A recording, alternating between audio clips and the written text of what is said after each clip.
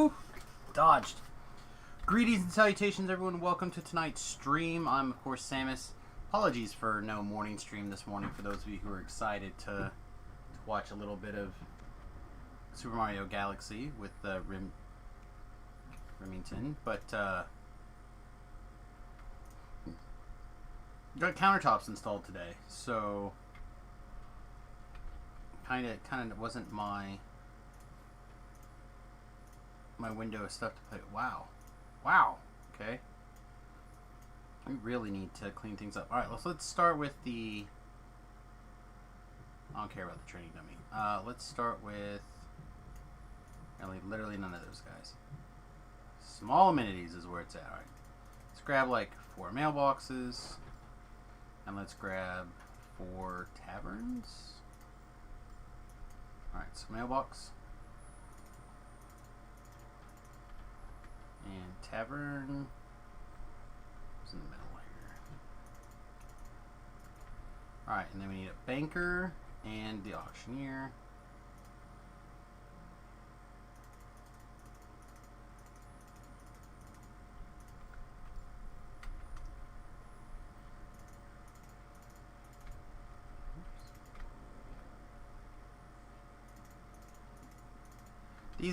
These ones that are still available for plat, not a big deal at all. 3, 3, 1, 4. So let's get one more week of each of those, just to try to even them up. So tavern and the banker.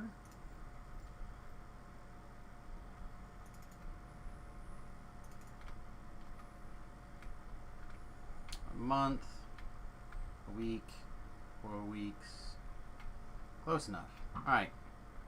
Good enough there. Let's get this stuff turned back off, get our stuff sold. Apparently our bag is totally full. And let's work on that fat experience points. Fat experience points. Oh. It's like our curse hasn't entirely broken yet.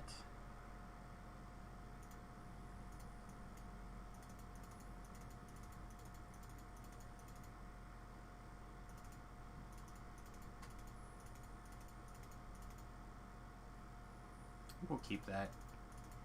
I like to keep inscription materials around when I'm playing a... This is actually good. This is actually really good. Wow, okay. Lock that guy down. Really good. I like to keep inscription materials as I find them when we go through... as we're leveling up.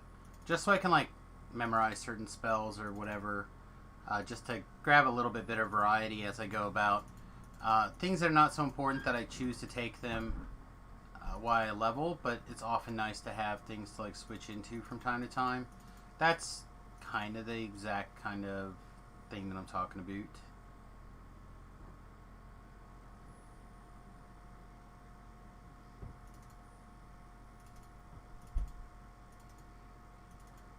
This stuff go.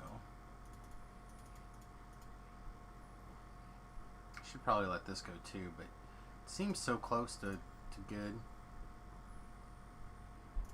Alright. Oh, man. So, I'm going to warn everybody right now in advance that I've had serious sleep-deprived issues today.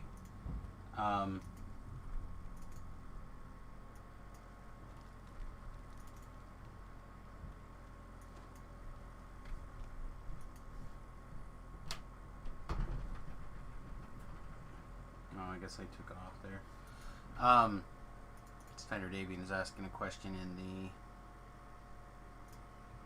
chat over here, the bus chat over here.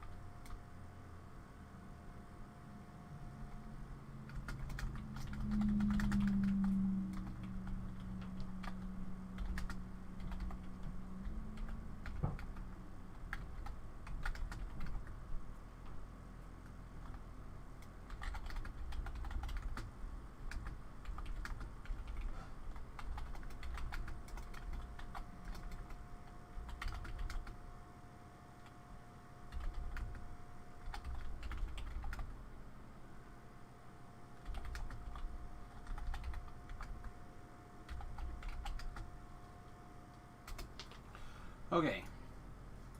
Sorry about that. He was asking about the flooring situation on the bus. Now the countertops are in, and I mentioned that I'd be working on the floors next. And he wanted to know what the plan was. Well, the plan is to install compressed bamboo hardwood floors. That should be a material that doesn't contract, expand or contract. So we'll just have to kind of play the wait and see game on that exactly. All right, we are level 6, and we're going to be starting off by running through this chain. Can you call it a chain? I'm going to call it a chain. But we're just going to burn through the Adepts chain here. It's a nice 4 little quest adventure area here, 1, 2, 3, 4, and you can just go from quest A to B to C to D. Nice and easy, chicken peasy. And that's the plan. Oh man, my neck is still so tense. It's been, like I said, a long day. I tried to sleep, but didn't really work out that well for me. Hopefully things will be a little smoother tonight. Alright, we have a couple of interesting things going on that we picked up and noticed yesterday with this build. First, there's a lot of really interesting attacks that we'd like to add to our list of doodads here. List of attacks. To me, special attacks are kind of along the order of spells, right? You're casting Eldritch Strike in a circle, AoE attack, whatever, however you think of it, and I like that. I think it adds a lot of potential gameplay to the situation, so I'm a big fan. The other thing that we kind of noticed is that here playing in Reaper mode, Reapers do have like a super what was it? Invulnerability. So if the weapon is not magical, then it doesn't seem to do damage. Normally we think of invulnerability as like +5, at least I do, or 5 damage worth. So in this particular situation, this old school quarterstaff that I'm currently using, that has like sonic damage and lesser vampirism, it doesn't have a magical bonus because it predates the need to have a magical bonus.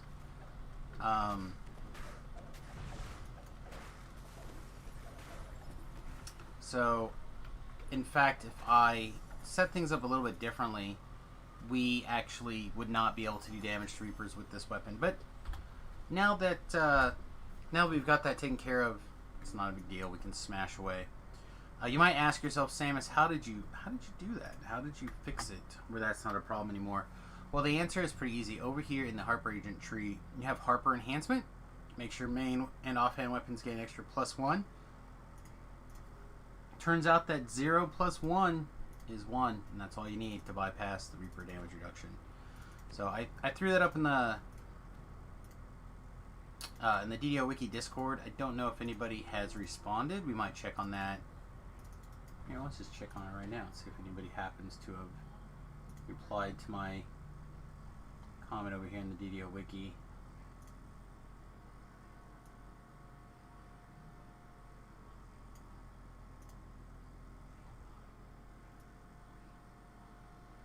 Yeah, nobody has, so I don't know if it's a known thing or not, but the wiki didn't say anything about it. So I'm glad I figured it out. Hopefully, for the handful of people that do have some sort of weird legacy item, It won't be a problem for them.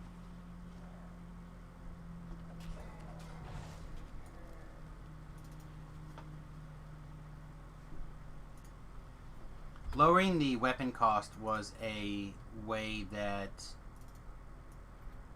one could lower the level of the item. Actually, this quest does have traps, right? I think we can get a trap bonus from this quest. The last quest, I don't think you can.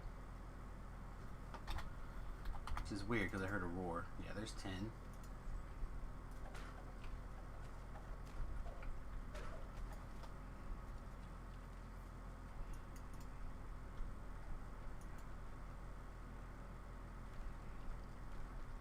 I kind of want to just trip all this stuff.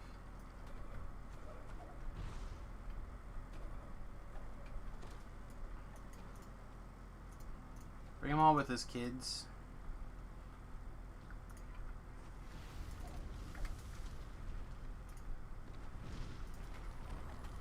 Everybody gets fireballed.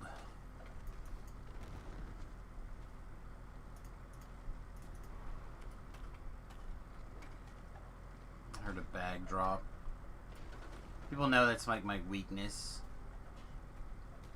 Yeah, there it is.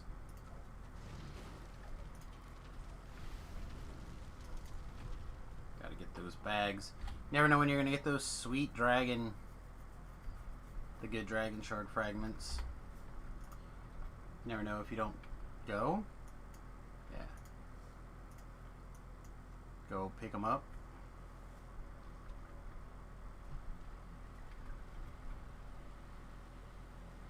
Anyway, I hope you guys are having a wonderful day. I said, I am both exhausted and incredibly excited for the revelization here. The getting that done. Alright, let's unfreeze and let's move back here slightly. There's an awful lot of junk hitting us here that I don't want to put up with right this second. Yeah, this guy. Whew. And Famine Reaper. A couple of things causing some problems here, but I guess it's dealt with now, so ain't no thing. We will pop up and grab these collectibles just because I need them. And I can't fly. Wait, is it? That would be a Superman song. Oh, little Fear Reaper action up here. See how it is, game. Oh, Plague Reaper action too. I don't know what kind of trouble Ellery's in, but hopefully she's safe wherever she's hiding.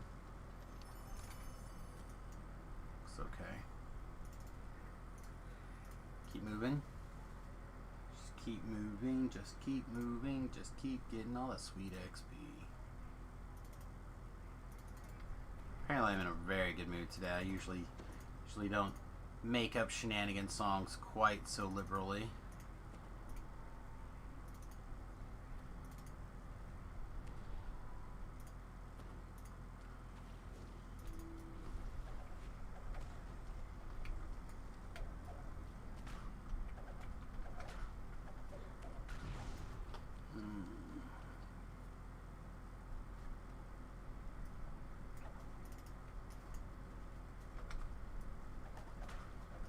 Is being very resilient. Perfect.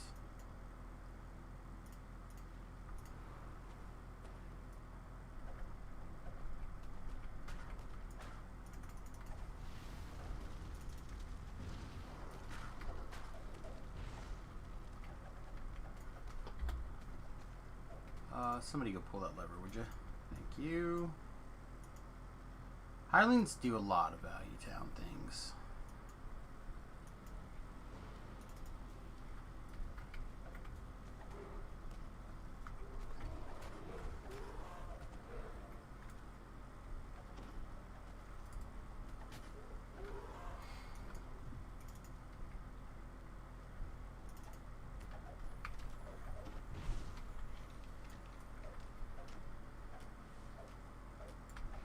Oh, somebody got sticky.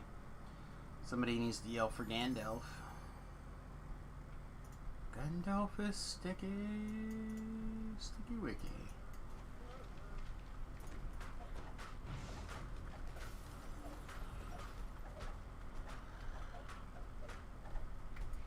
Yeah, having our spells land is actually really nice. At a certain point very soon, we'll have to probably pick a school to invest in. So I'm inclined to do enchantment for a change. Mostly because I haven't done enchantment in a really long time. But also, if we can get to the point where we have access to No Mercy, being able to enchant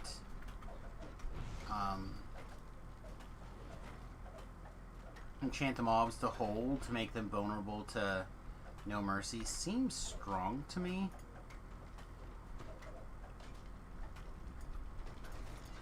See if we can kind of be our own kind of crowd control build here.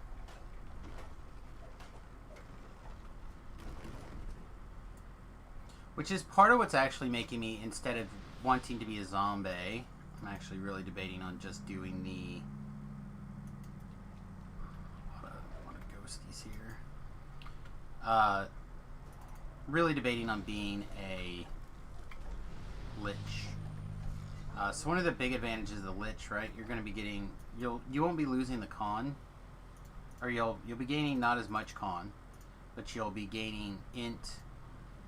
so they'll help your DCs, but also you don't get that big attack speed differential.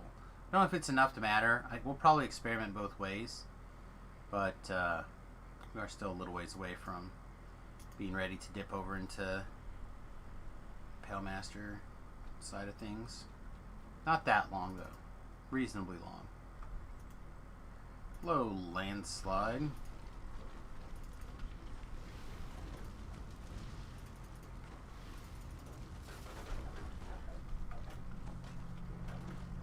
Finish this one.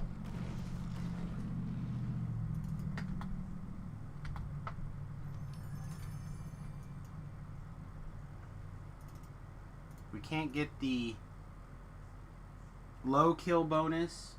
We might as well get the good kill bonus.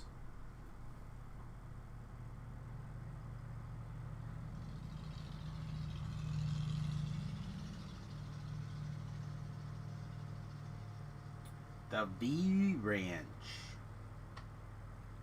Instagram. What are you trying to show me today? The RV Ranch. Sure. It doesn't look like they post that often. I know, whenever my phone like lights up a whole bunch and starts like flashing things at me, I try my best to kind of pop over there and be like, oh, yay, yay. Anyway, a couple of Instagram updates today for getting the countertops in. Speaking of getting the countertops in, hey Naders. What up? What's going I'm on? on a countertop, you weirdo. Oh, believe me, I'm going to put you on my countertop. I think your countertop might get broken that way. Nah, these are heavy duty countertops, my guy. That's a lot of big guy on there. A lot of man meat. Yep. Oh, no, it'd be fine. They are... You know how you are about man meat. Ah, so delicious. No, it's heavy duty quartz. You're not gonna hurt it. More likely you tear up my counters, like the cabinets underneath, before you tear up those countertops. It's pretty nice actually. Huh? Well, now you gotta put in your floor. Yeah, you coming over to help me this weekend? I don't know why you think I'd do that. Well, at the very least, moral support, right? I can do that from my house.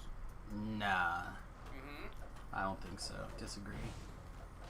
Sure, I'll just start sending you random text messages and videos. Oh, but I'll be too busy working on the floor. You'll have to come over and taunt me in person. Nah. Nah. Alright. No trap bonus yet. I think we'll go ahead and pop over here and grab this other trap.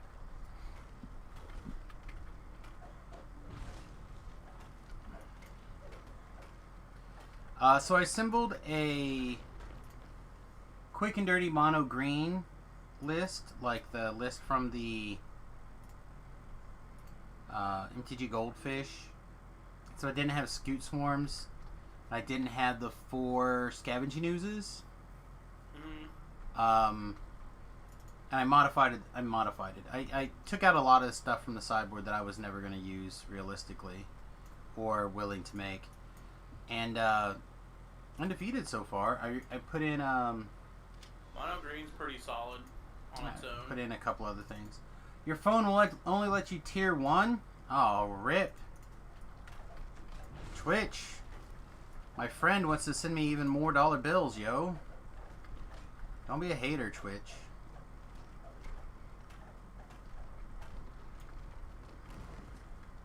Yeah, I replaced Scoot Swarms with like birds.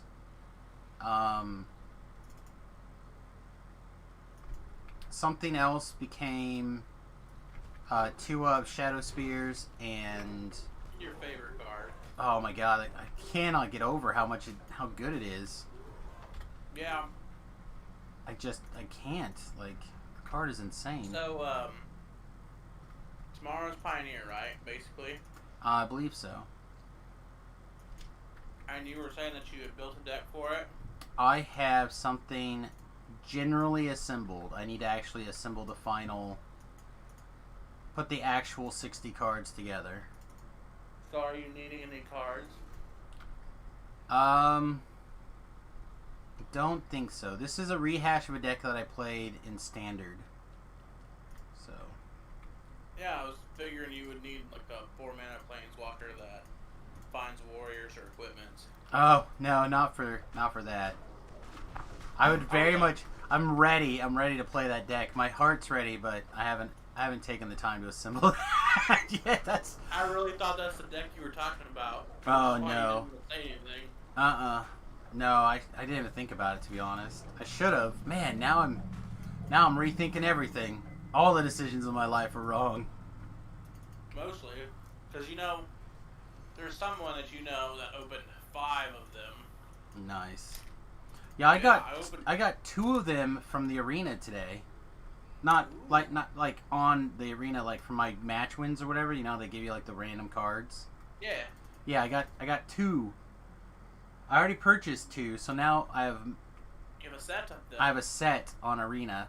I think I was only gonna ever play 2, but we'll see. Power went out this afternoon. You don't have the gumption to turn the computer back on. Oh man, that is a that is a rough life, my guy. I feel you. Nader doesn't even close programs. He just like, well, turn off my computer. Then he sends me a message like, my computer shuts down really fast. Dude, it does. Like every... I click shutdown, computer's off. I'm like, holy fuck. Because you're always in the middle of telling me, alright, good night. I'm like, yeah, oh, my computer's off. Oh, man. Whoop. Yeah, quick, fast, in a hurry. It doesn't want to be around. It's over. It's all done all through. All right, let's see. We have our Sky Flourish. Do we want to work our way up in a position where we can take Quick Strike as well right away? I feel like the answer is yes. But I also don't hate the idea of getting to a Pale Shroud, like zombie form or Lich form, quickly.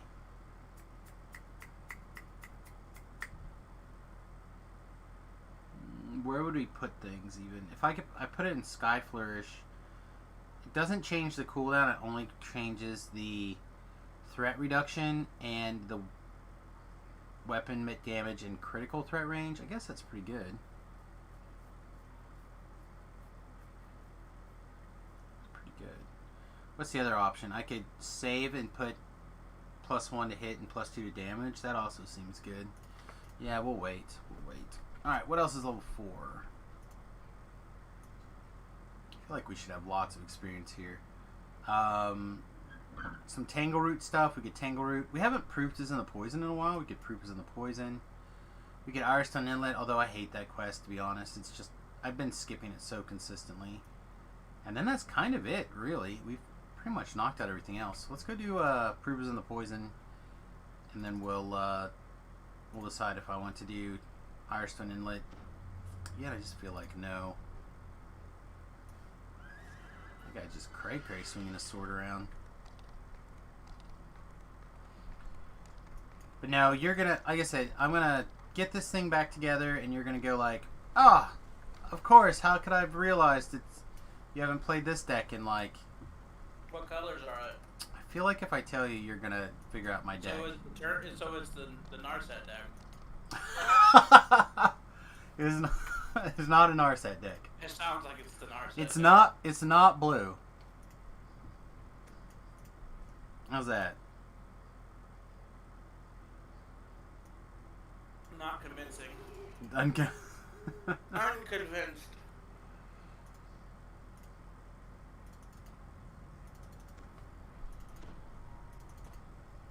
Let's just say this is a deck that competes with my love as much as the Chandra deck does. Oh, so it's bad. Oh, it's terrible. It's not going to win anything. Well, I mean, it'll be perfect. it'll be the best deck ever. If it works like a handful of times, I'm gonna like jump up and down and clap like I do like an idiot every time it works. Pee yourself a little bit. Oh man, it's gonna be so good. On a scale of like 1 to 0, Okay. how much pee do you think you'll have if you get it to work? Well, I'm pretty good at bladder control. I do practice my man Kegels all the time. So definitely 1. Yeah, definitely I have to wear adult diapers Adult diapers are required. on Friday. On Friday. Whew. Yeah, it's gonna be potentially very, very fun and exciting. I've got like 3 or 4 decks on the queue now that I would like to get assembled and put together. Sounds normal for you. I Yeah, got this deck I want to put together. yeah, but 8 years later, I finally put that deck together. I did it! Look at me! Look at me.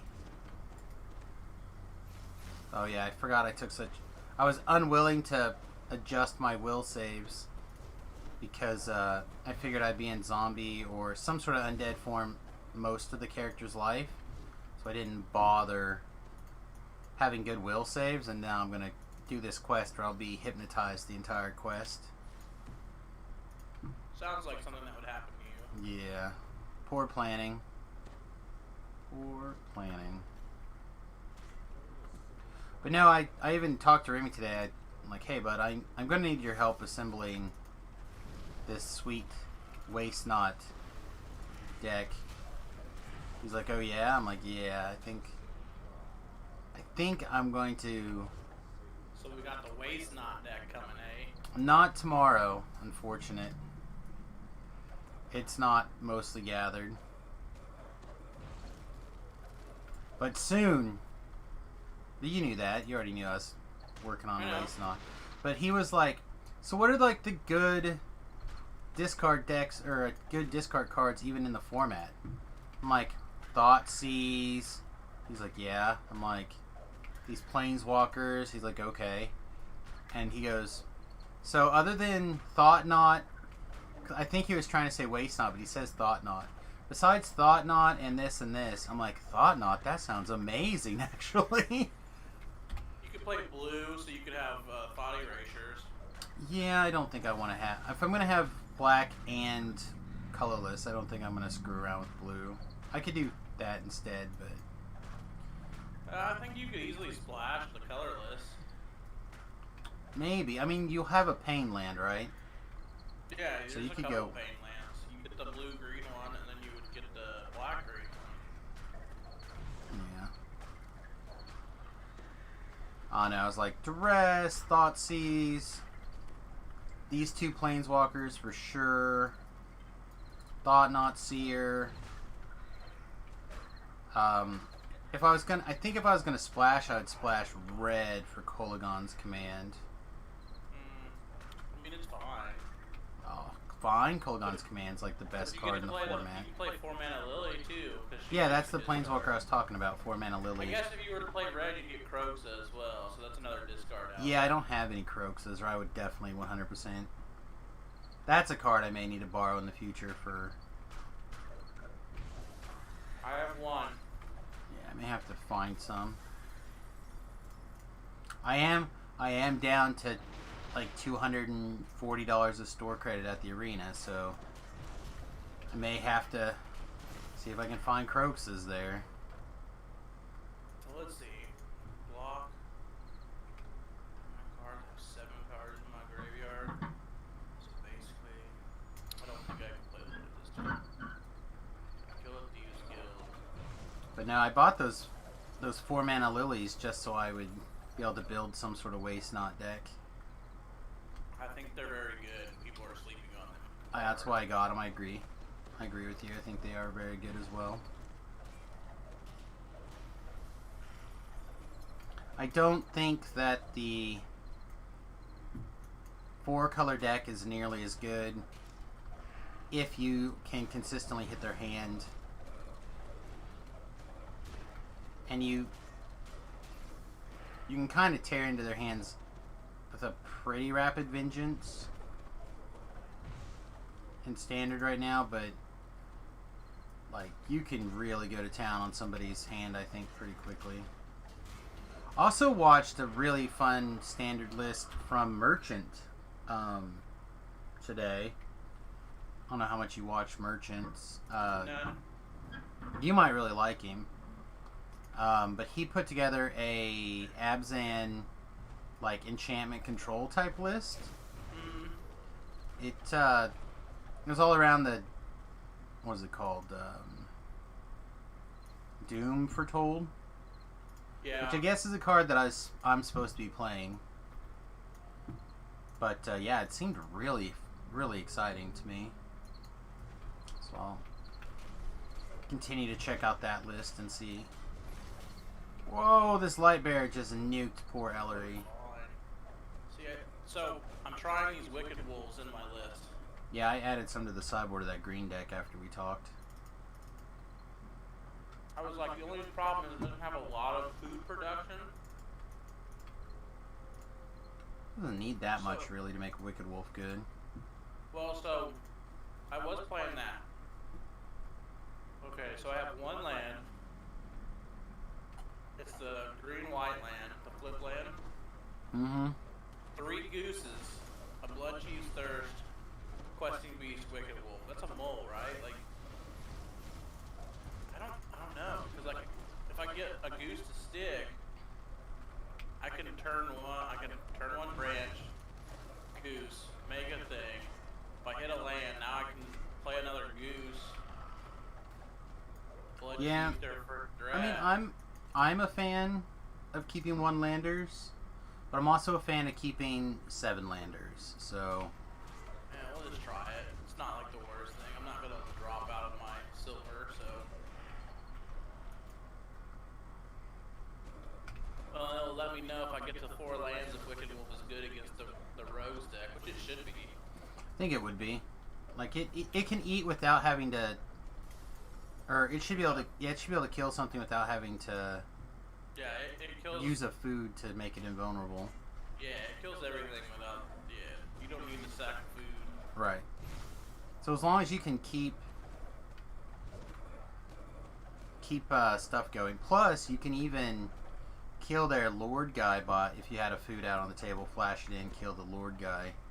Well, Wicked Wolf doesn't have flash, but. I thought it did. No, you're thinking the Night Pack Ambusher.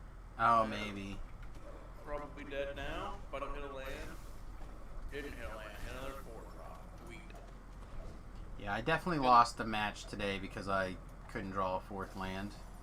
Well, that's the thing, I went down a mauling, right?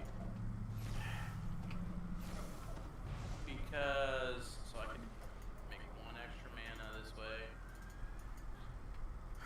Because it doesn't make, I'm like running like 23 actual lands. Mm-hmm. plus Fatal Land, like 2 of the black mythic land and 2 of the green mythic land. I'm like, I don't need these other spell lands. So I went with the Bacon to a Pie, which is basically Right. the same card, but it also gives me a food. And I'm just dead. Yeah, so today I kept 2 forests, 2 birds, and like a 3-drop and a bunch of 4-drops. And proceeded to not draw another Yeah, so my land. first draw after that keep was a second Questing Beast. Mmm. Alright, I gotta go to the bathroom, be right back. Yay! Nate knows how to make the pee-pee. Wow.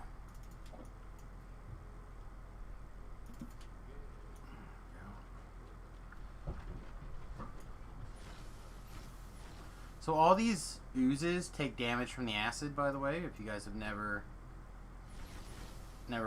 noticed. So if you get inside here and you get underneath the bridge, you can just wait for these things to die.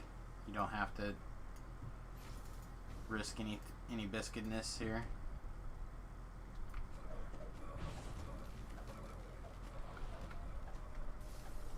Something I talked about in my walkthrough videos.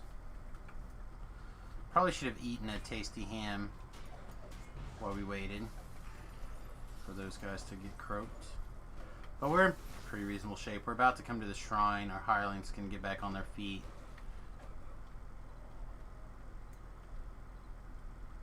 Yeah, we're fine progress-wise. Bring these guys with us to the shrine, or to the acid.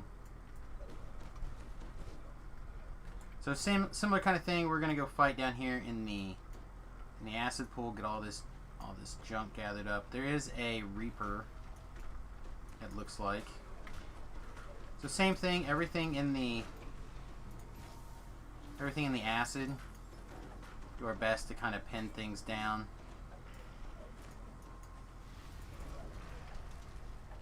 And just essentially augment our damage. A couple of times over with the helps. And then the one problem with this quest is that the hook points for the shrine for hirelings are really poor. So you need to really kind of motivate them to do things right.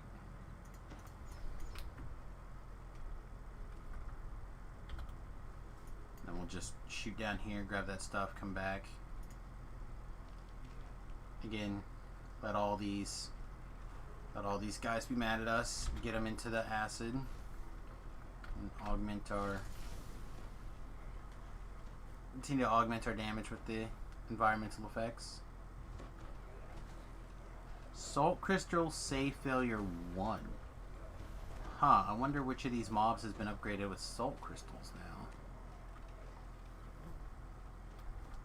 Comes the dorks. Dorks are here to get themselves in trouble.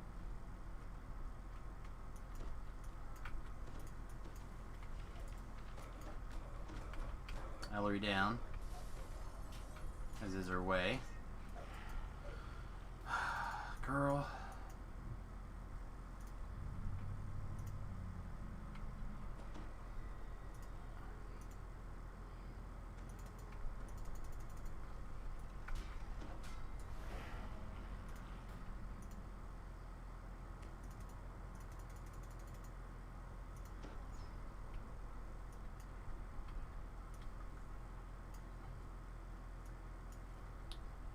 Be in good shape now, I think. Should be able to zerg through here.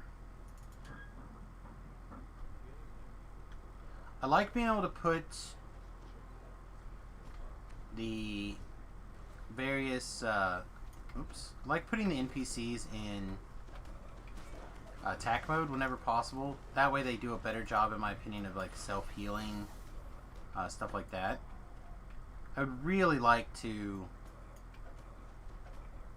get my hands on the scripting for the AI's decision tree. It's got to be a complicated nested if statement, I think. depending on which mode you're in, or a switch, case switch. Depending on the situation that you happen to be in, based off of, you know, like their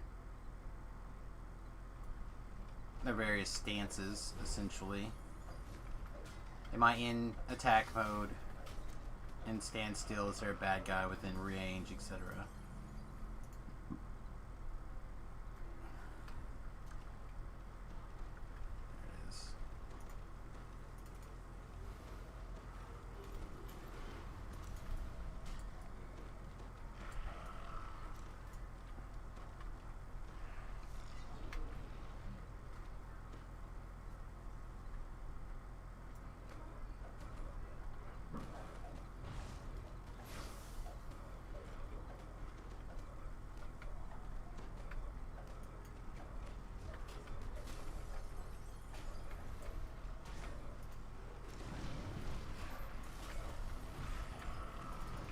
Actually, I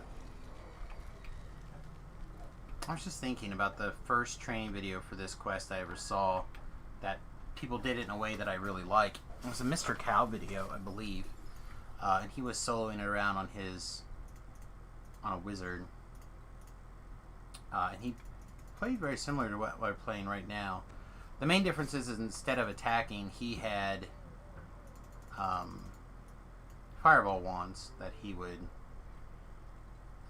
bring around with him. So whenever he would get surrounded, instead of like firing off a cleave or something, he would just fire off a fireball wand. It was a pretty effective way to do this quest, actually. Between his regular fireballs and the fireball wands that he brought with him, worked pretty well. Not the greatest, not like the the GOAT or anything, but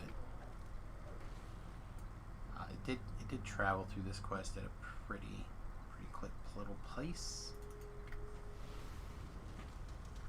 We're gonna send our hireling after the lever. Everything should be aggroed on us. The lever, please.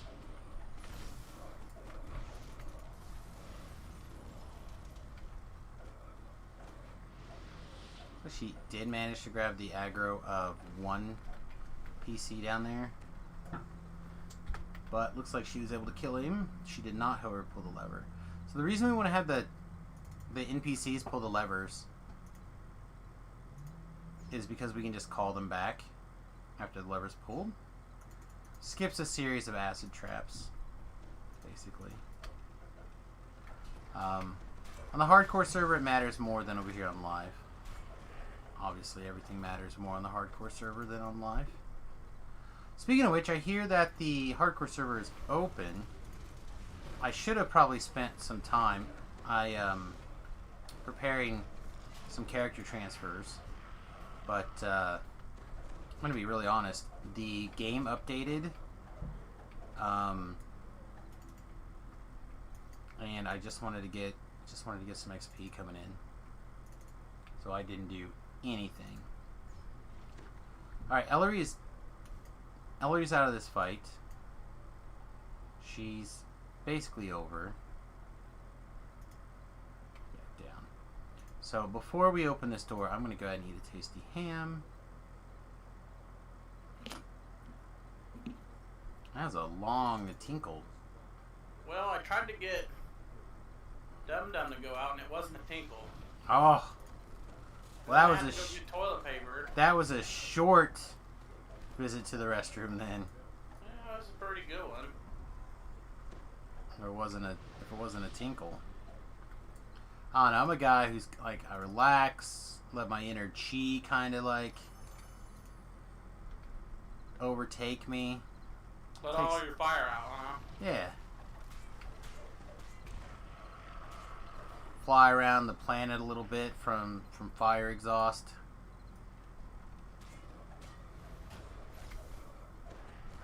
You know, I'm not a casual pooper.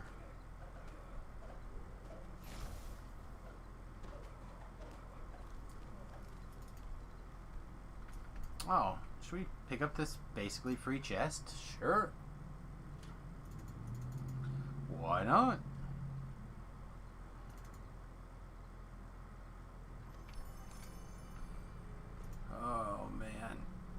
So my niece was over today. Okay. She calls us. She's on her way back from Junction City from seeing her kids. And she's like, hey, I just want to talk. I was like, Okay, how much money you want? That's what I was expecting. I'm like, as soon as they hang up, I go, you're not giving her any money. She's like, no. I'm like, okay. And then I start getting up and getting around. And she's like, what are you guys doing? Because Remington was also on the couch. She's like, oh, you guys are getting dressed. Remington didn't put a shirt on for the day because we didn't stream, etc. So we like get around, get dressed. I had just gotten up from trying to sleep to no avail. And I come back upstairs and I'm like, I think she's gonna ask me about the Niles house. And my wife's like, you think so? I'm like, well, she's trying to find a place in Junction City, complaining about how it's too expensive. I was talking to Kyle about it, my brother-in-law. I'm like, she could stay there for extremely cheap if she wanted, and she would only be a little ways away from the kids taking the back roads, right? Like, you could jump up on that blacktop and you could be there in, I think it's like 20 minutes. Yeah, not no time at all, really. Yeah. So I'm like, yeah, I think they might ask me about it. Well, a few minutes later, my wife gets a call or a text from her mother saying, I guess I'm coming to your house. I'm like, oh. Okay. So, she kept, like, talking about stuff that was kind of not, in my mind, very relevant. And they just kept complaining about how bad their circumstances are. I'm just like, whatever, you guys put yourselves in these spots, now you just got to dig out of it. You know, I didn't want to say anything because I've been asked by my lovely wife not to antagonize them. So I just was quiet, didn't say anything other than like, hi, how are you, miss you, those kind of things. And then Quinn wouldn't chill out, so I took her out to the bus for a little bit, and we laid down in that bed and just tried to get Quinn to chill out. So then I come back in, and they leave a little bit later, and my wife and I are talking. I'm like, so, what did they ask about the Niles house or something? She's like, well, she never asked about it, and I kept getting nervous that she wanted to ask and just didn't want to. So I brought it up. I'm like, when she was complaining about getting apartments, and she's like, you don't have any interest in taking the Niles house, do you? And she was like, no, I don't think I could afford getting it fixed up. And Tanya's like, well, we would fix it up so you could stay there, and that wouldn't be part of your, we'd keep it affordable for you. And apparently my mother-in-law just kept torpedoing the idea over and over and over and over and over. Like, she just was hating on it left, right, and center.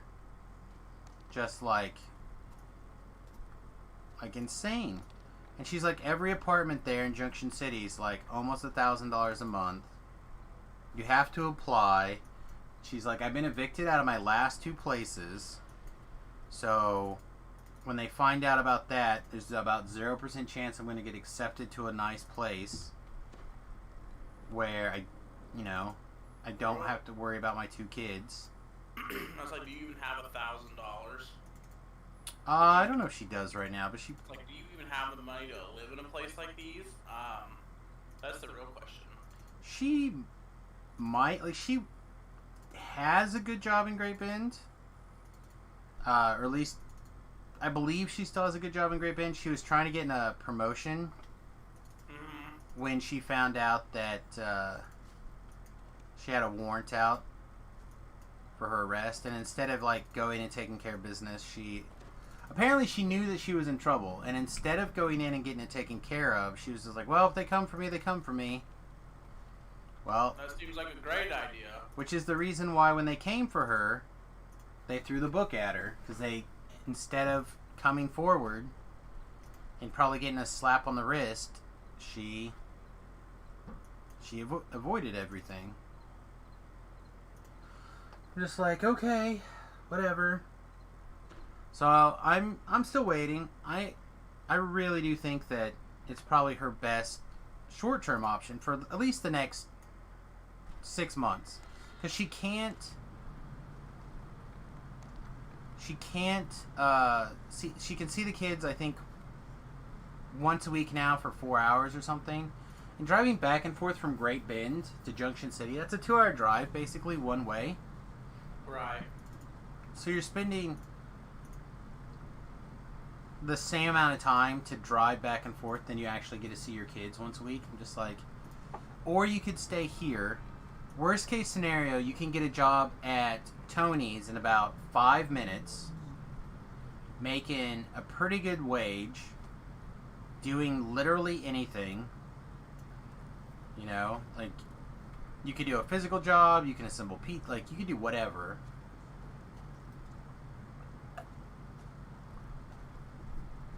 They'll give you as many hours a week as you can take. You can be making good money. We would charge you very little. You can get all your shit cleaned up. You can just get it all cleaned up.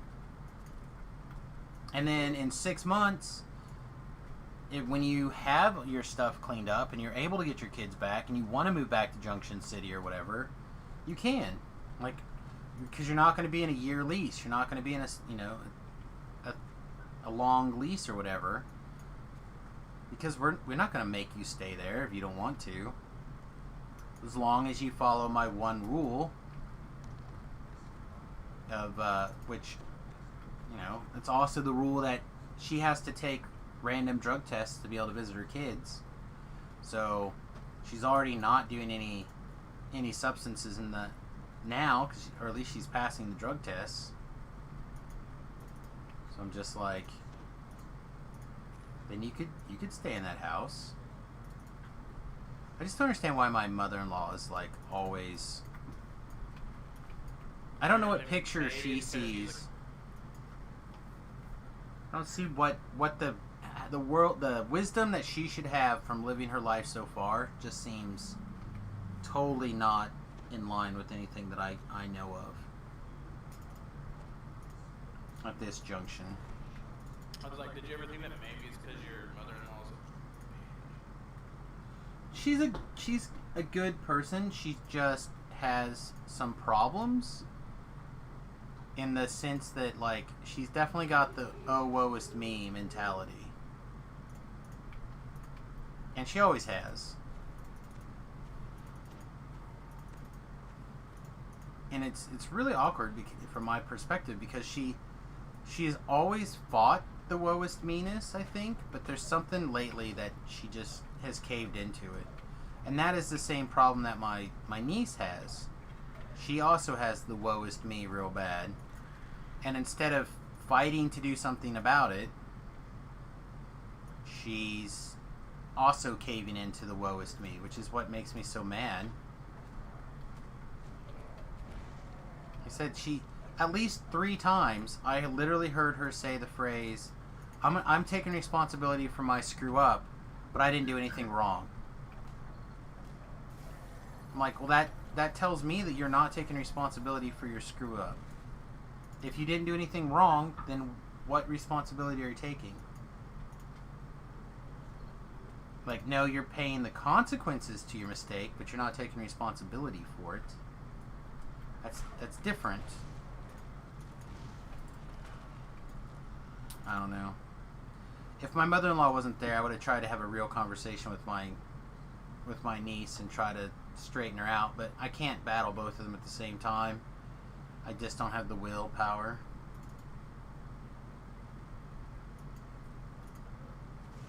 So it was easier to just avoid everybody.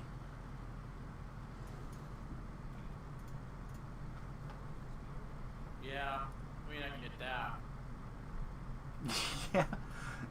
You, the great naders, you understand what it's like to avoid everybody. Probably the thing I do the best.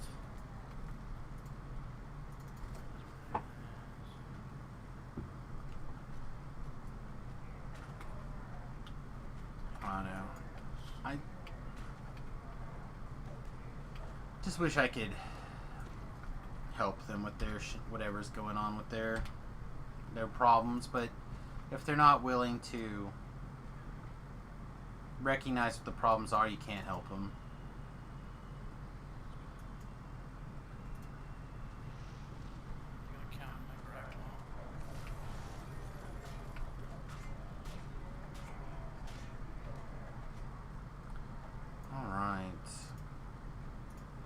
So the experience for this particular chain is going to be much worse than what we've been getting for a couple of reasons. One, we can only do it on on Elite. We can't do it on Reaper, so we're going to lose that bonus experience there. And two, the first couple of quests are going to be even lower level than what we're used to. Because I didn't really plan on doing these quests. Which is fine. Like, I have no problem doing them. Over level, under level, whatever. But it's going to have some impacts on our experience here. And honestly, we're just trying to creep to level 7, which means we should probably have it after this quest even. So I don't think I care that much. I'm not even going to finish the chain. We're just trying to creep up till we can start tearing up Three Barrel Cove, because Three Barrel Cove will basically level us through level 7 into level 8, and even potentially give us a chunk of experience for level 8 without even really blinking an eye. And then we can kind of look at where we want to go from there. It's just such an amazing zone. I wish some of the other zones were as well done as Three Barrel Cove. Like Three Barrel Cove and Sharn and Ravenloft, like, these are examples of what I would like to see more of. Giant Hold, like leap to leap to leap. I'd like to see just a little bit more of that scattered about at some of these other levels.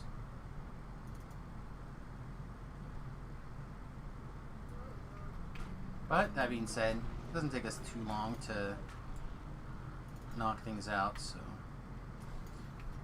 And we're playing a wizard. We're notoriously quick on wizard lives, unfortunately.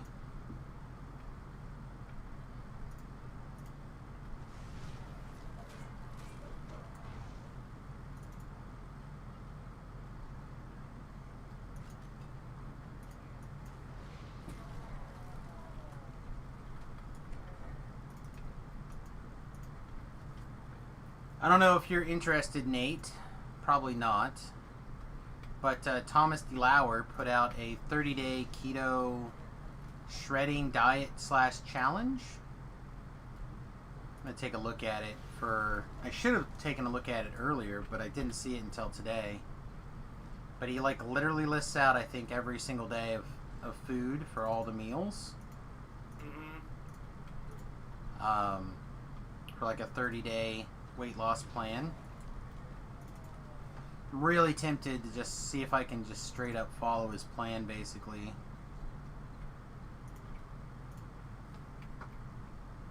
Things have been kind of slowing down again to like a pound or two a week. I would not be opposed to firing things back up again. Lose another 20 or 30 pounds by Christmas.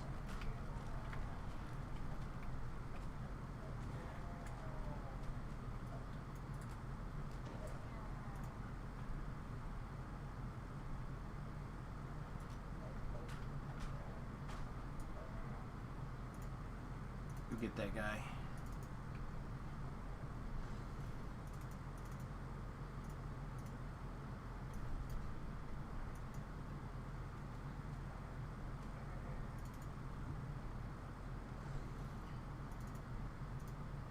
I know, what do you think? We get back in the groove of things and want to give it a shot? Or is it too much right now still? I don't have time to make food most of the time, let alone That's my biggest problem. Is I just can't. Yeah, I don't. Like, cook my dinner. I can't do it. Like, I just don't have the ability to. I wonder if, I said I'll watch it and see if it's like meal preppy type things. Like if it is, I could come over and help meal prep a couple of days. You know, get like a week worth of meal prep done. This way, if it tastes bad, you have the first week to try it, and then I can do something different.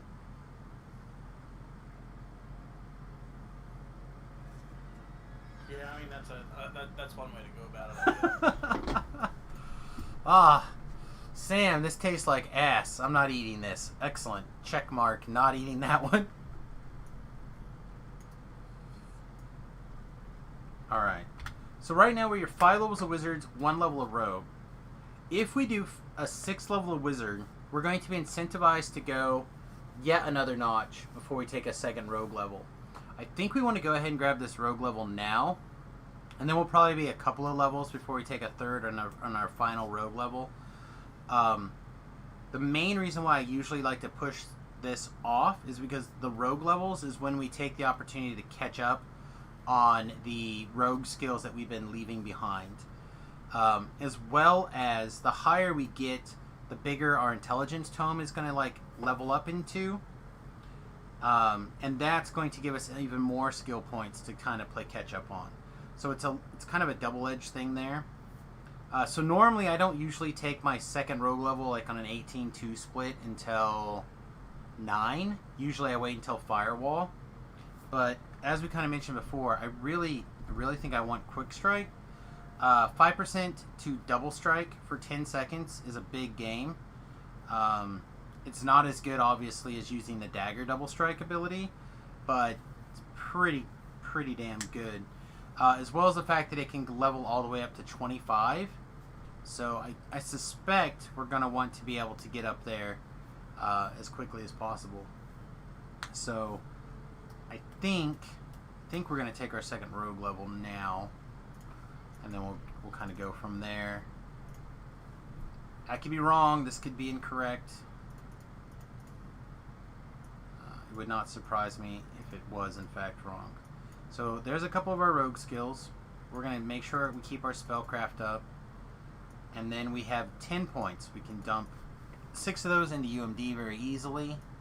And then we can have to decide, do we want to power up Open Lock to a little bit higher? Do we want to increase our bluff? We're not actually bluffing as much as we could or should, but I kind of think we should do bluff. Maybe we can get to the point where we're hitting a little bit more often, or as part of some other attack. Sometimes these things will be like, you do a bluff attack as part of the attack motion, and that does seem good.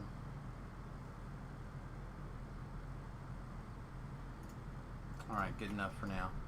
Level 7. Level 7 turns on 1 or 2 semi-important pieces of gear. It gives us options to the Redfin sets, as well as our hit point hat. Don't think we're very likely to put on our hit point hat, but it's something to think about. Is there anything else level 7? Res Scrolls at level 7, I do believe. And there's probably at least one other semi-important doodad. But I can't think of anything right now.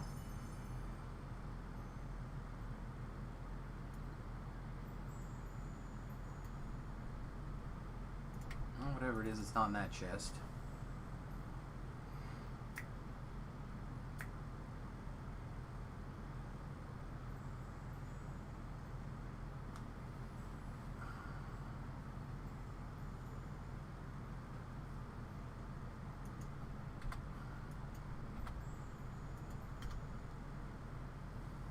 Let's see, we have a Blasting Chime if we want it. I think that's probably a pass right now. We don't really care about Sonic lore that much. Weakened Construct's nice and all, but I don't think it matters. We got Strength Seeker Boots. That does sound good to me, actually. This 4% dodge boot doesn't. It's just not that exciting. Even though we're nowhere near maxing out our dodge. Maybe not. Maybe we don't need that. And then we can increase our deadly to 4 and double strike 5. That seems pretty good as well. Instead of, I think, strength and deadly 2. Yeah, so both of those things are pretty nice. And then, oh wait, we can't do that if we're going to put on our Raven set. I think we probably want the Raven on Raven set.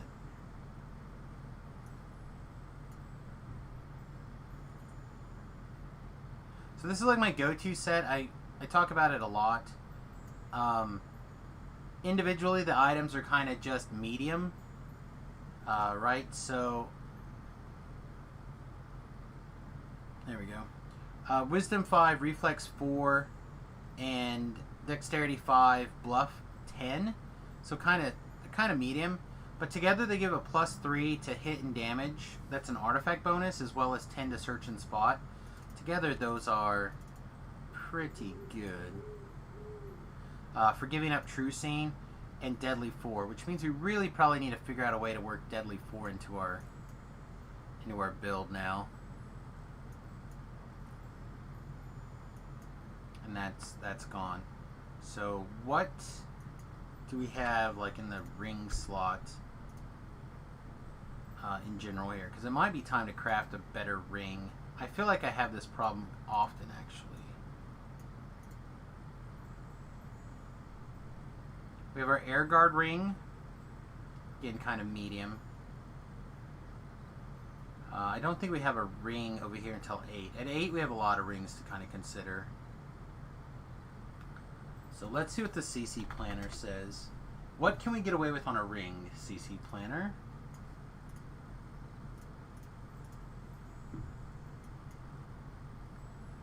So ring. This doesn't really matter, but we'll shift it for now. Charisma, Constitution, things, hide, perform, lures.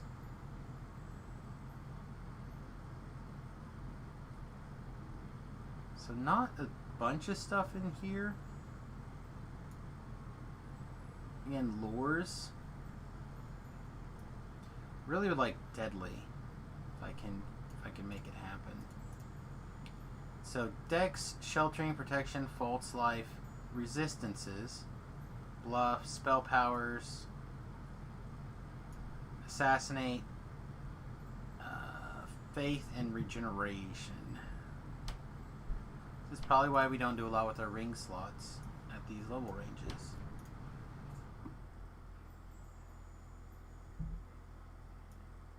So let's see. Normally at this level, we would be wearing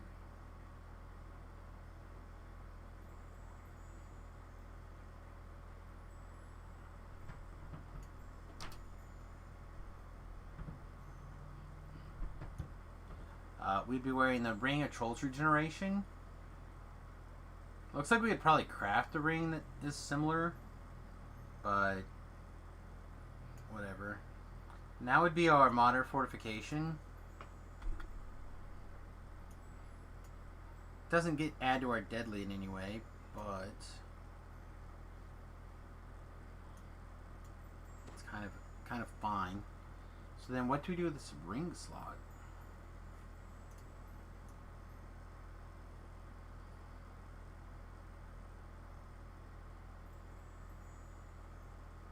Put in one of these miscellaneous pieces of junk for now, because we don't want to put on this we don't want to give up our attack speed bonus,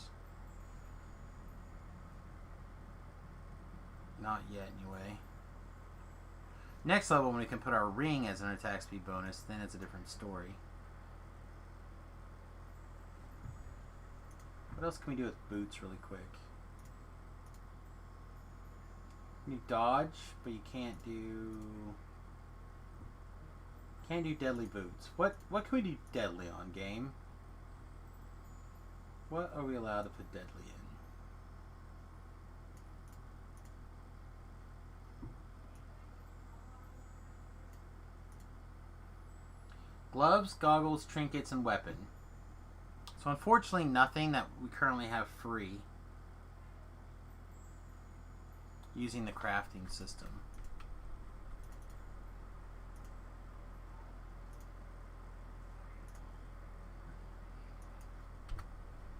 Let's just go 5 to 7. What do we have? Anything in the 5 to 7 ring that slots that's any good? Covert is hide and assassinate. Hide and featherfall. Things, spell power.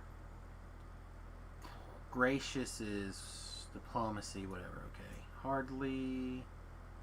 Trolls, nothing. Wow. What's in the shard exchange then? For jewelry and rings in this level range. Let's go 4 to 7. Electric resistant devotion, pass. Double slot probably. Yeah, nothing like crafted particularly great. Damn, I was really hoping for like a useful ring. Should we put this Seeker back on?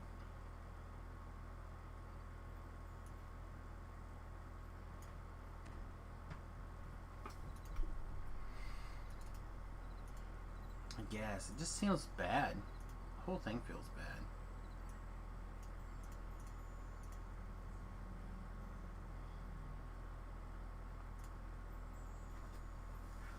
We could put the air guard back on. Air guard at least does some work. Wicked Wolf for the win. Yeah, is it working out? Oh yeah, that's so good. I drew a card with my Gargaroth, it died.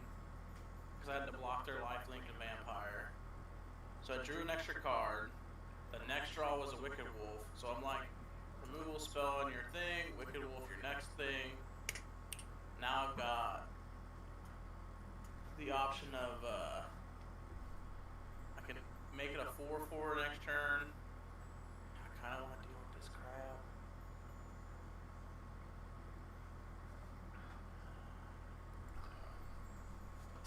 So I guess I'm just Can the food deck just eat? I realize that we don't have the Witch's Oven combo, but can just like an old style-ish food deck just take standard back over again with Wicked Wolf and some of the other powerhouses that came out of the food deck? I feel like it probably can. The biggest problem is you would be blue-green, right? Do you need to be blue-green? Can you be blue-black food? Or, sorry, green-black food? I feel like you can. Well, I just don't think there's a, you get there's a 3-drop that when it attacks or blocks makes a food. Right, but there's 2 of them like that, right? No, there's only the one. I think there's a green one and there's a gold black green one. The green black creature. Then there's that's pretty good. I thought there was just a straight up a green one that did it too. There's an enchantment that does it. Right, like you could Trail of Crumbs. Yeah, I might just have to take another look at the Trail of Crumbs deck. See if you can pull it off without the... Without Oko? Oh, I was playing it without Oko. See if you can pull it off without the Witch's Oven part. Without the Cauldron Familiar.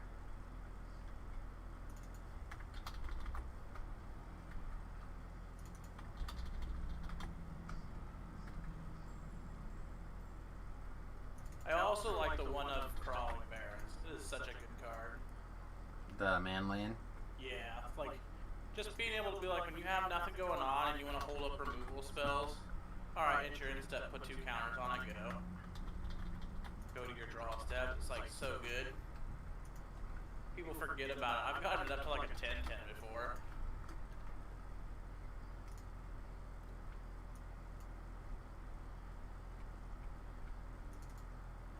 It was an intense game. Yeah, was it intense or was it in the arena? It was in the arena. It was a blue-black rogues deck, and they kept getting their most aggressive starts. Like the last game, they hit 2 crabs in turn 1, turn 2, and they milled me for like 12 cards right away. I was like, ugh. Ugh.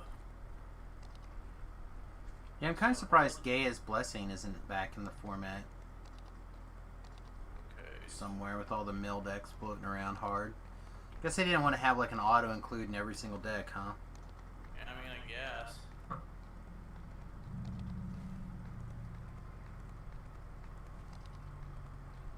Well, I'm probably losing this one. Rolled to 5. We should send Lemonade a good list, good mill list, and be like, here you go. Stop screwing around.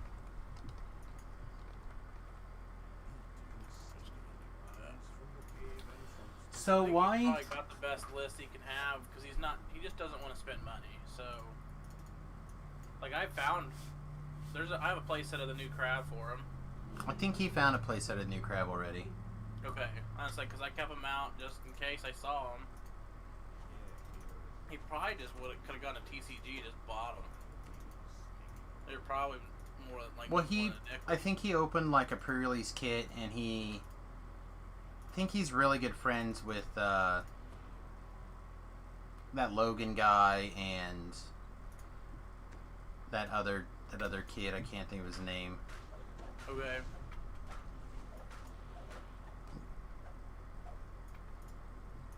They're like all kind of in that weird, even weird for the arena group. What's his name? Like the newer kid that's around. No, he's been around for a while, I think. But that newer kid is Logan. Oh, okay. But no, he plays that what is that, treasure hunt deck all the time. Oh, he's not new. Yeah, that's what I'm saying. That kid, the kid I'm talking about, is not new. Logan's new. But yeah, he hangs out with those guys. So like, between Logan and whatever that kid's name is, Treasure Hunt Kid. Treasure Hunt Kid. He got those. He got his playset that first day.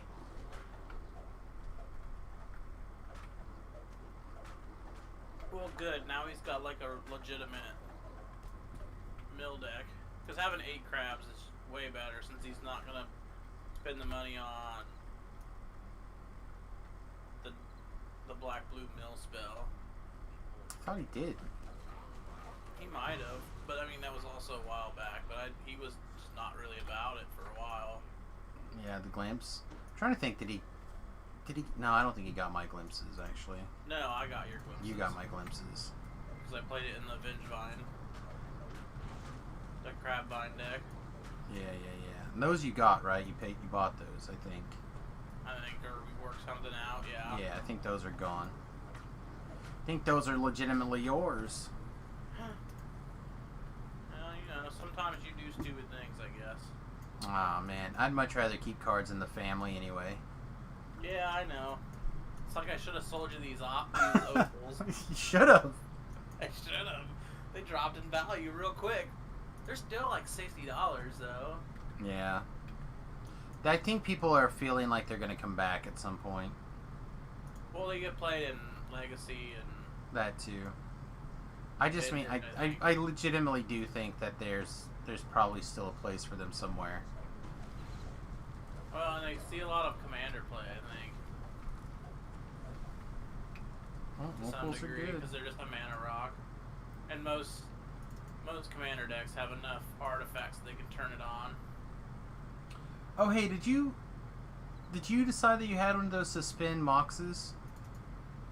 I don't know if I decided it. I was pretty sure I opened one, Okay. but I don't know for sure.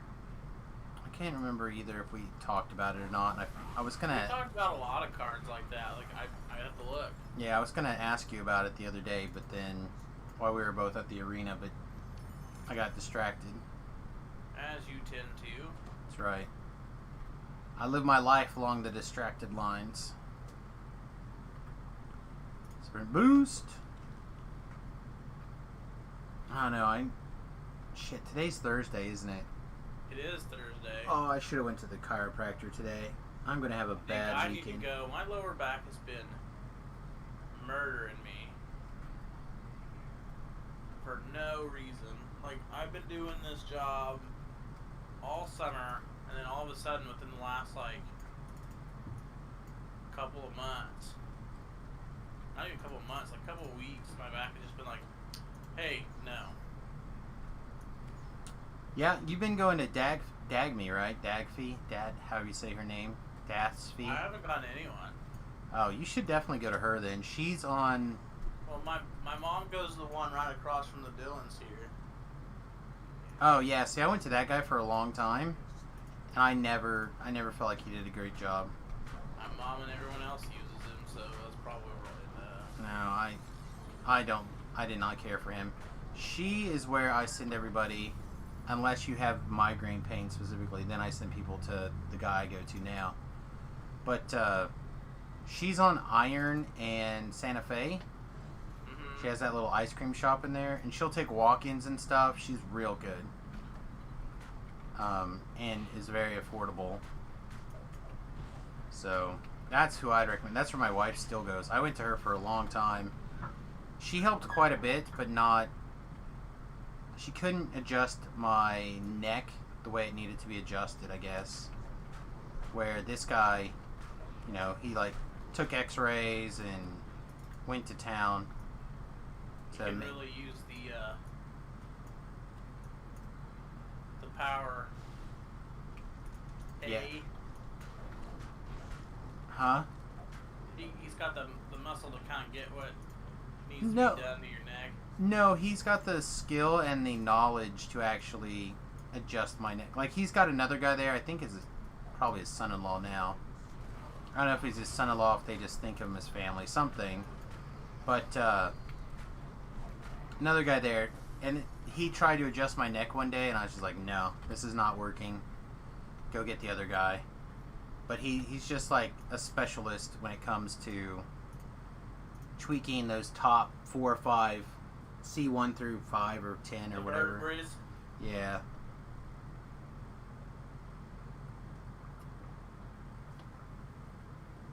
Where the other chick did a lot of good things. She like really... She fixed my shoulder. I didn't realize that's what was... I mean, I knew it hurt there, but I didn't realize how bad it was messed up. But she really fixed it. Now I don't have problems with it at all. Because of her. But, yeah. I really like her. I wish she could have figured out my neck thing. It would be almost $10 cheaper to go to her, I think, than to go to the guy that I'm going to now.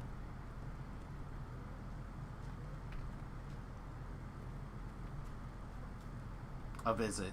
So, $20 a month less.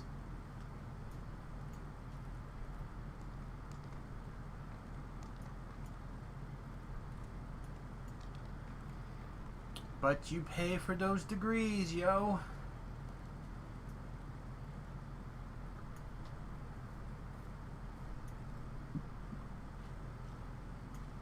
I will say, however,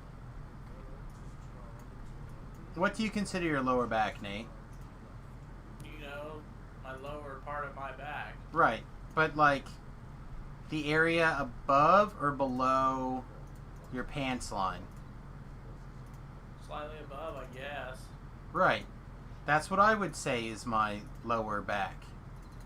Is So that not your lower back? apparently it is not. So back when I was going to that the guy Is you were that the middle back? apparently. So I used to get this electric treatment thing. They like rub a wand that electrocutes you and makes your stuff spasm. It was part of the treatment that I would get there. And I was like, yeah, my lower back is really hurting today. I'd like to have that done, my lower back. And the nurse like gives me this weird look. And I'm like, you know, it hurts right here. And I rubbed it. I thought I showed her where I was talking about. She's like, okay, whatever, we'll do it. I'm like, okay. So I'm laying there, and she yanks my pants down. Get your ass. Gets my ass. That's not my back. And I was that's like, my ass. and I was just like, what are you doing? She's like, you wanted your lower back done. I'm like, No, that's my ass. I'm like, that's not my back, that's my ass. And she like That. argued with me for like 4 minutes about where I want this treatment at. I'm like, This is my ass. You see my underwear covered my ass. My lower back is the from like what would be, I would imagine, the middle down to my underpants or the top of my ass crack. Right. She's just like, "Nah." I'm like, would Did you it feel bad? No, I felt fine. Like, it didn't help with the area that hurt. She's like, does it feel any better now? I'm like, no, I'd really like you to go up like 3 inches, please. She's like, well, why didn't you tell me your middle back? I'm like, because I don't think of that as my middle back. I think of that Because as it's not my middle back. my lower back. She's like, ah, fine. She did it again. So I'm like sitting there for like, I don't know, 10 minutes with my ass exposed to the world. Yeah, I mean, it's fine. I'm like, I guess if you're just bound and determined to go to town on my bunghole, go for it, I guess. I don't know, it was definitely weird. It's definitely unique. But they're both of the chiropractors there are big guys, and they can definitely get you Get muscled your bits around if you're eh? yeah, they can definitely muscle you around if you need it. But Required. he specializes in sports injuries, if I remember correctly. So like he does a lot of legs and Yeah. knees and stuff. Yeah, I think I want to go to one group, but I don't know what I want to play over the group. Probably a fourth bird. I'm already on 4 birds. Oh, I It's thought you were probably on a second 3 Wicked- earlier. Wicked Wolf in the main then. Oh yeah, more removal spells that are also creatures. Playing against that control deck, so I definitely think I want these. You could try a couple of Trail of Crumbs. I really like Trail of Crumbs though.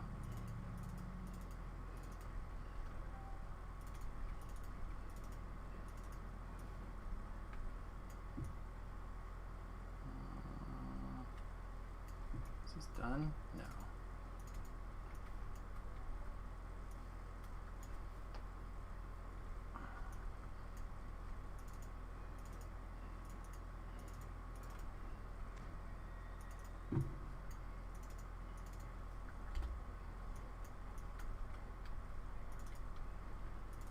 Oh man. So I may or may not be doing some sort of fundraising stream for Shoe on Monday, everybody. Talab, I think, is trying to organize something. I don't know exactly what the plan is going to be. I'm just going to kind of play it by ear. Especially since I think Tuesday we're going to take off and head to the lake. So I don't want to get too in depth in anything in particular. Trying Lay to. it out for a week. I don't know if it's going to be all week, but we'll probably go like Tuesday afternoon, Wednesday. Probably end up coming back sometime Thursday would be my guess. Maybe Friday, Thursday evening or Friday morning.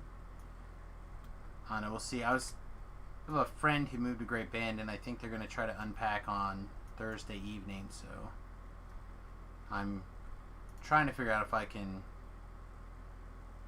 pop over there, help them unload for a little bit, and still stay at the lake if the wife wants. She did take a week off with, I think, the intention to do a week.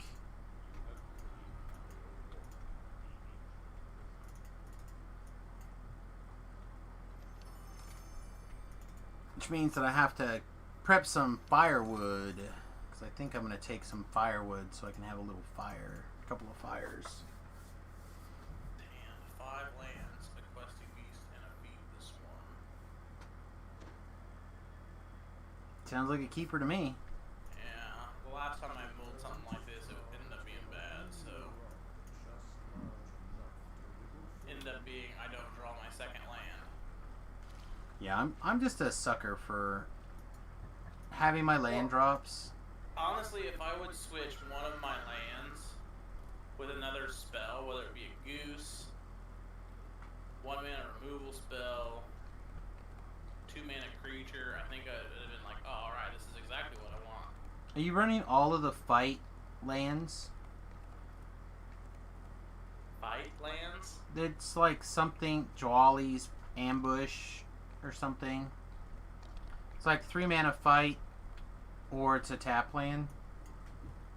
Oh no, I'm not running any of those. I feel like that's really good. It kind of feels I both. I don't need any of that. Like I'm already like super booked up on. Like I say, I'm literally running 23 lands plus 4 of the spell lands, so I'm already at like 27 lands. Well, that's what I'm saying. Like, if you were to cut a full land for a spell. Yeah, but then I don't like I had more spell lands, and I ended up cutting them.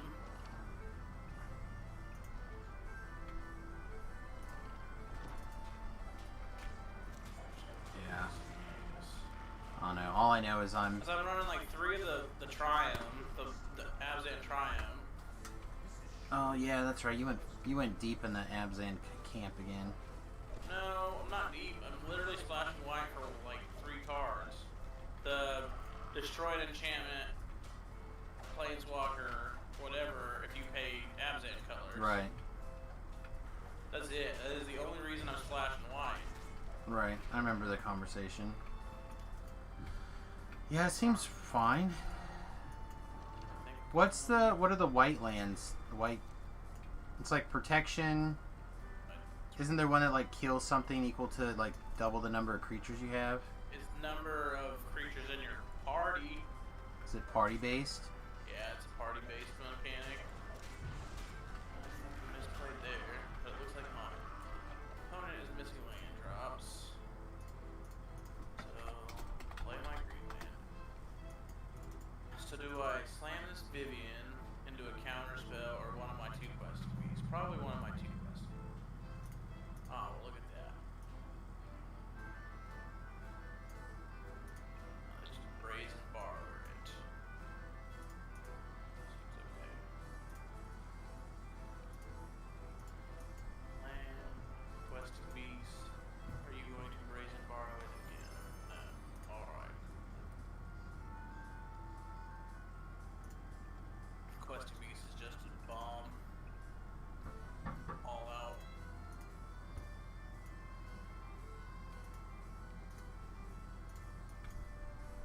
Alright, so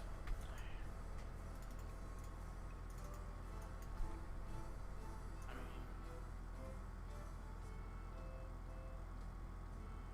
oh, well, hell, I guess we just do this.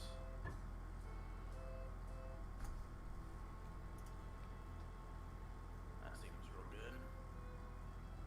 So, Yeah, Cabra Takedown is creatures, not creatures in your party. it doesn't matter, I don't want it.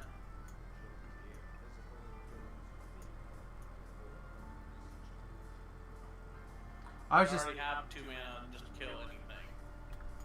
For the right most part. for losing. Yeah. Not even for losing life. That one I brought in because they're playing Shark Typhoon, and I wanted a way to deal with it if they stuck it. Another one in addition to the. Well, not cycling it, but like if they just went Right. and did- But doesn't that your other black card does that too, right? With the Azan colors. Isn't it any? Yeah. Is it any permanent or is it? you can pay.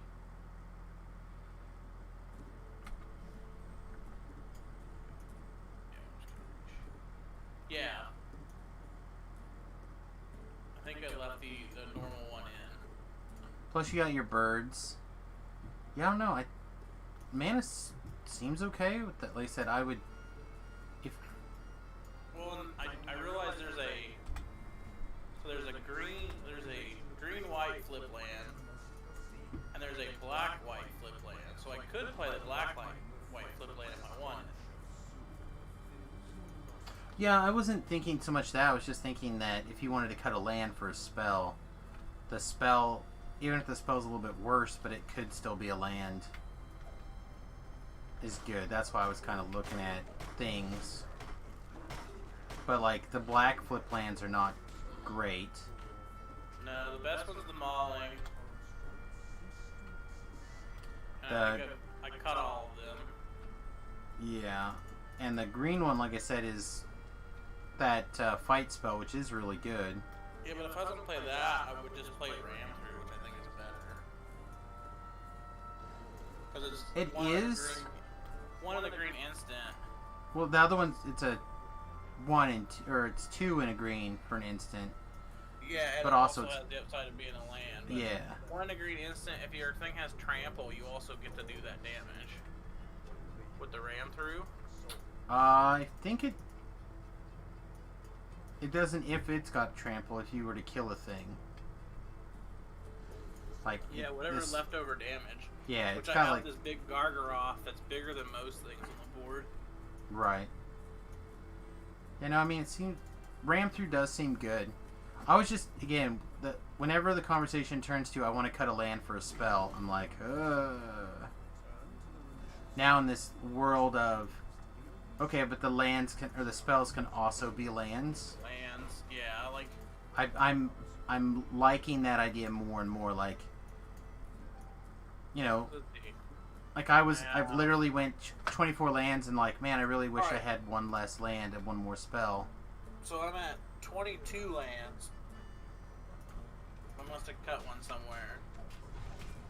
22 lands, 19 creatures, 5 instants, 9 sorceries, and then I have 5 planeswalkers, which I think I'm gonna cut a Garruk for another Wicked Wolf in the main. Sounds like I like that. So now I need another card for my sideboard. I really like this Vivian, Advocate of Monsters. Is that the one with the tutor?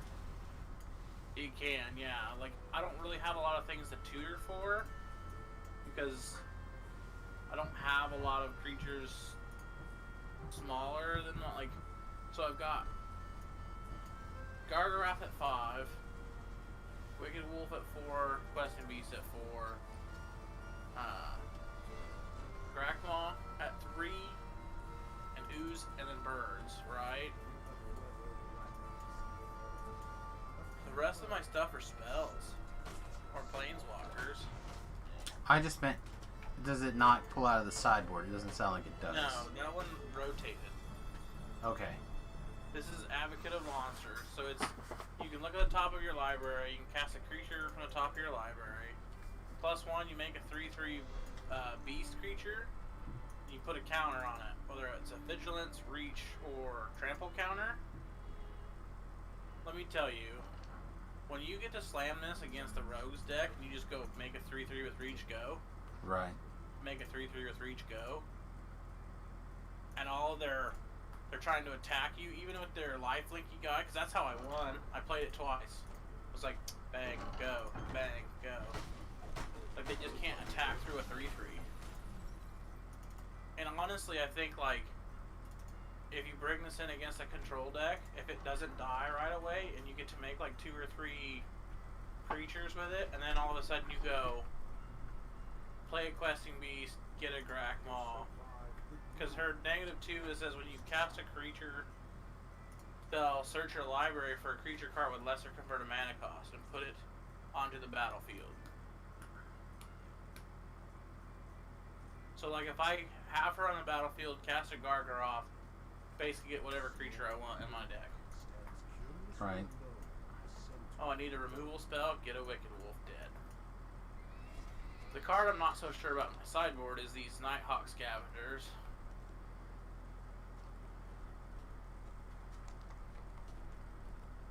I think they're good against mono red. I mean, Goyf, flying Goyfs. Yeah, I think the best name I've heard so far is the Tomahawk. It's that Tar Mohawk.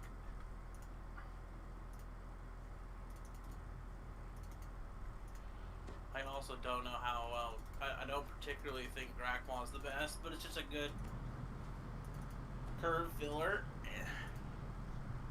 And it does replace itself when it dies, so you don't take any advantage of the other counter synergy very often, but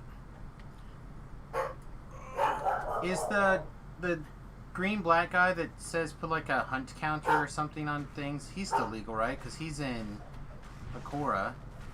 I have to look. Let me let my dog out. He's barking. I feel like that guy's really good too. Let me double check.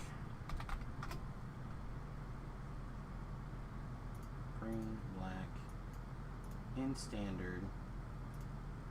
Please sort by converted mana cost. Give me the compact version. Go.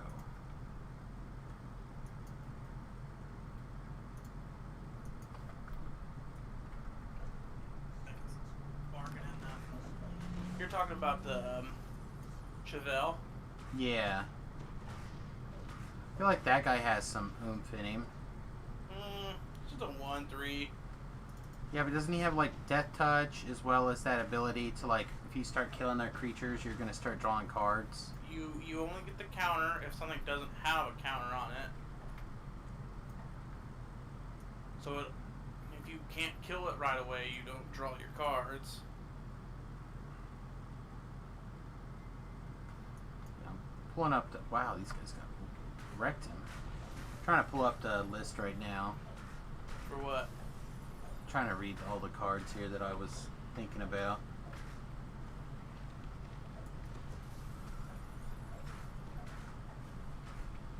You know what you could also run? Kind of a weird... It's a little bit off. A little bit different. It may not be good enough. Sounds like a card you would suggest. A terrible one. What's the artifact, the black equipment? It's like giant spheres, giant poker, giant something, I think. Talk about the food one? Yeah. If it kills a creature, you get a food instead. Giant skewer. Giant skewer.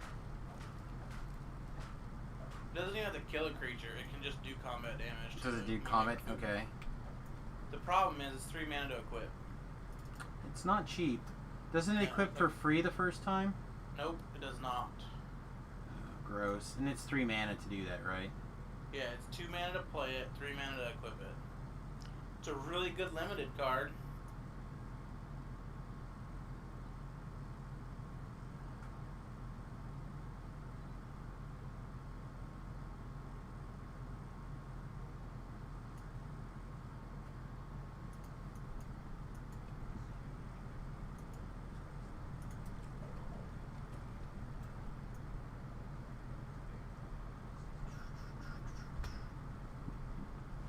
I'm just trying to think of something that's going to give you multiple lines of attack. You mean outside of just attacking? I mean, sort of. I mean, I'm still trying to give you something that's just, it's good. It's not just good for attacking. It's not just good for trying to get back to parity. You know what I mean? Something that's good in all stages of the game. Because you're talking about one card. So you want that one card to not be particularly narrow if you can help it. Oh, for the sideboard? Yeah. Well, so here it is now, right? This is what I'm at. 3 of the... What is it? Agonizing Remorse. So the Thoughtseize. 2 Feed the Swarm. Mostly because I like the fact that it can kill a creature if necessary. Because green, I could play all sorts of ways to blow up artifacts or enchantments. 1 Heroic Intervention. 2 more Methrioses. 3 Tomahawk.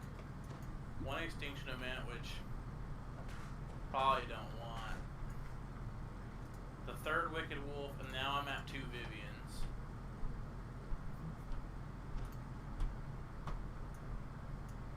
could you play a Kahira in the sideboard?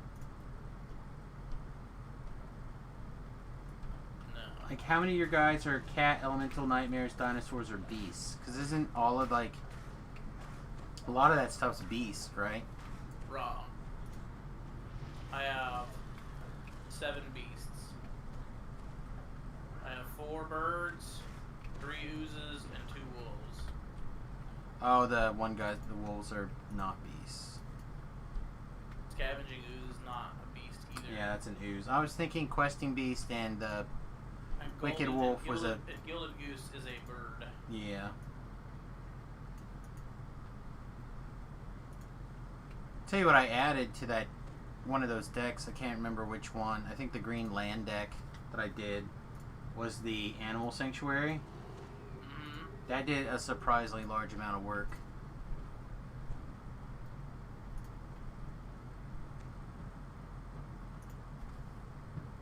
Thinking these Aghanima Awakenings aren't the best either. I could probably trim one. Just don't have a lot of creatures. I'm at like 20 now. You know what the other thing that's a little bit odd that could be okay in your sideboard? A Fungal Rebirth.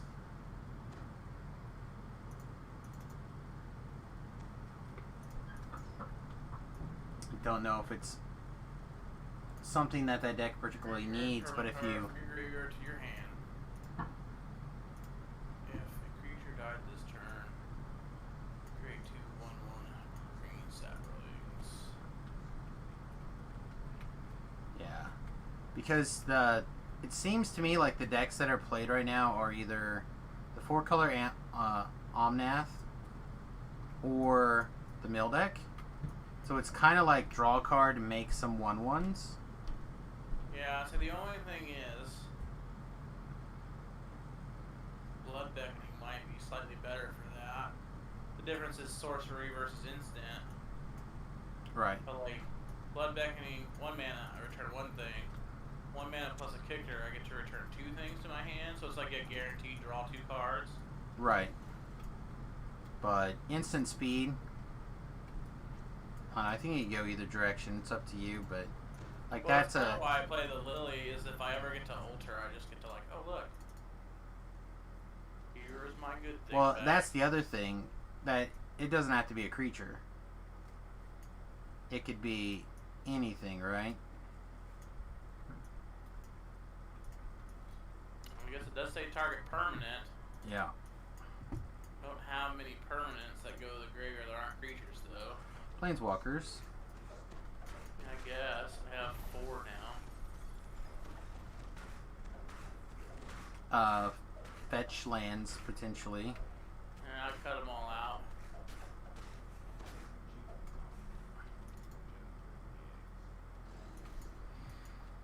Well, I said for sideboard cards, you could try a variety of things and see if you feel like you want to grab, see if it feels good.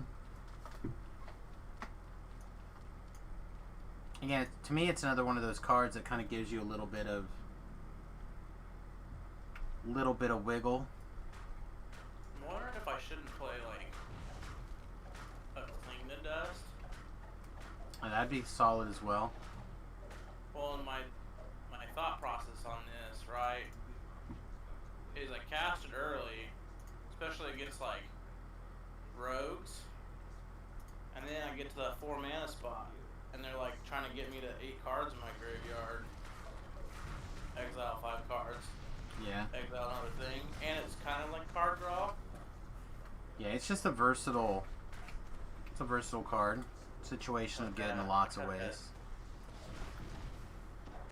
Well, and like the best part about that is rogues will actively mill you into it. Well, that's part of the reason I was thinking about the fungal regrowth, right? Is that there's so many graveyardy type cards or decks where they want to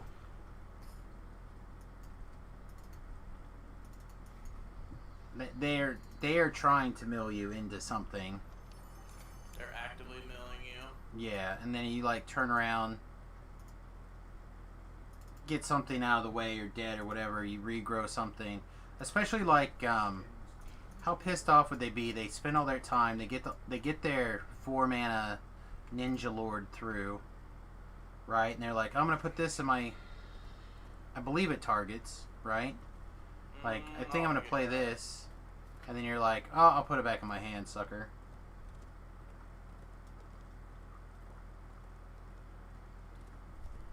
Or even if it doesn't target, you put the ability on the stack, you think, this is probably what they're going to grab, and then you snag it anyway, and then they got to grab the second best thing. For their rogue Nichu. It does target. You may put target permanent card from that player's graveyard. Oh man, rip. Pretty good. It's probably better than... I can cut a Nighthawk for it.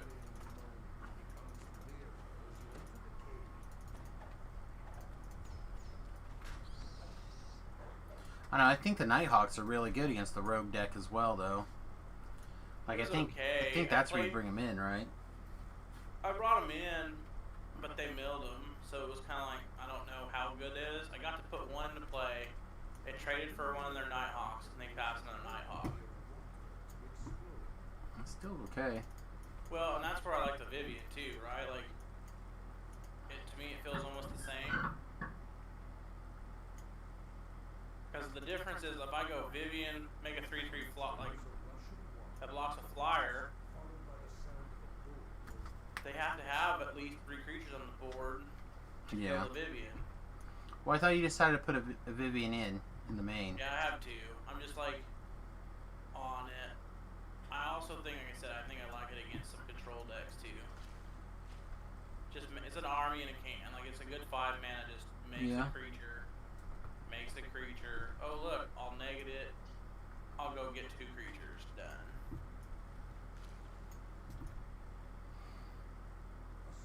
I haven't seen a whole lot of wraths for the heroic intervention. I don't know, man. That's, again, I know you didn't watch Merchant's list, but I'm probably going to see how close I am to assembling it. I feel like I'm probably not that far away. And it was a lot of wraths. Oh, I'm sure. The biggest problem with that deck white was... stuff, it does. The biggest problem with that deck was everything was a tap land, basically. Yeah. Which is rough.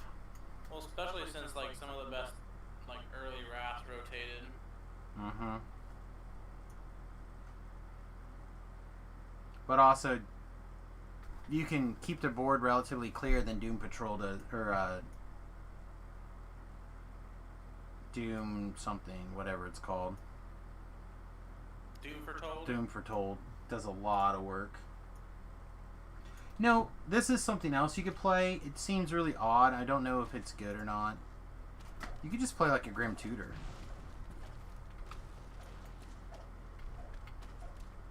Just one Grim Tutor. It's like 3 mana, 3 life, cycle into the best card in the situation. Don't know if it's good. No, probably not.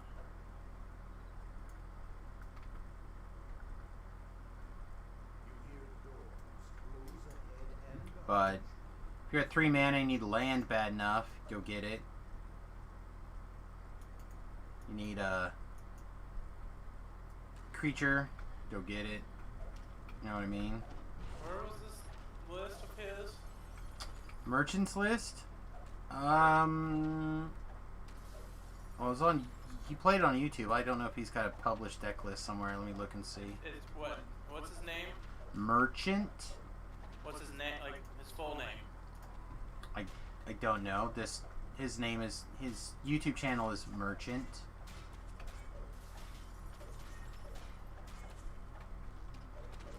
Here, I'll find it. 2 secs.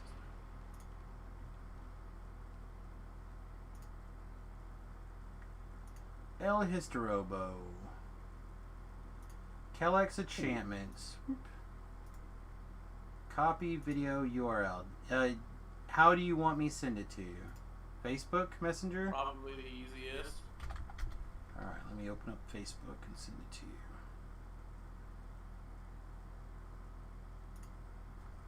Naders, potatoes.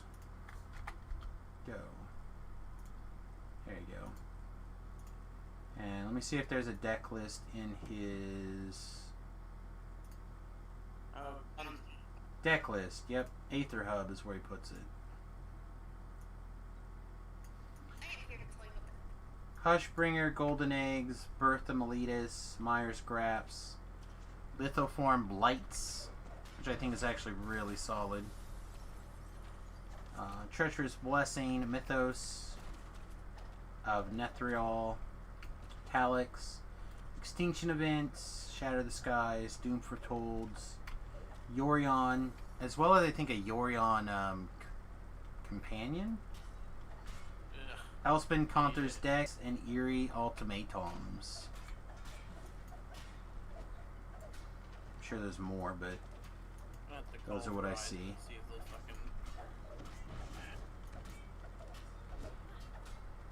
My phone just does not, like, I don't hate this phone, but it does not want to work. I have to restart it like 2 or 3 times a day. Yeah, mine's acting up.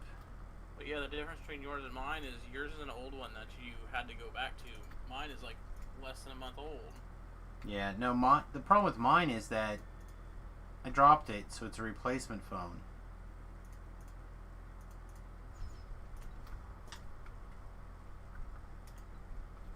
Hey, Doombolt.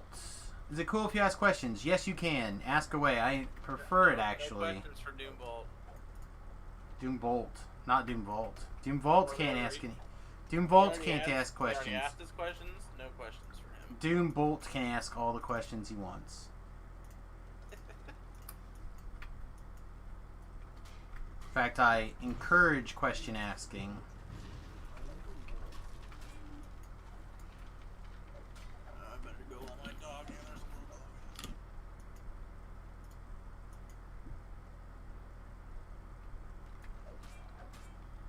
How long ago does that ask? That was a few minutes ago. Oh, are you still in the chat? Let me just make sure you're still in the chat. You are not still in the chat. Let me send you a message here.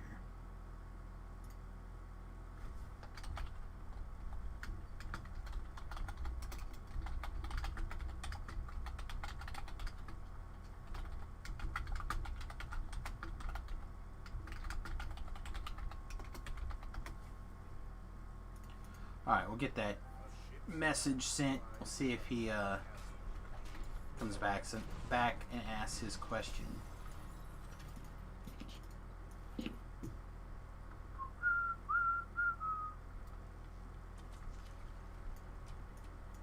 Doombolt, shigadoo-wah, Doombolt, doo-wah, boo-bah. Man, sometimes things get stuck in my brain in a weird way. So weird.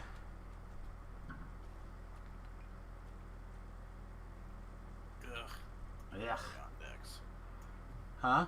So bad. Really like this list. A couple of things I would probably still change, but like I honestly don't know how good 2 Eerie Ultimatums are. Seems like a super win more card.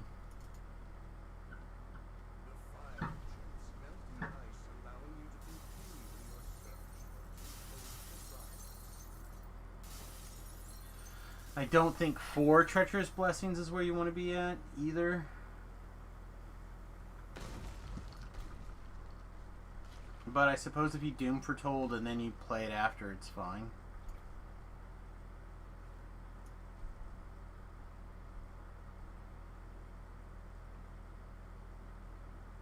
It just needs some other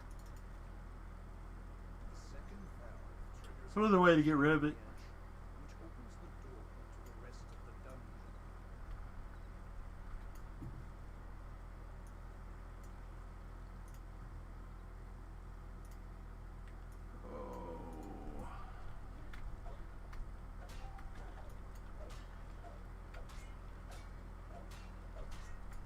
Making a terrible mistake. I'm checking Twitter. Something terrible. It's a terrible thing to do. Something bad's about to happen, likely. It just... Yeah, you're about... I love Twitter so much. about to get very upset with it. Oh yeah? Probably. No, I bet a bunch of people just retweeted my... Yeah, I just got a bunch of retweets that were going live announcement. That's fine. Now, I often get, like, really fun things here to, like, get in conversations with. Like, last night, super late last night, this young lady I follow works for Tim Pool. She's like, I just wanted to interrupt you guys to let you know that it's October. And I'm like, I see that it's half an hour until midnight or whatever. I'm like, no, it's not. Don't rush me.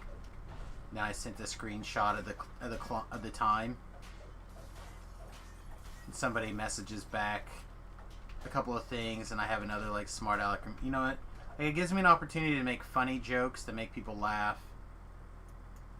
That the audience is more targeted for humor, I think. Like if somebody can tell that you're trying to make a joke, I think they react in that direction, as opposed to, like, my Facebook, for example. There's very little opportunity for people to realize that you're trying to make a point and a joke.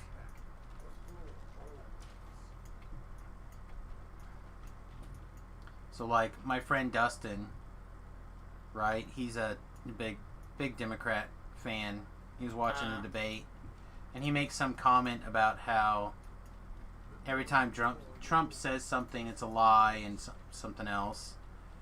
And I make some comment, I'm like, and Joe Biden's not just name calling and saying everything that Trump says is nonsense, even though a lot of it's true. And he was like, he made some other comment back, and I was just like, that's been totally debunked. Not true. You know what I mean? Like, I just quoted Joe Biden, and I was like, you clown. And it was a surprise to me. My friend actually thought that was funny, and was like, you know, gave some props. So, like, it does happen. It's just not. It feels rare to me, even people who know me, and that I'm trying to make a point and a joke, they don't get it. But if I make a weird comment back to somebody on Twitter, it seems more likely to me that they'll actually realize that it's intended as a joke. So, that's the reason I still like Twitter for some reason.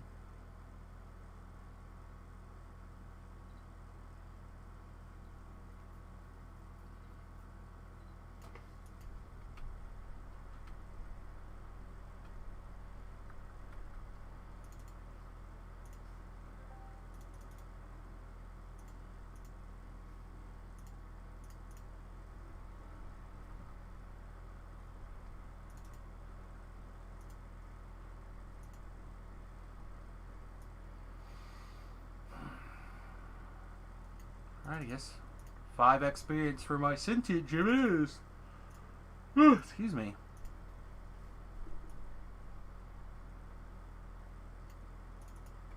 I don't know, what do you think of that list?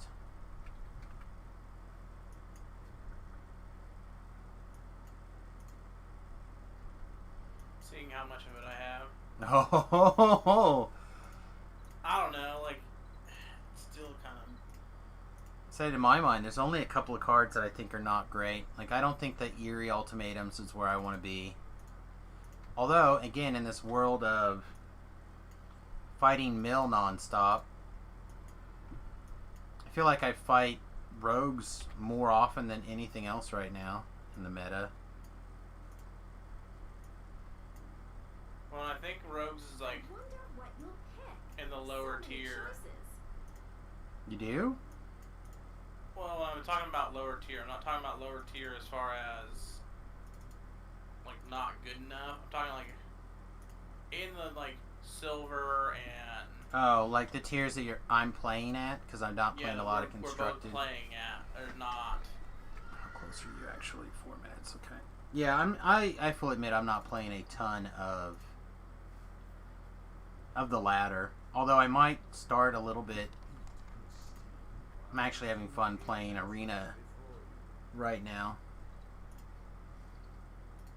Turns out when you can't get competition at your Friday Night Magic, you don't have a lot of choice to have competition elsewhere.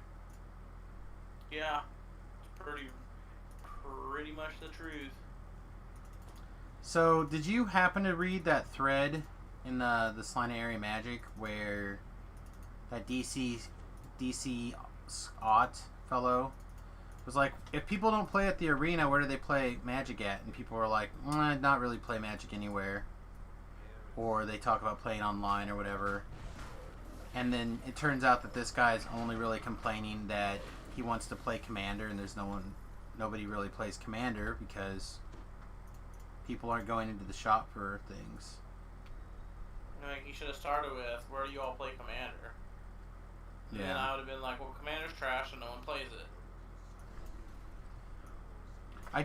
I felt like the biggest and most active conversation we've had on Facebook in this Line of Area Magic in the last, I don't know, month, essentially, has boiled down to, yeah, no one plays at the arena anymore. And it's like, but nobody's saying, yeah, we play Magic. Like, Brandon Edwards was like, well, there's also these gaming stores here, here, and here, if you're looking for some tournaments. And that's where he's like, no, I just want to play casual Commander. And it's like, man, nobody wants to sit around with a mask on to play casual Commander. I mean, I'm sorry, we don't need to be wearing masks, but whatever.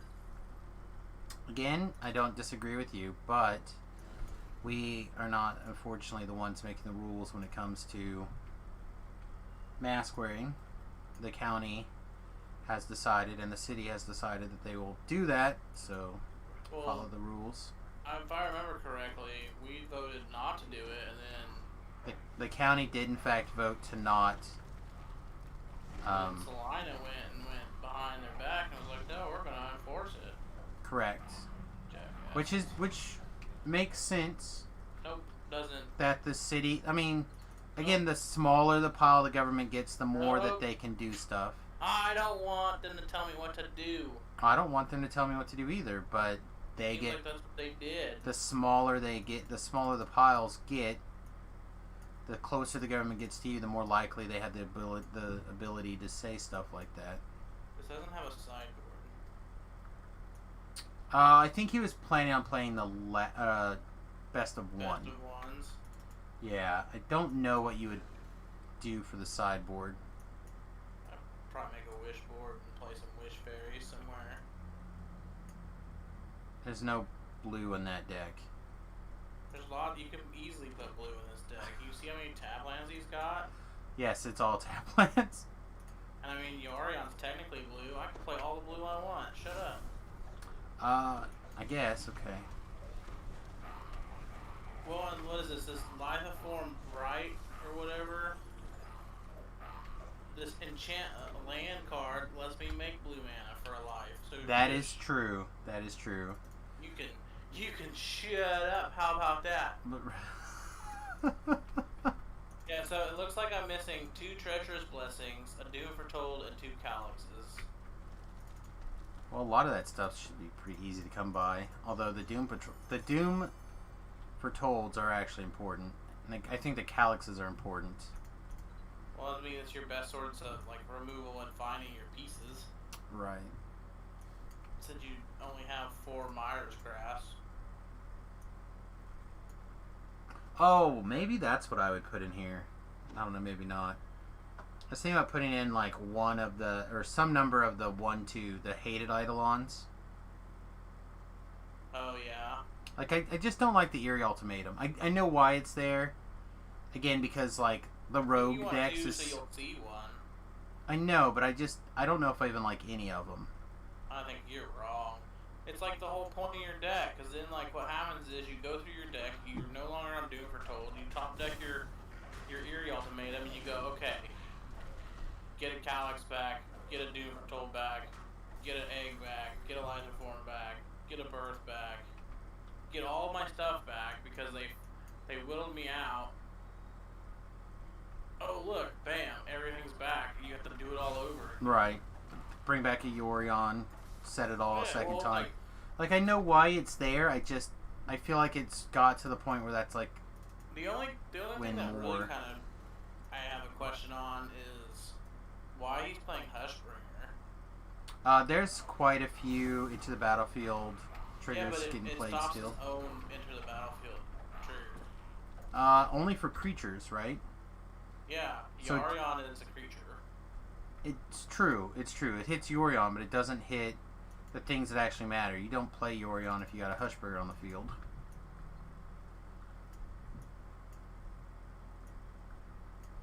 You play... It slows down the other people's Into the Battlefield triggers long enough to get some stuff going. Yeah, I think the Rogue deck would crush this pretty easily.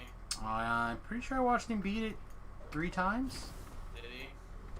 I guess if they Hushbringer on 2 is pretty rough. He doesn't... Almost always can do it on 3. Because almost everything's a tap land, right? I don't know. I was like a little more than I don't know halfway why through he his doesn't play video. some of the flip lands. I just think it's because his weird 3-color mana base. Yeah, but I mean, so you have a black-white flip land and a green-white flip land. Oh, you mean the 2 mana lands? Yeah, that's why I call them flip lands, because you flip them over and they're still a land. Yeah, I don't know. Because you could, like, cut 2 Scarab Barons and probably the 2 Blossoming Sands, but maybe you want the life gain. Probably helps. So then you probably cut, like, like some number of the temples, like... Well, I think digging for your pieces is also super important. Yeah, I'm thinking, like, if you cut 3 temples and you put in, like, 3 flip lands, or sometimes you can just Meletus on 2, or even Lithoform on 2. Just think about being able to be like, I need to hit a green source. Oh, look, I have my black-white flip land, play it on black, cast it on my land, and now it produces whatever color I want. Yeah, I'm not saying it's And bad. it draws you a card. Yeah, that's really what it's there, to draw you a card and give you something to sacrifice to Doom Foretold. You can also use it to, like, color hose an opponent, Yeah. make them pay a life, and then you can still sacrifice it to Doom Foretold. Yeah, because it's all yours. Yep. Like I said, I actually really like how some of that's playing. Again, I overall, I think a fan of that deck in general. To the point where I'm considering trying to, like, put it together, or at least see how close I am, and then... I mean, I could exchange a lot of what's left of my rares and mythics and have it, but I say it may not be a you thing, that's all. I think that deck kind of plays into my style a lot. I've been spending a lot of time and energy trying to identify my style in the last couple of days now, it seems like. hey, you know what this is? This right here? Are you gonna tell me it's a combo deck? It's a combo deck. God damn it! Is it really? Does it feel like a combo deck to you? Definitely a combo deck, because look, think about it. Alright, so your early plays are setting it up, right? You're like, God Birth damn. Meletus, Lithoform, kill a thing, Doom Foretold. Alright, make them sack some stuff, maybe get some value. Oh wait, they do a thing that puts me back. Alright. Eerie Ultimatum, everything back, draw a bunch of cards. Now I'm back to where there's no way they can beat me. Like, it's definitely like this weird control-y combo-y deck. Yeah, I think he just kept referring to it more as a control. I should send him a message, or not a message, but A whisper. a DM. tweet, or leave a comment on his message board or something, and be like, hey, I find myself drawn to this deck, but I've also had people tell me lately that I'm a combo player. I don't want to play any more combo decks. Is this a combo deck?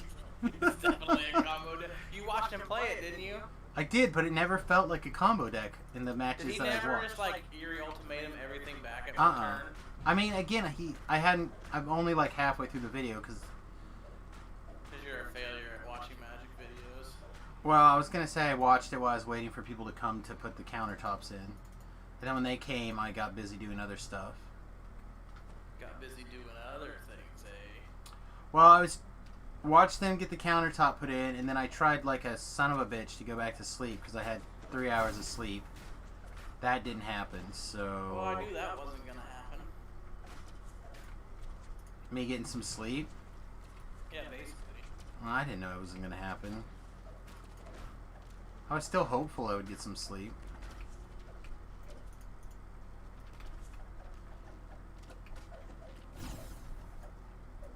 And you can always just use your mythos to kill your treacherous blessing. Yeah, that seems bad. Yeah, but I mean, if it's about to kill you... Yeah. And I really feel like there's got to be something that target... Like, you can use something to target it. I don't know, you Cheaper. don't control. Cheaper, better, smarter.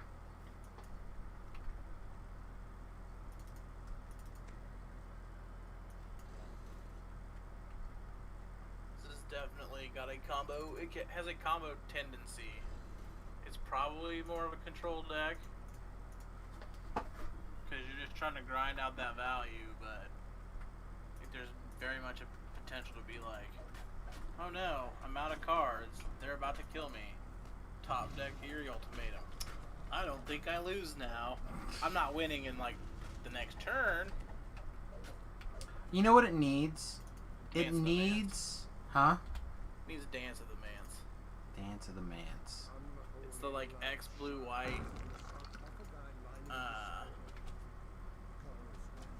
If you pay 6, now I have to look it up. Dang it! How dare you make me work? Okay, so what I was thinking is it needs something that sets your life total again.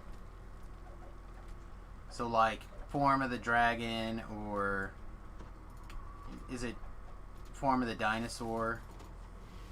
Yeah, but that's out. I know, but it needs something like those lines. So Dance the Mance, X blue white sorcery. Return X target artifacts or non-aura enchantments with converted mana X or less from your graveyard to the battlefield. If X is 6 or more, those permanents are 4/4 creatures in addition to their other types. Oh, okay, yeah. Well, I think that's the same thing as Eerie Ultimatum when it comes down to it, though, right? Except Eerie Ultimatum is cheaper and it can hit creatures. I mean, I don't know about cheaper per se. Like if you're looking for the 4/4 creature power, then yeah, it's like 1 mana cheaper.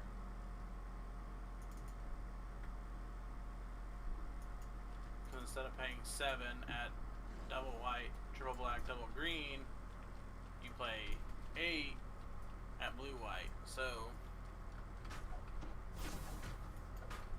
Yeah, I think that's part of the reason you play such a terrible mana base, is so you can play that Eerie Ultimatum. So you can cast the Eerie's. Yeah, I don't think you cut the Eerie's at all. Well, maybe not. So I was thinking down an Eerie, down a Treacherous Blessing. I think you really want Treacherous Blessing. Yeah, maybe. It's another thing to feed Doom. I think this Doom list Patrol. is very much... It might just be right. spot. Yeah, it might Yeah, just be like- correct. I don't know. Said I've watched him play it. It looked like right up my alley. It's missing something, and I'm not sure what it is, other than, like I said, something to reset your life total, or like it feels like it wants that kind of mechanic, or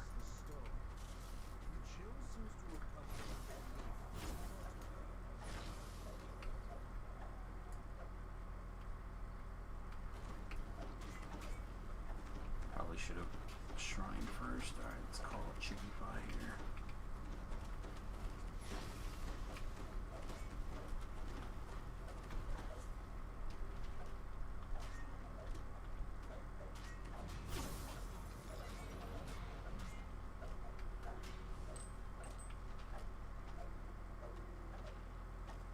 Blurry, blurry, blurry, blurry. Wow. Thank you, Pandemonium.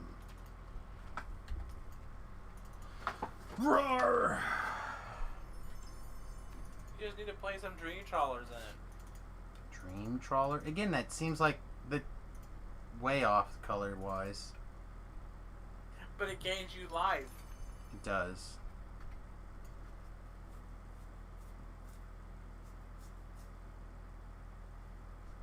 I don't know. Like I said, I'm not sure what I want. I feel like Ugin. Oh, an Ugin. That sounds great. That I could see you like maybe cutting an Eerie for. Ugin does sound strong. Problem with Ugin is you end up a reasonable number of the times exiling your own things, and you don't want that.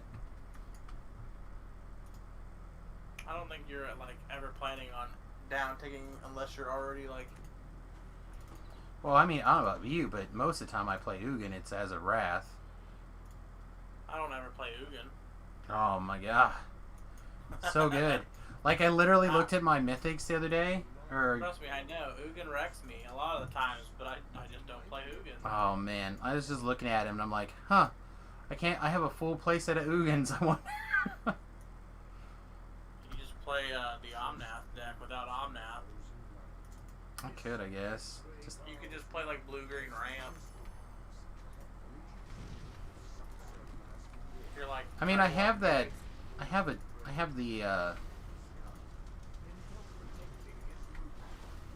have the Evolve deck. Like, could improve a little bit.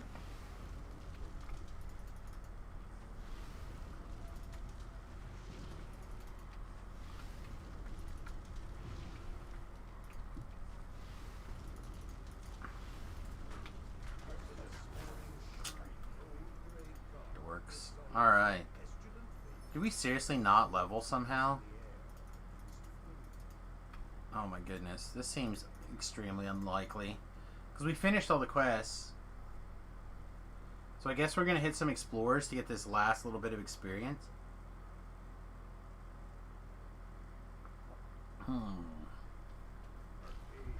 Aggravating.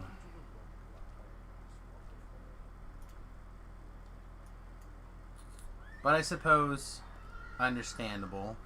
Not really, but we'll pretend. So we'll come out here and get this rare to spawn.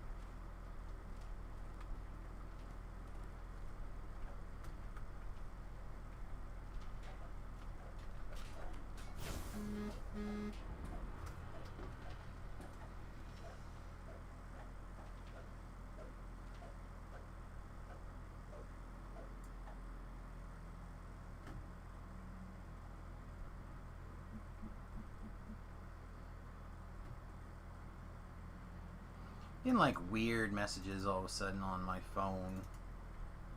Or at least the summaries of the messages are weird. I kept getting called for my suspicious activity on my social security. Oh yeah? Well, apparently it got shared by somebody because like 17 people decided to... Oh shit, no, more than that. I like this massive line of people decided to start following me now, I guess. Oh, I like ya. They really like me. Yeah, 16... Oh, 3 new followers, 16 likes. I had a bunch of likes is what I got, okay.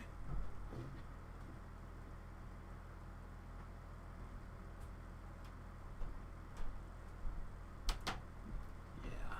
You'll have to come over sometime and see my new countertops in person.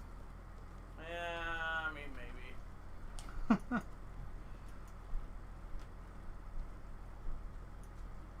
What have you done for me lately? Oh, looks like we got our... no treasure chest. We're out of here.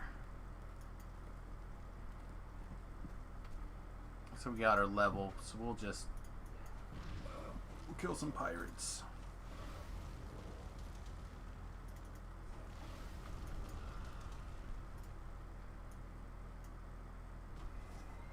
And I guess we'll check to see if the...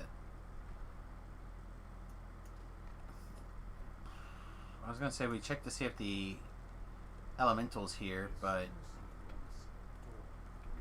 he's really not the one that matters. It's this fish face over here, but We ransacked that chest yesterday. He's not even here today anyway. Yeah, he's not. No, he's not. He was there like 8 out of 10 times yesterday, though, so that was kind of cool.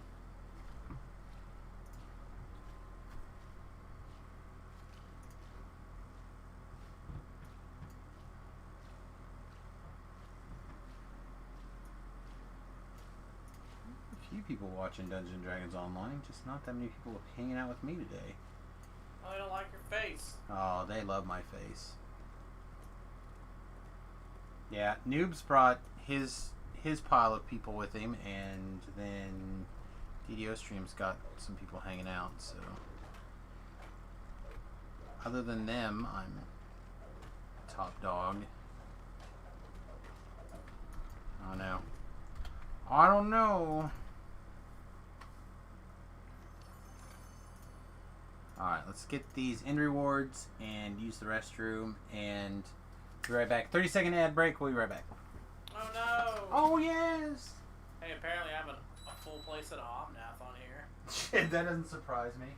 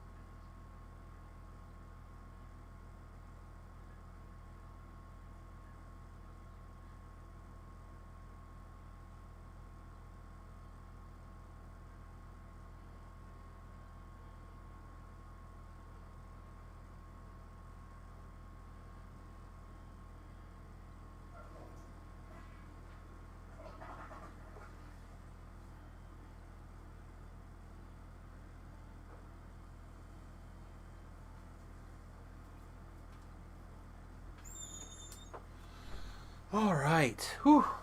Feels better. Couple of pounds lighter. Only a couple pounds, eh? Must not have been a very long one. Oh, it was a big pee.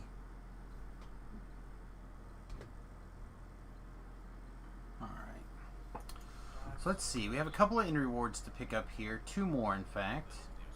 There's a couple more quests. Oh, you know what? We could also do the boat quest really quick. It doesn't usually take very long. Doesn't really matter which of these. They're both going to just get fed to the doodad. To the doodad. To the doodad, eh? Doody doody doody dad. Alright, we have another thing to feed to the doodad. Yeah, looks like it's happening. Ah, so I am playing the blue-green kicker deck. I wonder what you'll pick. So many choices. We're now 3,000 experience points away from maxing out our sentient gem, primarily with just items found from TRing. That doesn't seem that impressive, but in my opinion, that is actually extremely impressive.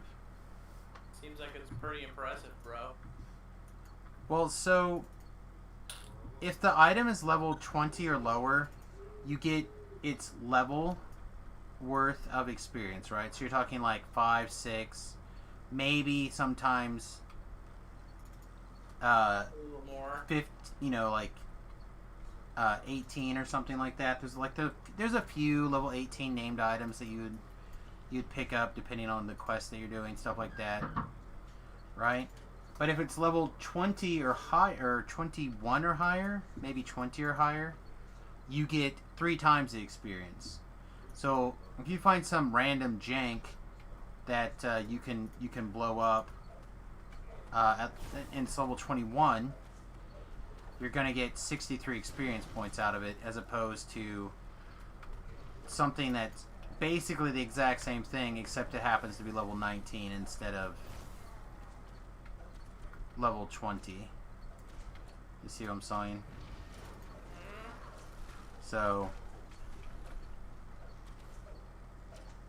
it just kind of works out extremely oddly for those of us who spend most of our time in the TR land, as opposed to, oh no, I fell in the water. Okay, good, there's a ladder right here. Like, don't fall in the water. Well, so I have to protect this enemy boat. But it's an enemy boat. Or the friendly boat. I have to protect the friendly boat from this enemy boat. And they've boarded us. And I How can't dare just they. set the boat on fire and sail away. And I have to keep our guys alive while they send trash mobs over to attack us. And then eventually, I guess we kill everyone on their boat, and then we have 2 boats. 2 boats. I like 2 boats. Yeah, you got 2 boats, and you cannot lie. Boats and hoes. Boats and hoes. Boats and hoes. I feel like there's a song there. Off of a Will Ferrell movie. Boats and hoes? What was it? Step Brothers, I believe. What's your favorite Will Ferrell movie? Stranger Than Fiction. Stranger Than Fiction.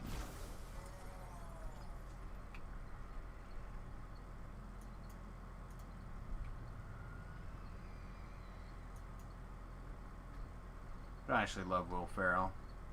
I want to say the Lego Movie. He's not my favorite, actually. I like him well enough. He's just not somebody I like go and watch a movie for. You know, like Yeah. Ron Burgundy or... Like, I'm more likely to watch Ron Burgundy for Ant-Man. Steve Carell. Huh? Steve Carell. Yeah, see, I'm not a big Steve Carell guy either, though. I don't think they're very funny. Paul, what's his name? Shit. I can't think of Ant-Man's name now. Paul Rudd. Paul Rudd, thank you. Like, I love Paul Rudd. I watch him in anything. In anything, huh? I even watched him in his bad Wear a Mask ad. It was the only thing that I was disappointed to watch Paul Rudd do. Wear a mask? Oh, man. Have you not seen this particular ad? No. It is super trash. I'm sure it is. You know why? They're trying to tell you to wear a mask. I mean, it wasn't even because of that. He was, like, trying to make this cringy... Like, he wanted to make a cringy thing. You're gonna die. No, I don't think So, like, if you think of it like that, like, he was trying to make it cringy, he did a good job. But it just... It was never funny. It's like Ryan Reynolds. I can watch Ryan Reynolds in, like, almost anything. Right up there with Robin Williams, you know? Serious movie, funny movie, whatever. I'll watch it. Like, hey, have you seen this movie that Ryan Reynolds Ryan Reynolds is? You want to come watch Green Lantern with me? I'd be like, sure. I don't care. Yeah, probably. Like, whatever. I'm down. Not the worst movie ever. No. You pay for Ryan Reynolds, and then you let you don't let him be Ryan Reynolds. I mean, that's your own fault, movie. Nah, there's a lot more than that was wrong with that movie. That's 99% of what was wrong with that movie. I'm sorry. No, I think he did pretty good. I think he's the one that saved any amount of the movie. He did, but he didn't. He was not allowed to be him, and therefore Because he. the character that they chosen to play is not a Ryan Reynolds character. I disagree. I think he's got enough range. He can play any of those things. He could be that guy. I just think they didn't give him like an opportunity to Hal Jordan is not that kind of a character. No, what I'm saying is that they could have let him show his range. Wow, this is a green and blue slot. Okay, we'll take it. Like, he's got the range to pull it off. Oh, I'm not saying he couldn't do it. What I'm saying, though, is the character... Yes, but there's still play. times... He doesn't have to be goofy, Ryan Reynolds. He could just be him. They, like... I think they try to force him into this... Like, not showing any emotion and yada, yada, yada. But Hal Jordan has emotion. He makes sarcastic jokes. Like, he is a character that can be funny and do funny things, but also serious and has a wide breadth of... You know what I mean? He's not flat, and they try to force him into being flat. Like, no, no, no, no, no. Being strong-willed means you can't... You know, you can't anything. It's like, but no. Yeah, I see what you're saying, but... that movie, like... I'm a Green Lantern fan. I'm just like, man... Sometimes I really like it. Why you ruin it? Like, for DC characters I think that are good, it's... Or, like, comic book runs that I think are good. There's, like, a 90... Like a 19... I want to say, like, 98, maybe, or maybe even earlier than that. Supergirl run. That was amazing.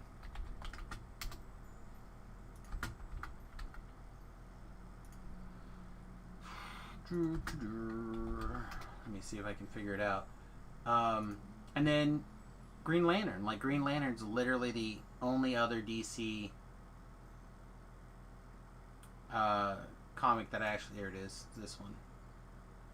What year is this? Peter David and Gary Frank did...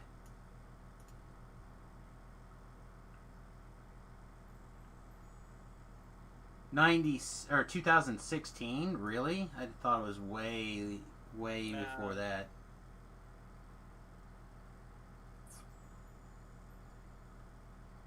Such a good run. That particular storyline is literally one of my favorite comic book runs. Darkest Night? Dark Knight is also really good. So I'm not sure the 16 are on.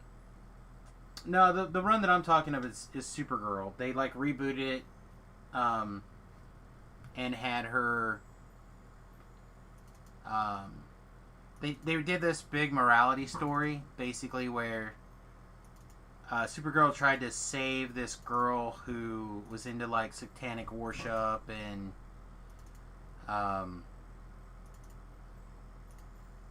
it was really dark, and, she was, like, she couldn't save her because she was going to die, so she, like, merged with her to, like, and turned her basically into her secret identity. Yeah. And, like, they kind of, like, hybridized somewhat. And then they did, like, so they were doing this really complicated morality story that was really, really good, where the girl's ex-boyfriend, like, admitted to being basically a devil, and... Like, it got really interesting. They had, like... It was literally one of my favorite runs of all time. Darkest Night's really good. On the DC side as well. There's another really great one. Flashpoint's obviously really great. Like, there are things that stand out from... On the DC side, but, like, as a go-to-go, like, character-wise or story-wise or stuff like that, I'm a bigger fan of, like, the Green Lantern Corps than I am of some of the other stuff that's out there.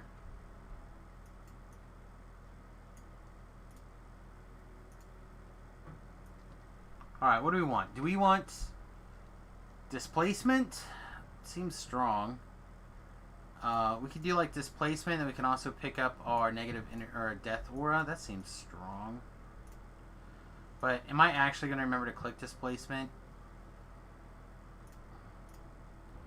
Not very likely. Alright, now all of our gear changes. This is a huge gear boost level for us. Level 8 turns on primarily Slaver's gear. I'm still learning about low level Slaver's gear. I'm still learning about high level Slaver's gear. But the Slaver's gear is like very, very good. It's not necessarily something you want to put a full set on or go to town on, but a lot of people will. A lot of people will just like straight up find their 5-piece Slaver set and it's like, nope, this is what you wear until this level. I'm not usually at that point, but I'm working on it. I'm getting close. Oh, I know what song I'm thinking of. It's that song that's like, "You're a hoe." I don't know what that song is called, but... It's a good song, apparently. And it may be a great song. But you can't say for sure.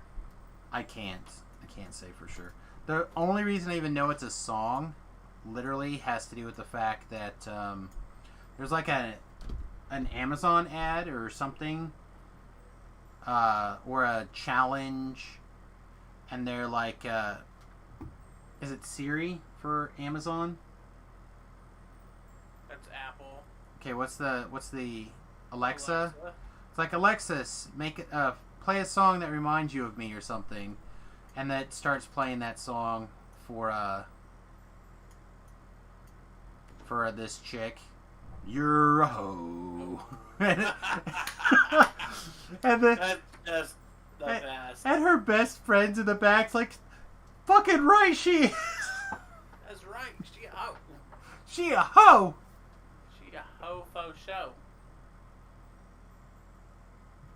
Alright. So we could use a 5-ring setup for intelligence. And what that'll do is basically free up our hat slot. Lets us wear the Executioner's helm, which seems good. I don't think we want to wear the other 5 rings, although we could, because I think we're definitely going to want to wear the Ring of Power in our offhand slot. And that's going to take over our melee alacrity 10%, which gives us the opportunity to switch our trinket back out now. So now we have an opportunity to put in various different trinkets. So we don't currently have Deadly. Correct. We don't have Deadly. Don't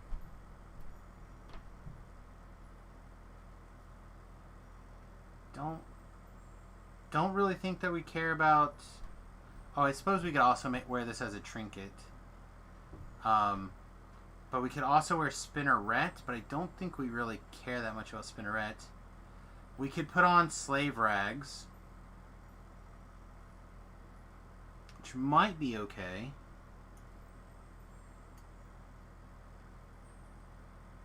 Resistance 4, Quality Sheltering, Diversion. Alright, just don't do anything big, opponent. Hey, Beef, what's up, buddy? Got lots of beef. Hope you're having a great day. Oh, the earworms are strong all of a sudden.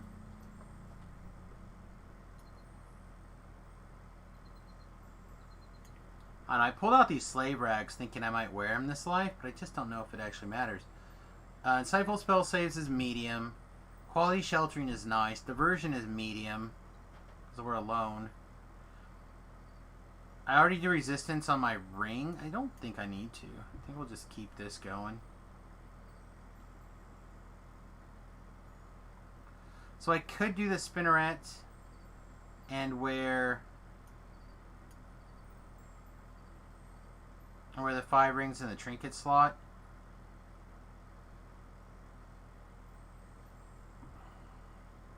Or we have a couple other sweet ones over here.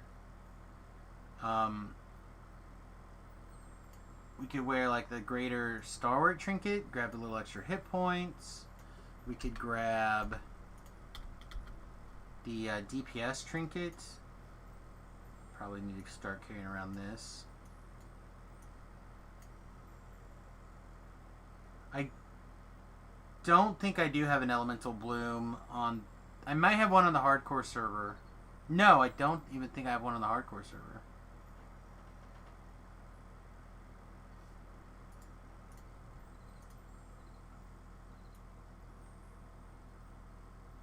Yeah, I think the only one I've ever seen you found on the hardcore server that's that season.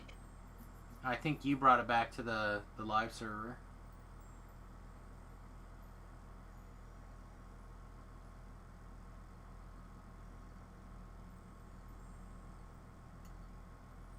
It does seem very good. I agree.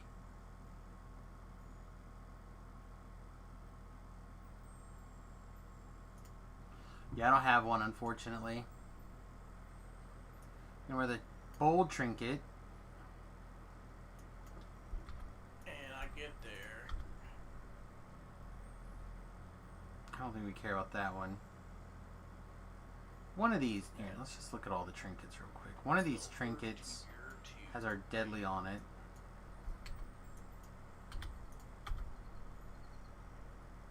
Must be over here somewhere. You don't want that blasting chime? I mean, it seems fine, but it's not quite what I'm looking for here. But it's blasting and it's chime. I know. Chimney. Oh, we could also go 6 intelligence. That doesn't matter. 5 rings. That's right, my 5 rings.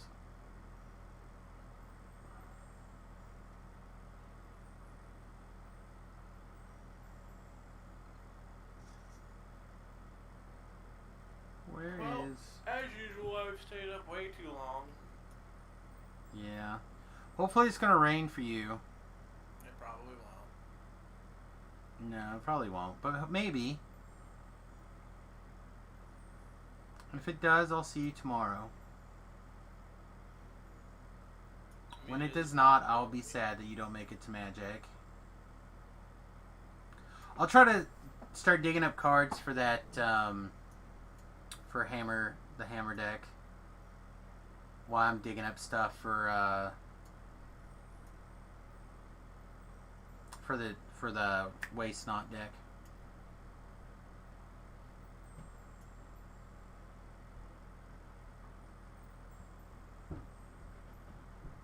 Then I'll get those planeswalkers off you. This is what I'm looking for.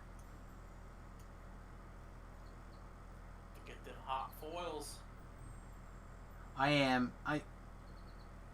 would like it, but I would like to have somebody to go with and help me learn it. I don't want to try to learn it on my own. That just doesn't seem like fun.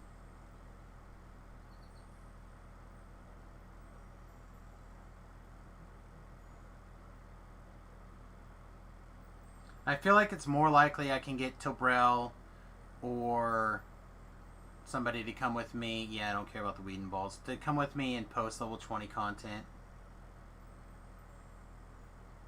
And we're close, right? Like, pretty soon I'll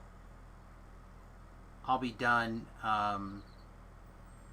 It actually turns out I have 3 more lives to do before I'm done with the TR process, because I actually have 2 more Alchemist lives to do that I forgot.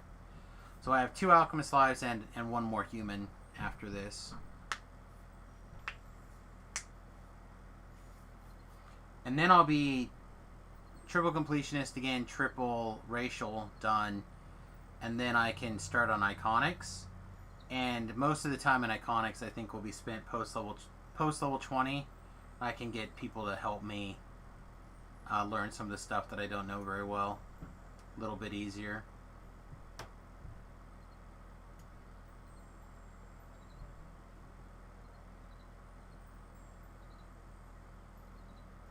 Nice. Yeah, I realized it the other day that I miscounted somewhere. Not really a surprise. Well, I had done some Alchemist lives, but I didn't do them as Alchemists. I did them as the race that they did. So, but in my brain, I was still thinking, oh, they're Alchemist lives, but they counted as racial lives instead.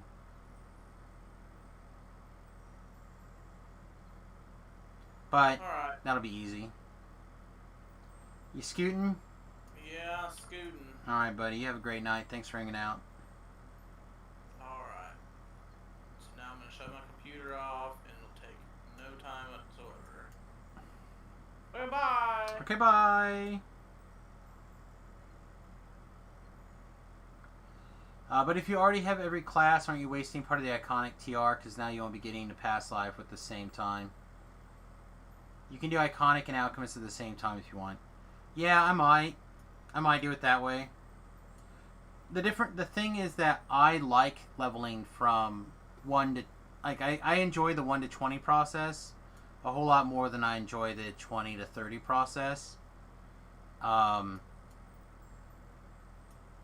So I like doing it that way, but I might do an iconic life that way.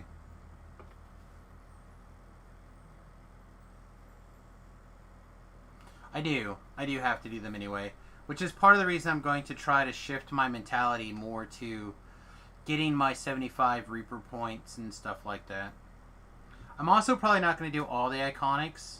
I'll probably just try to clean up the iconics that I'm missing that are actually going to be good for whatever class I decide I want to play at the end.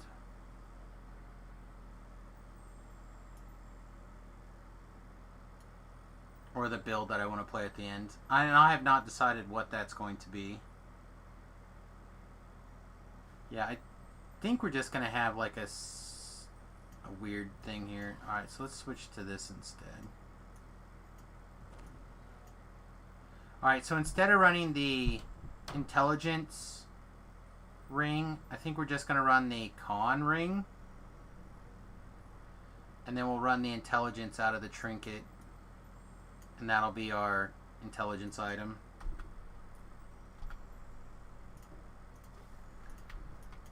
To be honest though, I kind of like this build right now. Kind of like walks the line that I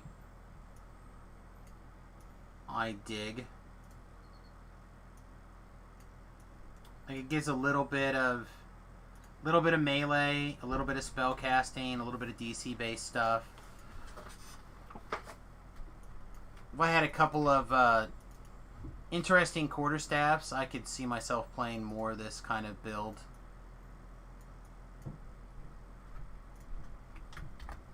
Alright, so now we have the points, or the ability to take this tier 2.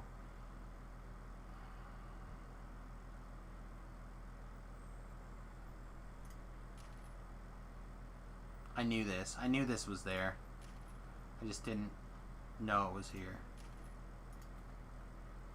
This is like the whole reason to do it too. Man, I am so dumb at remembering things. Alright. That's... I'm going to scoot this down. And we'll quick strike here.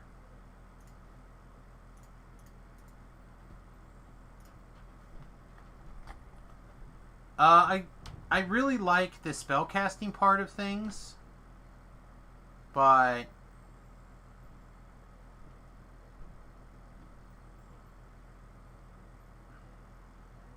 yeah, getting the Swords to Plowshare for free is pretty good.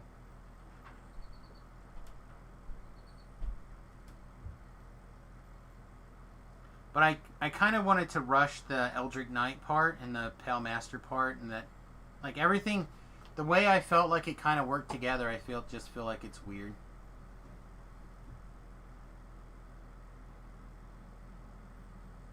Yeah, we're super int based because we're still going to be DC casting, so it still seems worth it to go this way instead.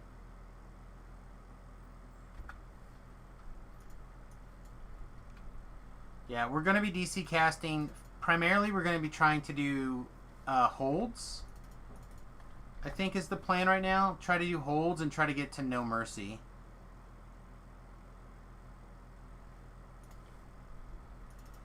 You haven't seen this yet, but it's possible to invest points in more than one race. Enhancement plus class enhancements, aka you can use more than 5 different trees if you want. I can do all these trees. I can go as many as that I can fit in here. So 1, 2, 3, 4, 5, 6, 7. Is that right? 1, 2, 3, 4, 5, 6. No, you can go 6. And then the racial. Yeah, scrolling.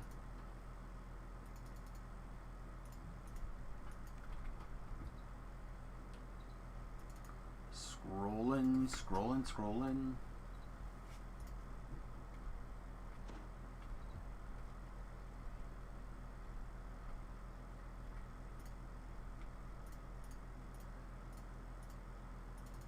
Yeah, which is why I have this one kind of laid out the way I do. So, Eldritch Knight will be our primary. Thief Acrobat will be our secondary. This little bit of Harper. We're going to Pale Master to pick up a... I'm assuming it's either going to be Lich or it's going to be Zombie. I haven't 100% decided.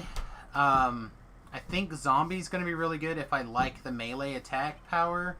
And I think the speed might get offset by the Thief Acrobatics and the Quick Strike for the extra double strike bonus. But it's also really possible that I just want to be Lich and pick up the extra +1 to my DCs, as well as a lot of, a reasonable amount of the other perks. I'm not sure. I feel like Zombie is probably correct, but I don't know. I'll probably have to try them both just to see. I'm gonna keep grabbing fighters.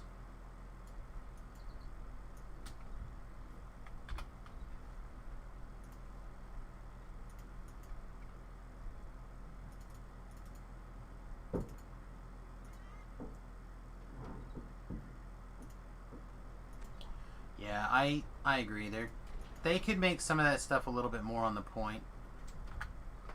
Also on the point, how's our spell powers now? Electric, Cold are both 105. So maybe we should switch from Fire back to Electric or Cold? Yeah, we can do that, I think. Let me go grab... Let's jump to Marketplace.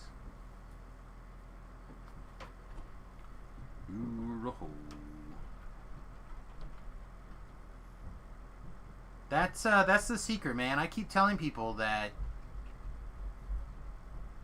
Let's see, we can switch to Electric Loop instead of Scorch. I guess that's fine to still keep Scorch, but we'll do a Lightning Bolt or something instead of Fireball. Oh yes, I forget. None of this stuff is anywhere that actually makes sense.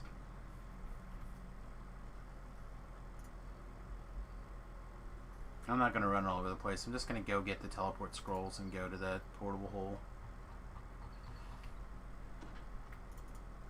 I know I could run to House P or whatever instead, but I don't want to.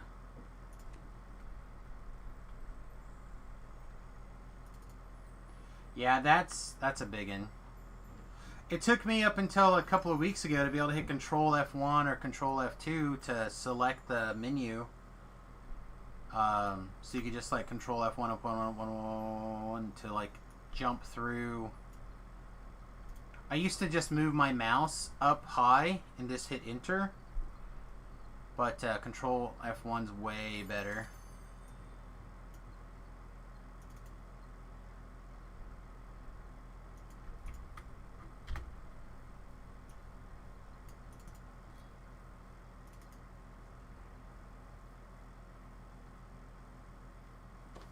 You probably did tell me that a year ago. I probably will need to be told again in another year. What are you doing, cutie? I guess Laura moved out and broke up with her man. Sorry to hear that. Yes. She's on talking on Facebook about moving and whatnot, so I'm trying to talk to her this weekend. Well, again, we can go to Great Bend on Thursday. Is that when the Whitties are going to be moving?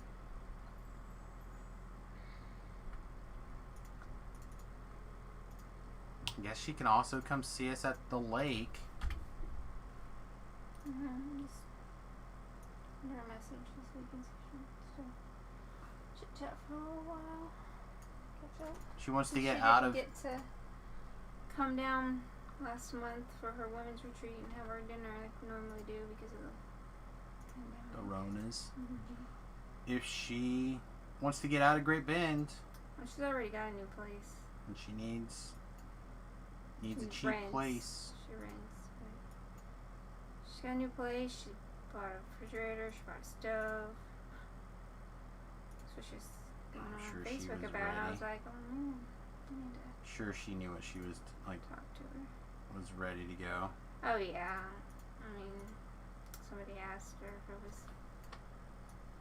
And she's like, yeah, it's a long time coming. But I mean, every time I talk to her, it's always up and down. This is what I'm looking for. Like they're doing good, and then they're doing bad, and then they're doing good, and then they're doing bad. She finally just got tired of the roller coaster. Probably. I don't know. We'll see. Talk to her this weekend. We'll see. She'll probably be back.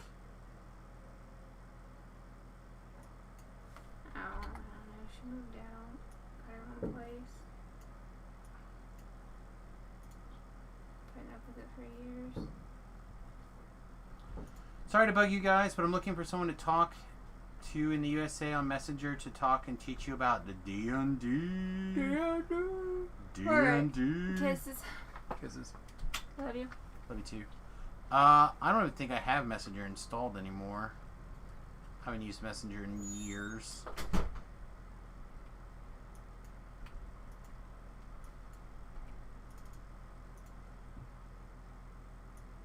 So I'm pointing to my Discord for asking text-based questions. I do have a pretty active community. I don't know if it will answer your questions directly, but you're welcome to have that link if you wanted it as well.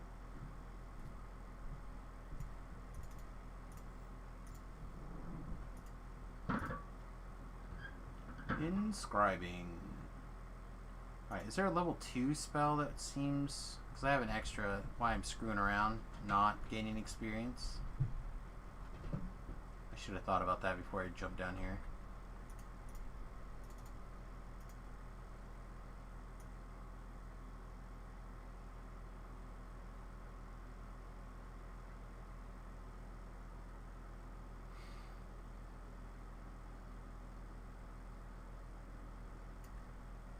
I do like glitter dust. I do like gust of wind.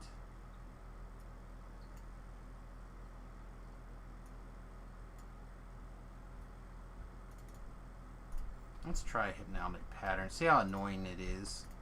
It may be too annoying for the stream. If it is, we won't use it. But if it's not...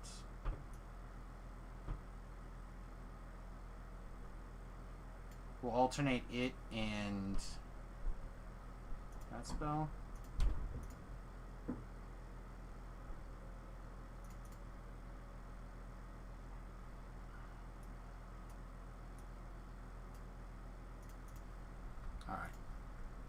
Alright, so we're all in on the electric spell power again right now. See how it goes.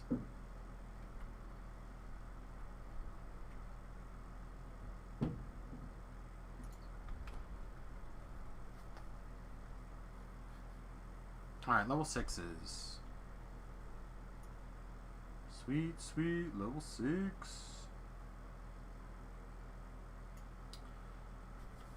Dead Girl. Troglodyte's Git. We already did that. Ruined Halls, Deliras, Red Willows, Purge the Heretics. The ones out here in the 12. Let's actually start with the ones that I always start with. The reason why we always start with those is because I like to do them on High Reaper because they're very quick and very easy. So we'll do that first. Also, just to double check, none of these kicked over, right? No. Okay.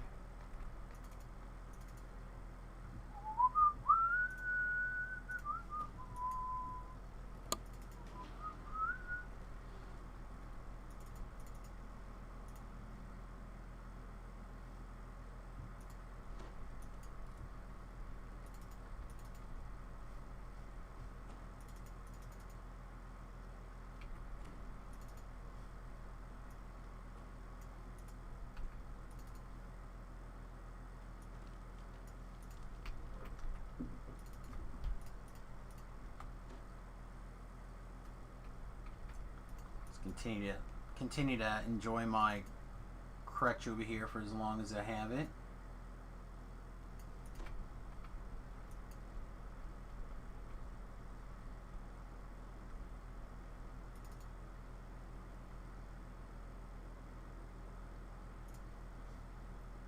How's Denise, please?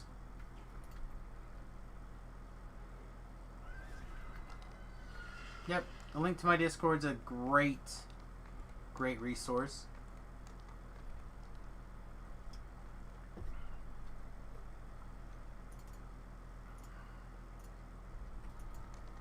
So do you, there's a D&D chat, or text chat area in there. There's a DDO, a couple of different DDOs. I think there's a D&D one, right? Yeah, that one's locked, actually. Do I have a... I thought I had a...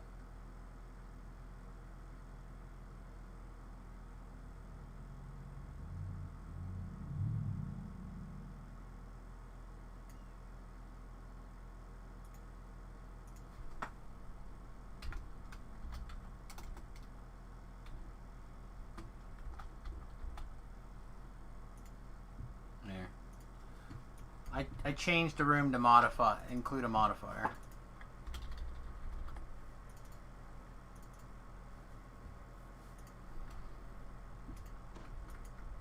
That way people can do all the things.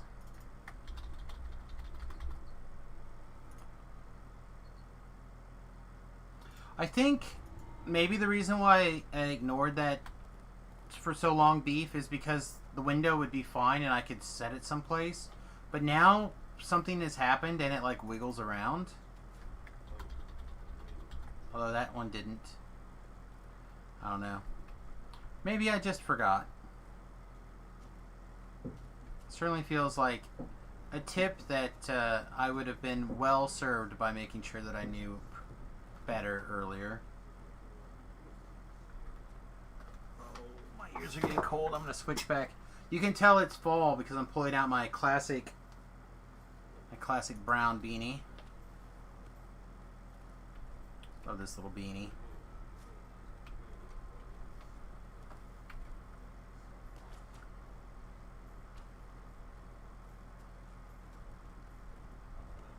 Need to trim my facial hairs as well this week.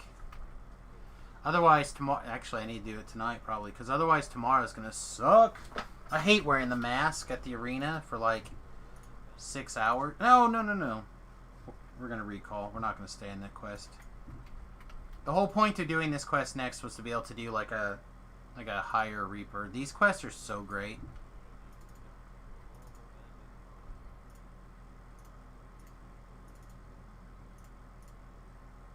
I don't want to do 5, so we'll do 4s.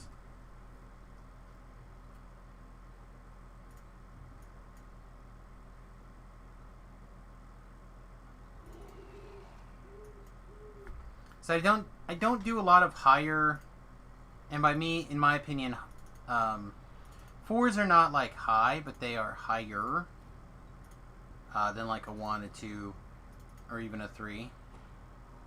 So I enjoy doing this particular area a little bit higher because I just feel like it fits well.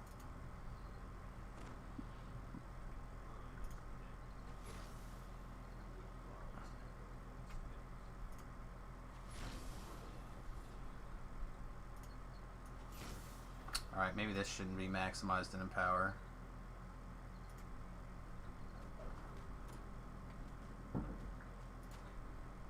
Maybe we ain't got no mana for that.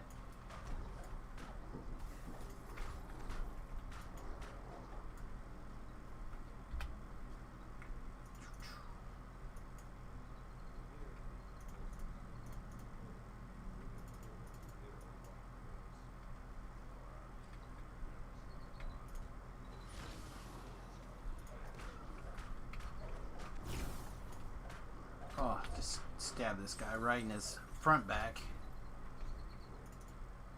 Right in the front of his back. Just stab him.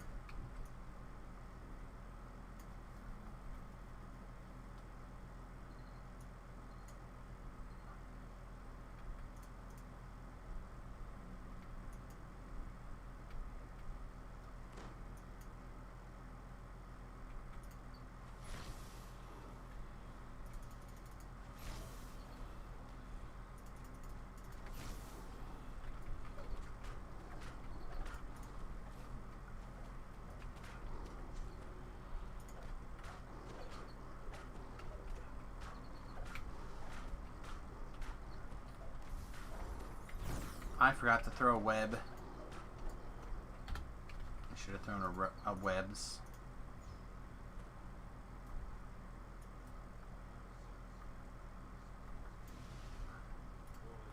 I don't think this one trap's enough to give us this disable bonus. No, it wasn't. I find that very aggravating.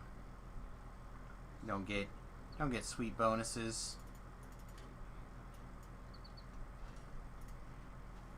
I just want sweet bonuses. Wow, Ellery wrecked. No.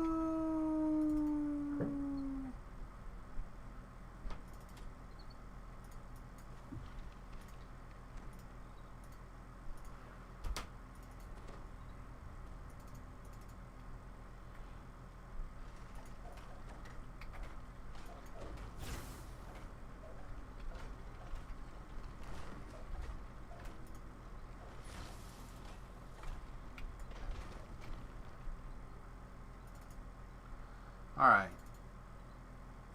Bam, bam, bam, bam. So what was that? That was 400 Reaper experience. I feel like that was pretty good. Could have been stronger. Obviously. But not bad. And that quest is, again, I feel like relatively easy for... I feel like all of these are actually relatively easy for slightly higher Reaper.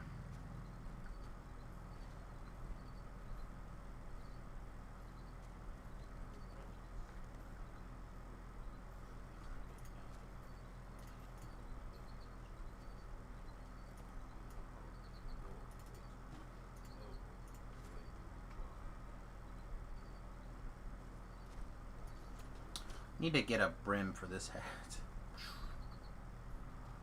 Put on my yellow glasses. Oh, no, I'm supposed to go get my eyes checked. I think the next time I do get my eyes checked, I'm going to get the... What are they? The grays? The gray glasses? I forget what they're called. One of the ones that are built in, super strong,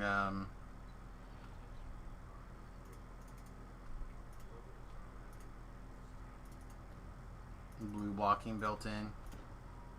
These supposedly have a blue blocking tint, but they're trash. So not good enough.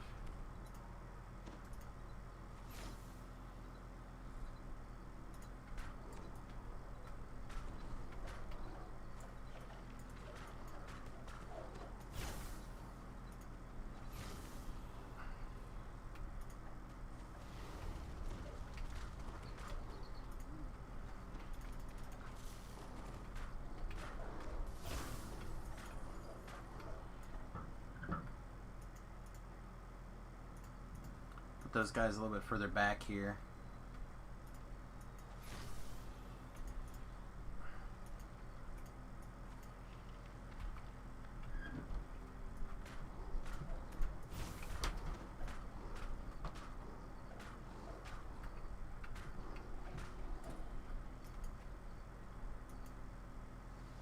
I understand why they're running back.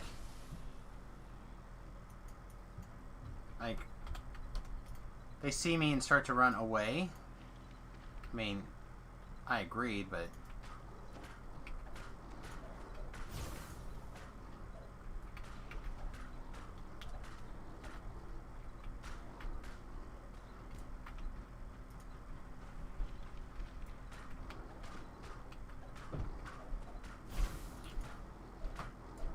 Alright, let's grab a little bit of the healing funks and we'll get started again.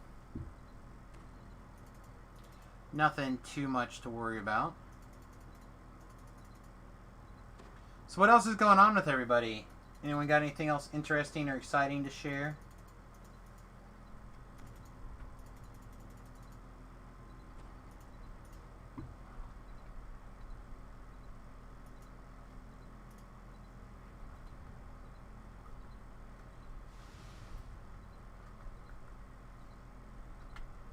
Again, I still don't think we can get a trap bonus, but we might as well try. Right.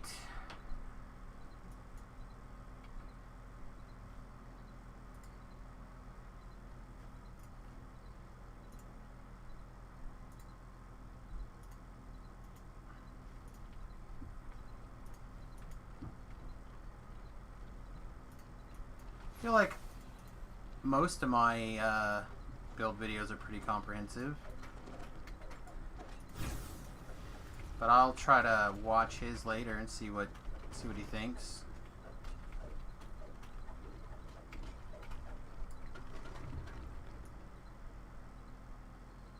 Oh, he's got 2,000 views. Nice.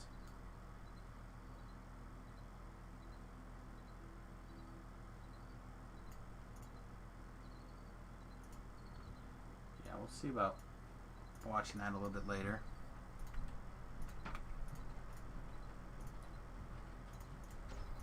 I think everyone's got their own priorities when it comes to how to get from 1 to 20. So it's always nice to see other people's priorities, kind of how they play out.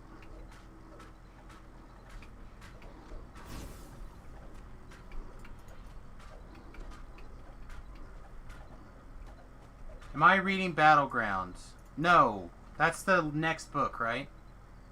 I've not started reading Battleground yet. I thought you were talking to, thought that was some DDO or D&D thing.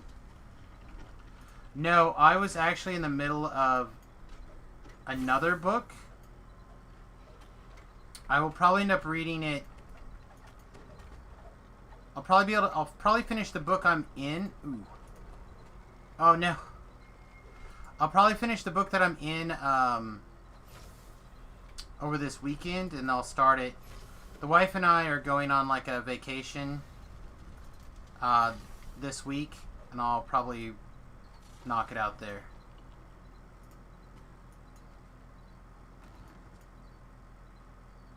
I'm at negative 29. Ugh, I'm probably dead. Is it good? I hope so. I feel like the first book of that left me feeling like I needed the other part of the book.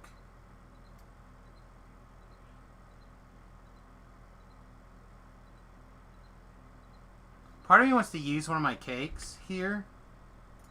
I still can't believe I got punned. Screw it.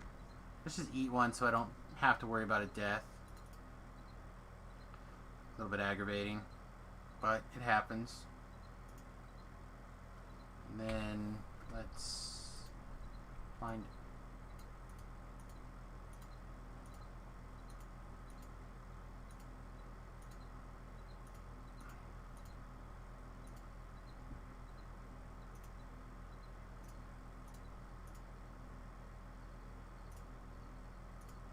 Huh, I swear I grabbed my res scrolls.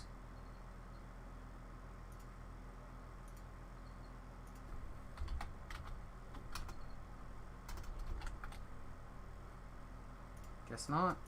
Sorry, Ellery. I guess this means I need to heal my own self before we run away.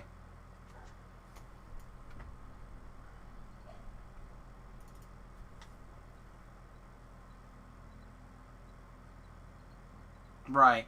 Well, as I said, I felt like the previous book, like, left me in a spot where I wanted the other, like, 10 chapters of my book. And I was like, where's the rest of my book? Well, the rest of the book is what you're reading right now, so it just kind of put me in a place that it's like, argh. So I honestly even forgot that it was scheduled to download until I got an email saying, hey, we're sending it to you. And I looked over and I was like, what? And it was like midnight. I was like, what? And I looked down and I saw my phone was downloading it. It's like, had I realized that was happening so quickly, I would not have started. Would not have started the book I'm in. Yeah, I didn't hate Peace Talks. I just felt like it needed.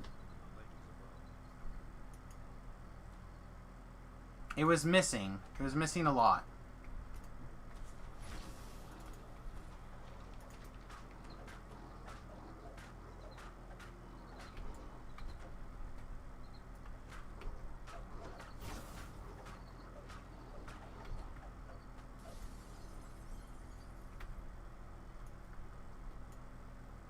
And I was talking to Debrell that I had put out there that I had the feeling that this is either going to turn out to be like a really great thing for Thomas, like Dresden will be able to prevent his brother from being a vampire, like leave that part, this demon behind in the cage, or the demon is going to be twice as strong because of the time in the cage.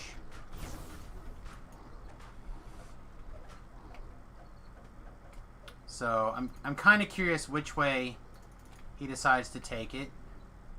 Jeez.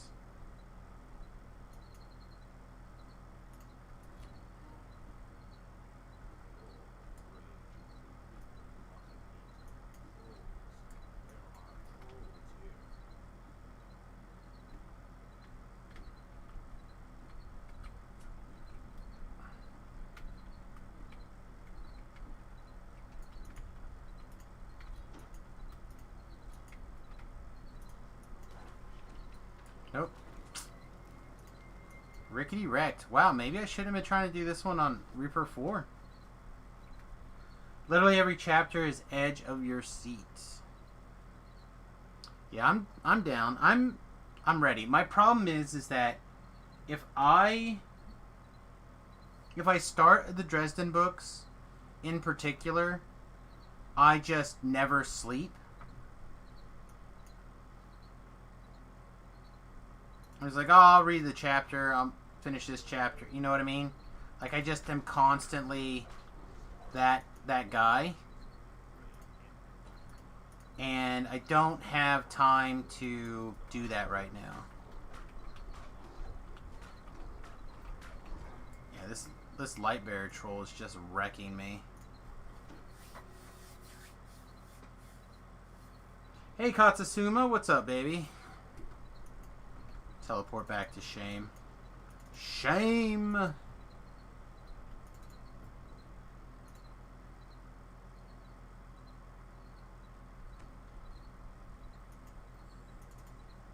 We're able to easily do all these quests on the Caster Druid, by the way. On R4. I think we'd be able to do these as well. We just got really unlucky with that last champ. But that is a pretty significant difference between being a melee and being a ranged person, right? And ranged spells all the time. Oh, hey, before we leave, let's go pick these damn things up. Well, that's exactly my... I'll end up staying up and just, like... I'll read for a day. You know what I mean? Like, I'll wrap up the stream. I'll be like, okay, well, I'll read a chapter. Then I'll be like, oh, it's only been, it's only 2 o'clock in the morning or 3 o'clock in the morning. I'll read one more chapter. And then I'll do that until like 6 o'clock in the morning, and the wife gets up or whatever, and she's like, why are you in bed? I'm like, reading this, and then I just won't sleep that day. And that makes a bad stream, and so makes my head hurt, stuff like that. Not really, but sometimes.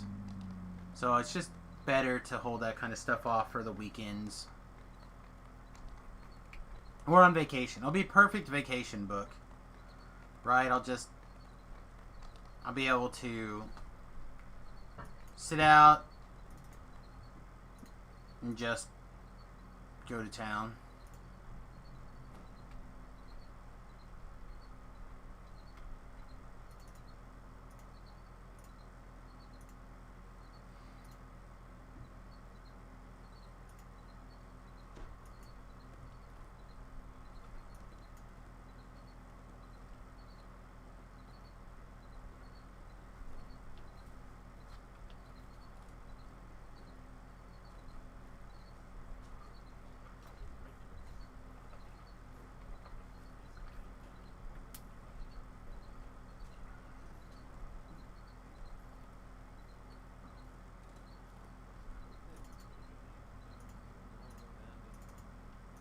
We'll try that one more time. How do I reset a zone I was in? Just like that, I'll click on the door and then there's a reset button up top. If you have hirelings in your party, normally it'll reset automatically. Because they'll leave your party and that'll reset it. But you do have to be the party leader, that's fair.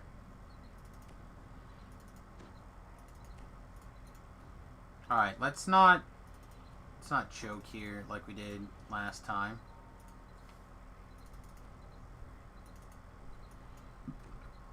Unfortunate champs.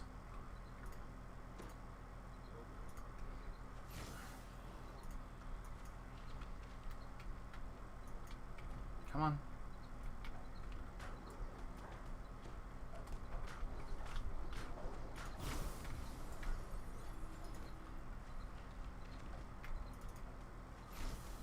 Come on. DCs are not this bad. I don't understand why we're having difficulties getting things stuck in the web. Okay, I would assume things would be... Nah, maybe this one's actually not that good. It's only 30. 30 may not be good enough.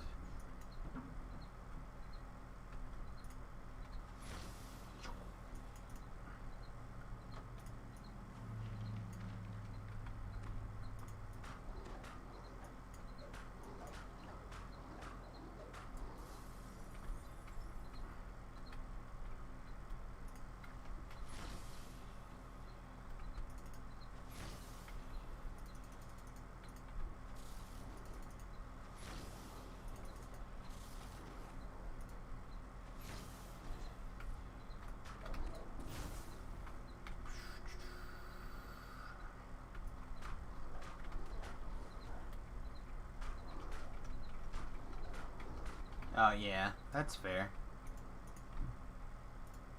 I mean, everything that's DC based. I should have switched to Hypnotic Pattern, but instead of this. But I plan on after this quest moving into Delira's, so just didn't feel like changing my spell. Come get some.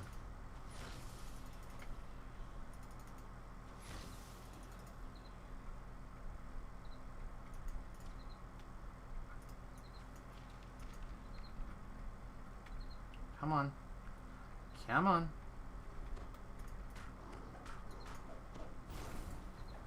Like it doesn't have to hold them very long. Just have to hold them long enough for me to stab them in their kidneys. Also, the weapon I'm using is not really ideal for what we're doing. Again, if I had the Elemental Bloom or one of the slightly sexier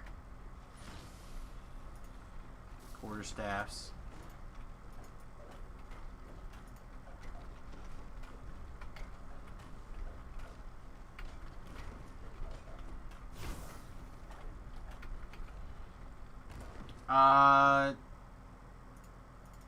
No. I got...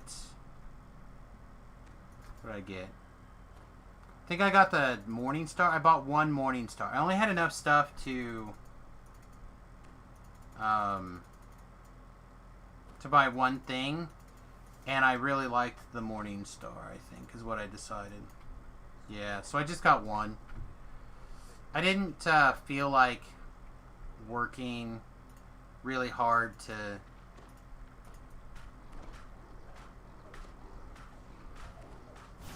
solo it, and there wasn't a lot of groups in my level window when I was there. So, it's like whatever. Yep, two-handed fighting is very good right now, I agree. Stab this guy in his kidneys. Don't tell me he doesn't have any kidneys. Find him. Give him a kidney and stab it. Come on, Samus. What are you doing? Look at there, we didn't get earth grabbed to death. How odd. How odd. Let me make sure we don't get miscellaneously triple tapped out of the game when we climb up this ladder too. Ooh, a Plague Reaper. That's fun.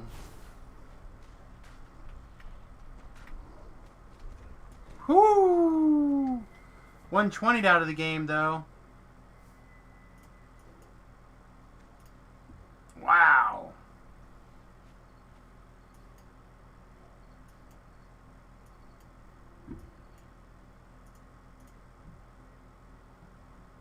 Maybe we're not doing this quest. What we're going to do is we're going to wait. And I'm going to go ahead and burn another one of the cakes here.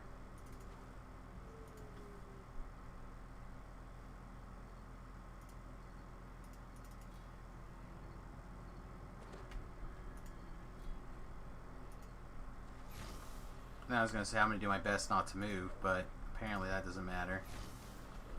No, no, no, no, no, no, no, no. That's also not the button we need. Come on. Come on. No, you son of a bitch. Alright. You win, quest. I lose. Apparently my quarterstaff build is not ready for R4, whatever that quest is. Should be. Should be fine. Live and learn. That's what I gotta say. Live and learn.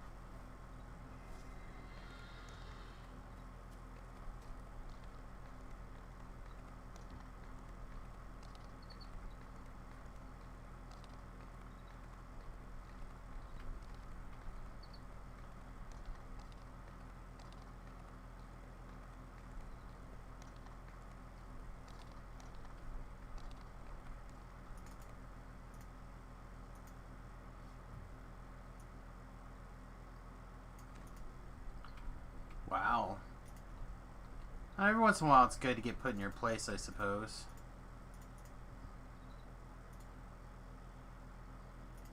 Do you think today's patch closed the transfer dupe? I don't know what you're talking about, so I hope so. If there was some sort of duping going on, I hope they fixed it. I think that dupers are problematic for the game. It's problematic for the company, and it is pretty amoral to, especially if you're selling them.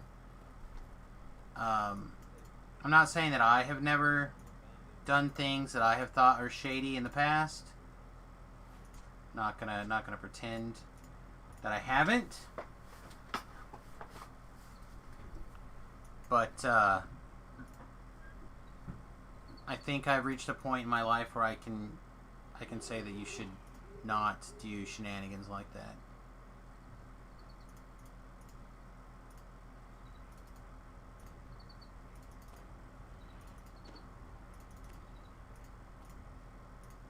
The scale in which shadiness has occurred is much different. Alright, let's just rip through this. To be fair,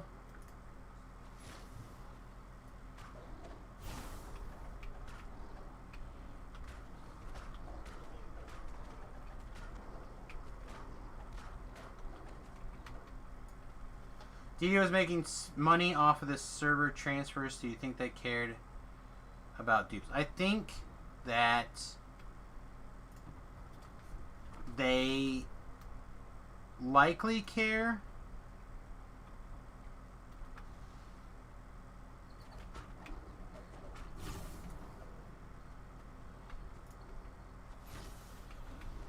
But it's hard to see that how coronavirus, especially in a bigger city like Chicago or whatever, could affect their process and response time to things. I'm not saying they're without blame. I'm just saying that I'm certainly not going to say that they slow-rolled it to make some Boston, thank you. I'm certainly not going to say that they slow-rolled it on purpose.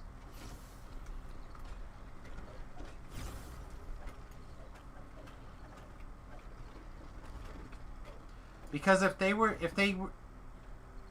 could collect $20, then they could isolate the people that were doing it very easily.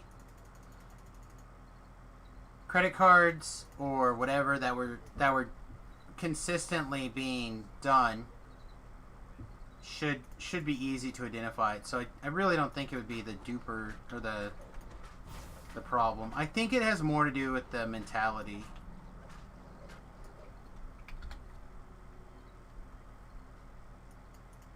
Because it's certainly not the world's largest group of people that do this kind of stuff.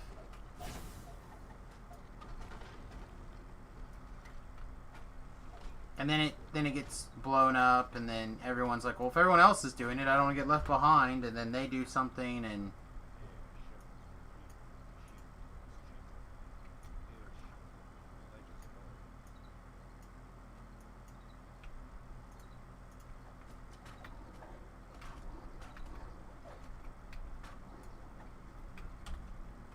yeah, I mean, I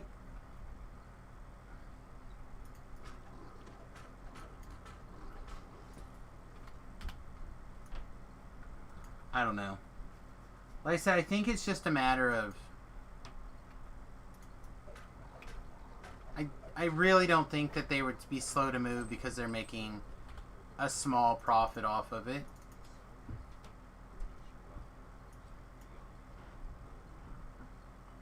I mean, they might, but I don't know.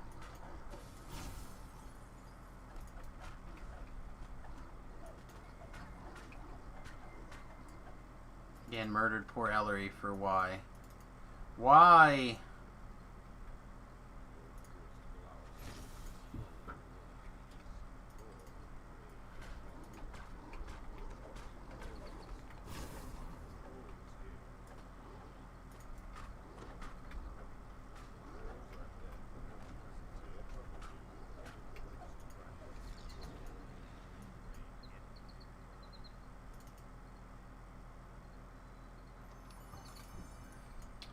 I think they made $10K off of it, more than they would have from just selling the auto boxes directly.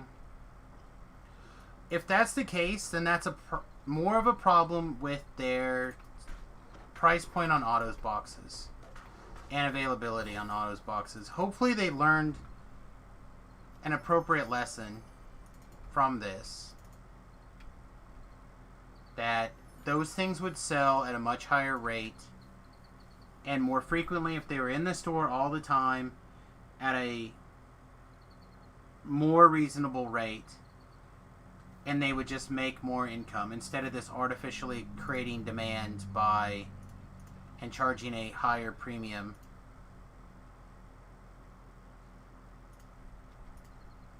I doubt it. I doubt they will, but there's hope.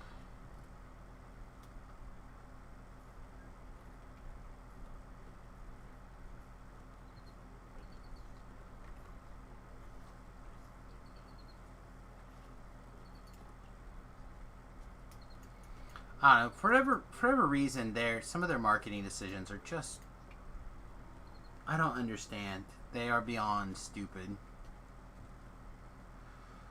Please point to one example where SSG learned the right lesson. From a mistake, or that somebody was able to inform them something and they changed. And again, are we talking SSG or Turbine? Because I can think of examples from Turbine, not necessarily specifically SSG. However, I feel like a lot of the same people are involved.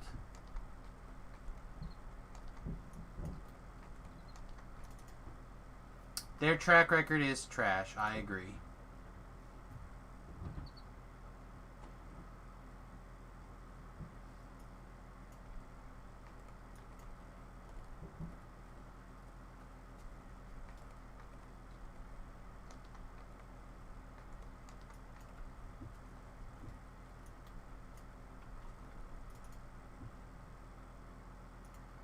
Like I said, they have a lot of problems. I just, one of the numerous things that I've talked about over and over again, people know this, is how they set their price points. I pitched them items that they actively use in the game. I gave them price points that I feel like were fair and just, and those items are in the game. They sell them in the store. But their price points are, in one case, 10 times what I suggested, I believe. The Scroll of Inheritance, I literally recommended it at $5. And they sell it for what, $50?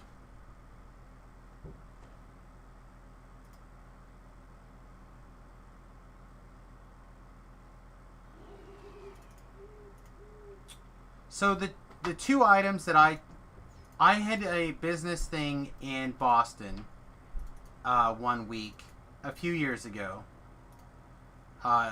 in the 2016 election window. So that first week of November, I was actually in Boston for the election. I even considered going to the Romney rally because it was the only one that was there. And I had never been to an event that large, and I thought, what the hell, maybe I should do it. But the line was so long. Like, it was ridiculous. But anyway, so I suggested the ability to change an island. You take an item, a named item, change it to bound to character, and then, or bound to account, and then make it bound to character on equip again. And I pitched it at a $5 price point. I also pitched to them a raid reset timer. And I had that at a $1 price point. Both of those items are in the game. When the raid bypass timer originally came out, I think it was $2.50. So that was at least closer.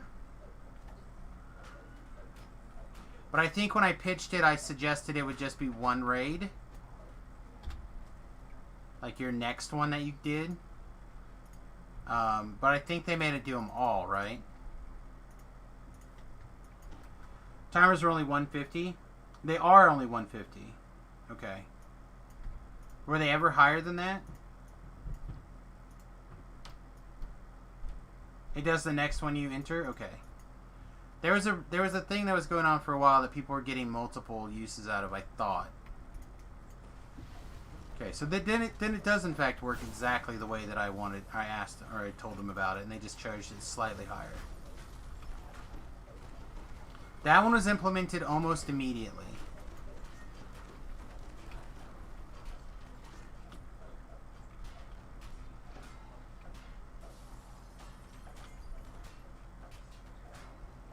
People are incredibly inventive when it comes to finding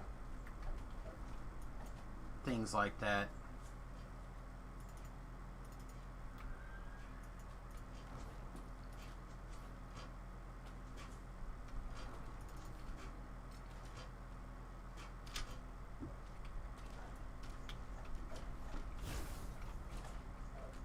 So anyway, I feel like they've learned from the past, taken suggestions and moved forward on things. I don't want to say they've never. I could also say like they've had suggestions that they've implemented, but their track record of fixing genuine problems is not real great. Come on, I really don't want to sit here and fight this stuff.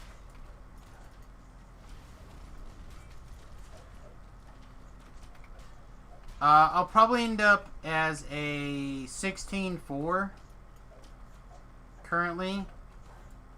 Unless I get talked into splashing one more level of something, but I don't think it's very likely that I will do that.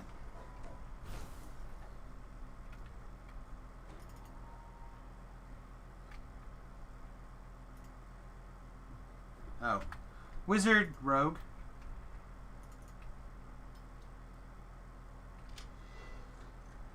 Yeah, 16 Wizard, 4 Rogue, I think is where I'm going to end up. But I'm not 100,000% sure.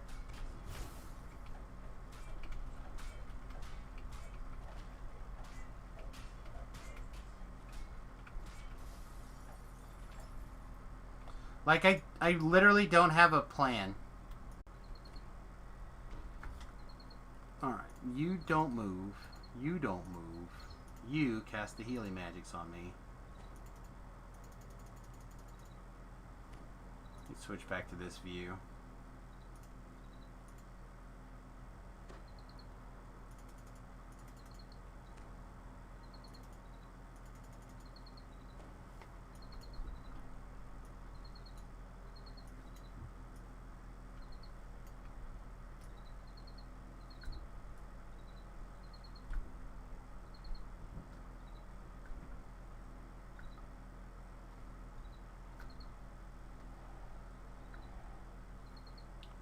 Boom, boom, boom.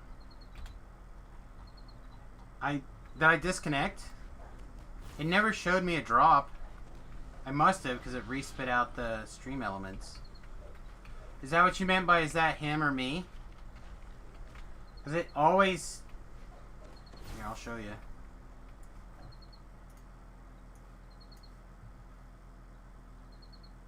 No, it's a little hard to tell. But my live time has not broken up. It said network error and I wasn't streaming anymore. Yay!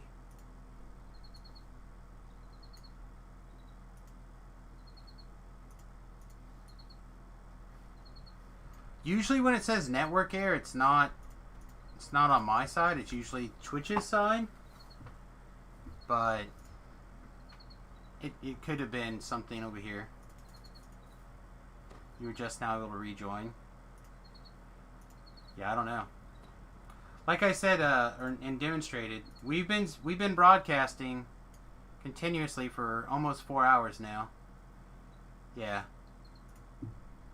So it could have been Restream. It could have been Restream and Twitch. Who knows?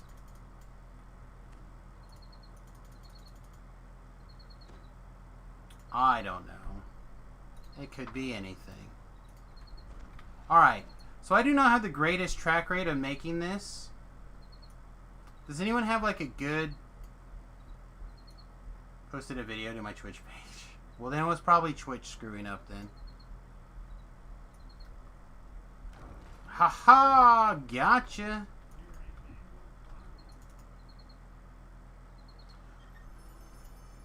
I have found that you don't want your Featherfall on, but other than that, I honestly don't know what to do to make it consistent.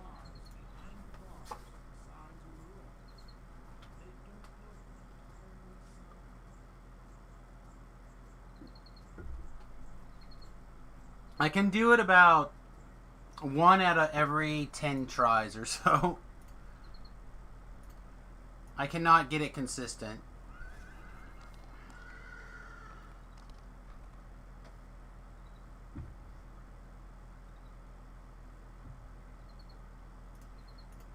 Are we calling that an exploit? I don't know if I'd call that an exploit. Navigating around the quest. Not exploiting.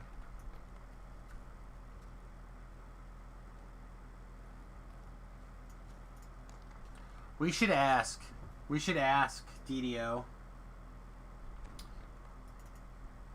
to define if that's exploiting or not. Okay, so the other part of that quest is higher level. I'm gonna wait for that until next level, or maybe even level 10.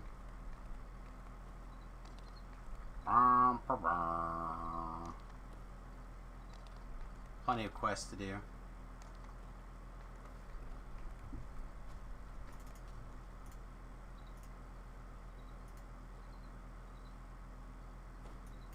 Here you go. Votes. Vote really quickly. Is that considered exploiting? Is walking not on bones exploiting?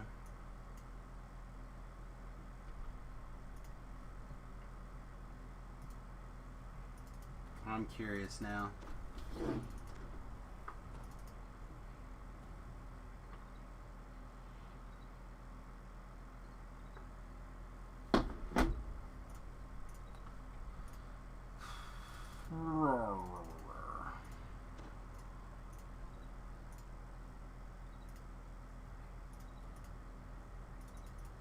Did I just tell you to vote? Now you're triggered. I know. I'm like the worst. Literally the worst over here.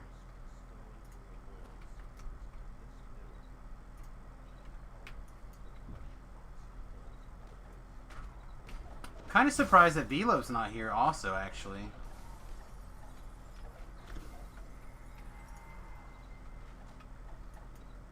Yeah, it was pretty funny. My Twitter feed, I stopped following Felicia Day a few years ago, but there are still people who retweet her that I didn't block or anything because that's dumb, but I had to stop following her, even though secretly in love. And she like tweeted out a message or something. How could you be undecided?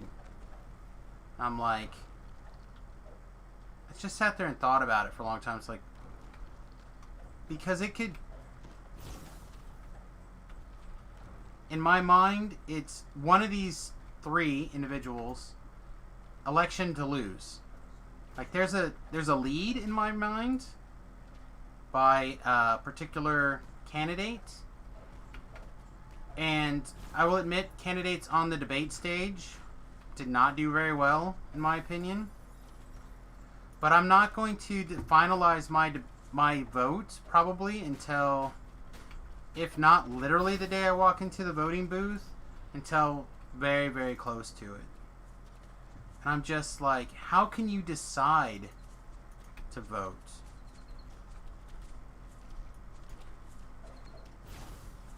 Like, how can you have already made a decision with 33 days, right, of information that could come out?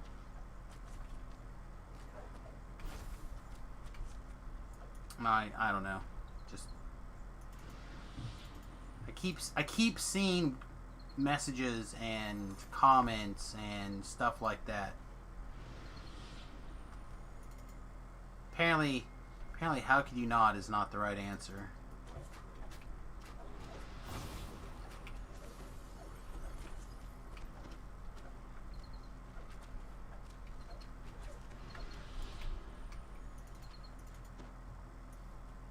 Oh, hey!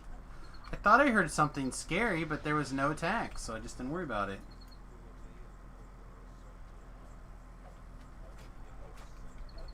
Yeah, but I guess I'm just not a person that thinks that way.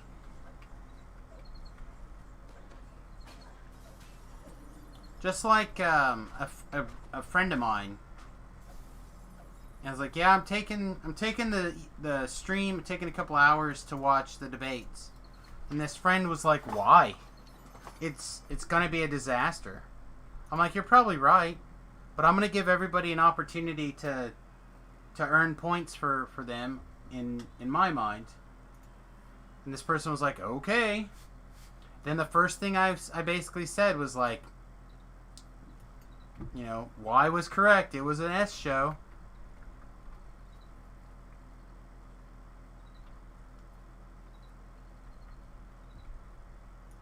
But I still gave everyone a chance. Still giving them a chance.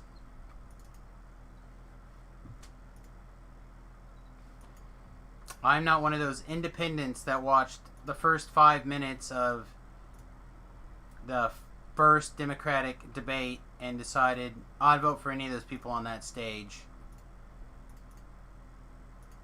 You are not an independent, sir. Person who made that statement.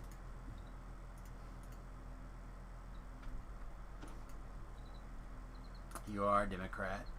Just own up to it. Never will. That person never will.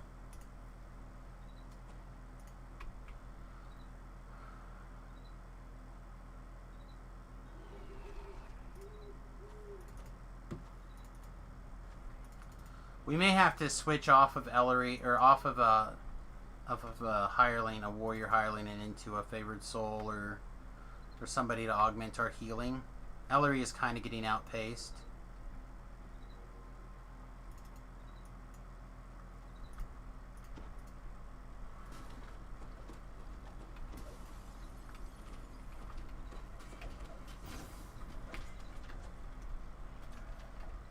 No! I hit the wrong button and I was too far away to kill something. You monsters.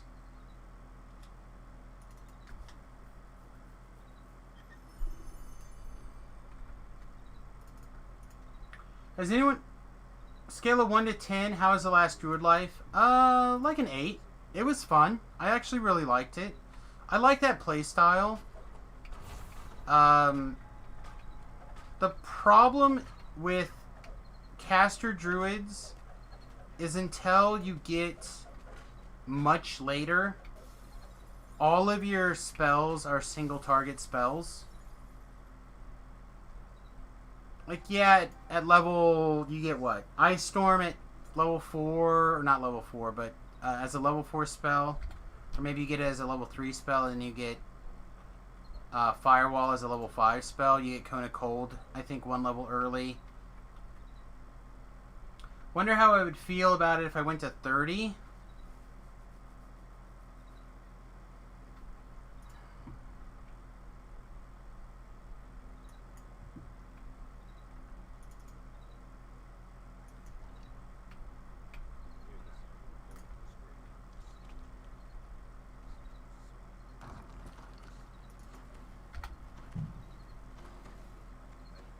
It would probably be an okay,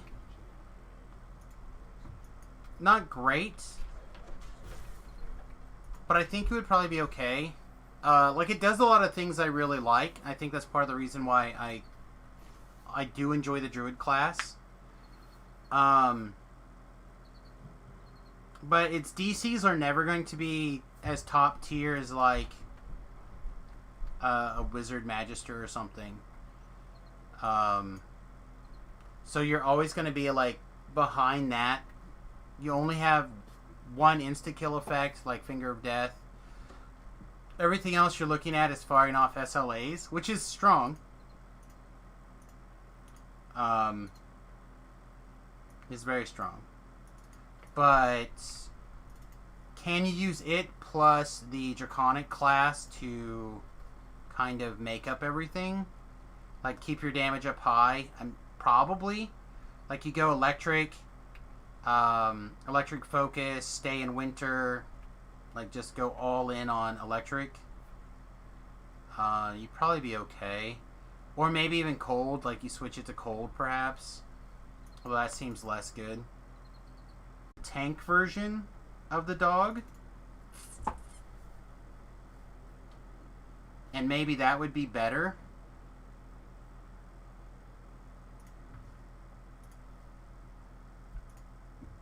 I'm not 100% sure.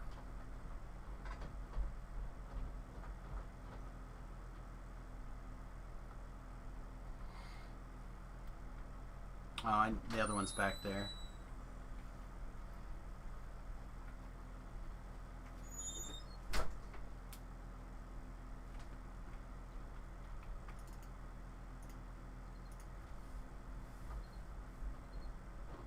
And, I mean, the other big thing about it is, like I said, you'd be able to be in Draconic. So you'd get, like, Dragon Breath and stuff like that.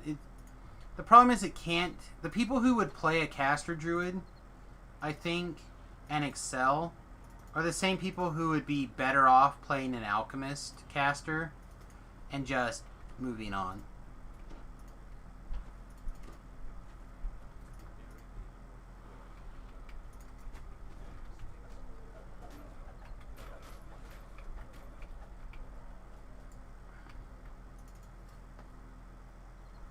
Because the Alchemist caster is like an 11 out of 10. It is borderline ridiculous. So when you're comparing it to the Alchemist, it's nothing comes close. It's such an overwhelmingly powerful class. Here's V-Love. What's up, buddy? I don't know if it's boring. It's just the micro decisions that I personally enjoy are gone. So then the challenge becomes stepping up the difficulty, putting yourself at more risk to try to get the risk-reward ratio. We'll see. Have I seen the Hairy Legs remix video? I have not. I don't know what you're talking about. Alright, we'll check it out in a minute.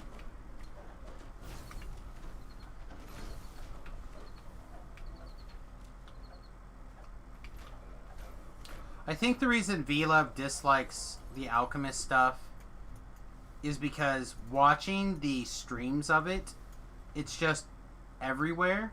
I don't think it's actually boring. I just think that it's persistent in the streamers, and therefore it seems commonplace, and it's commonplace because it is very powerful.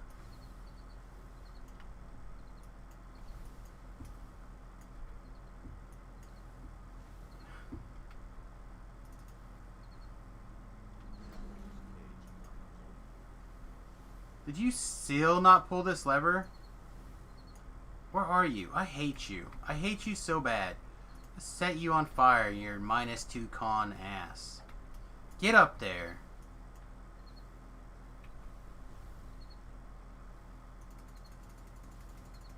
Oh my god. Did you see him jump down? No wonder he can't do anything. Can't get off the ladder. DDO, you're drunk.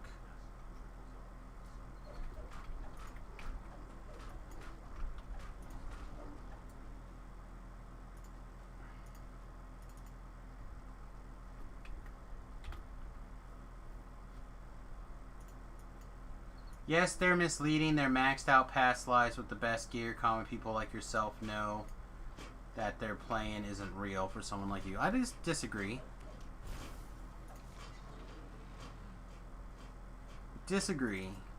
So, getting the gear is almost always the easiest part. Getting that last... Getting to like the 95% area is very easy. It's squeezing out the last 5% that is hard. And I think with the Alchemist, that is what's hard. It's not the getting to the 95. Anyone can get to that 95.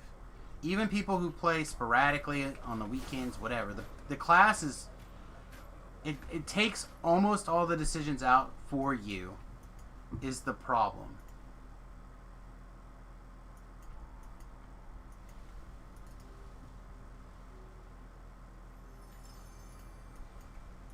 Because swords and boards are terrible right now.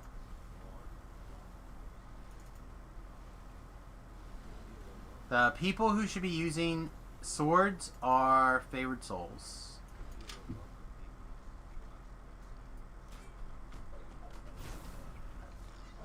People who don't want to be attacking should be using shields.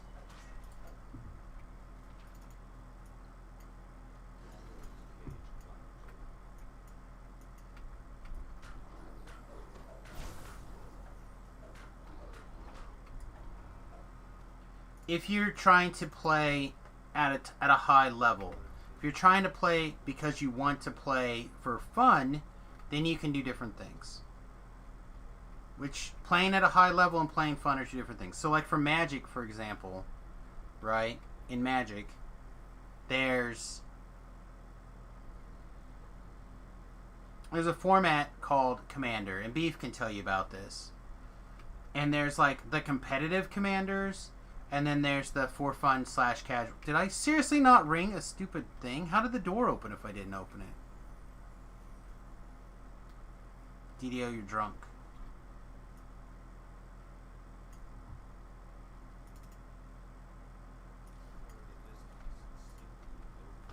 So, in that regard, you can play for fun and you can do whatever you want. And I say do it. You know, I'm one of those people who's like, fuck yeah, whatever's fun. But there's also times where you got to put on your big boy pants and get work done. And that depends on what kind of content you want to run. If you want to screw around like me and do Reaper 1s, you can do whatever build you like after a while. Which is why I do in all sorts of whatever.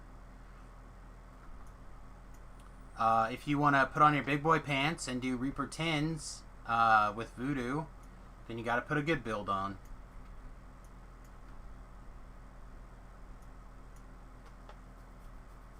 If they gave a new feat that gave you a time 3 crit on a shield, would all of a sudden say they are the greatest? I mean, maybe some people would. But aren't there already times 3 critical shields?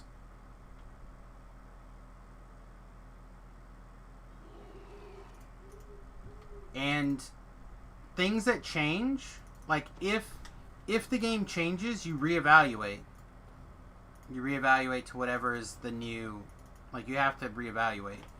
So again, to compare it to Magic, when a new set comes out, you reevaluate things. So you have to keep in mind how the game changes when it does. So it's just like Sword of Shadows is like the best level 10 weapon, right? Well, they make a new expansion that takes the Sword of Shadows and it's basically the Sword of Shadows on steroids. Then that's the new best thing. And there's always going to be a best thing. Always. There's always a best. All we can try to do is have fun playing whatever we want to play.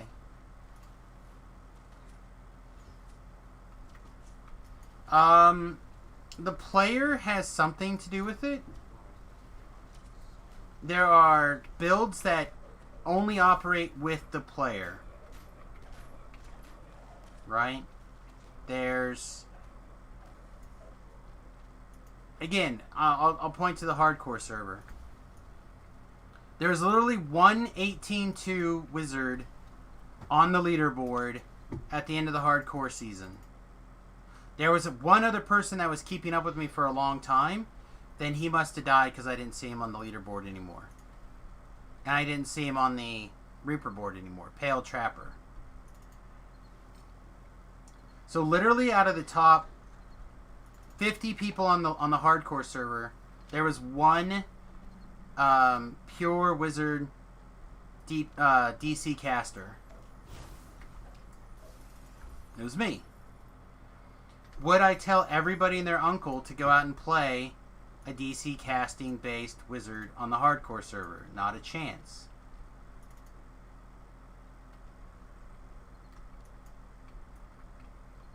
Strimton's Vanguard Pally Fighter is super dope, so Swordborn seem not to suck so bad. I mean, it's...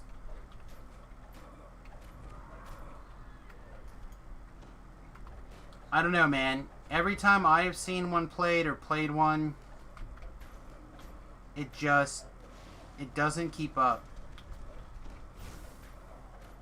I'm not saying it's not fun to play, because it might be very, very fun to play. But it just doesn't seem to... It doesn't keep up on DPS. It doesn't keep up in aggro management. I'm honestly not even sure if it keeps up in survivability. Maybe it does. I haven't played his specific build. I have seen him play it. And I feel like it has more to do with the 4 other people in his group when he's playing. Like how quickly they move through things. It seems to be more of a team effort. That it might... There are definitely builds that are more inclined to to favor the player as opposed to the person. Alchemist is not one of those builds. Alchemist, anybody can pick up and use.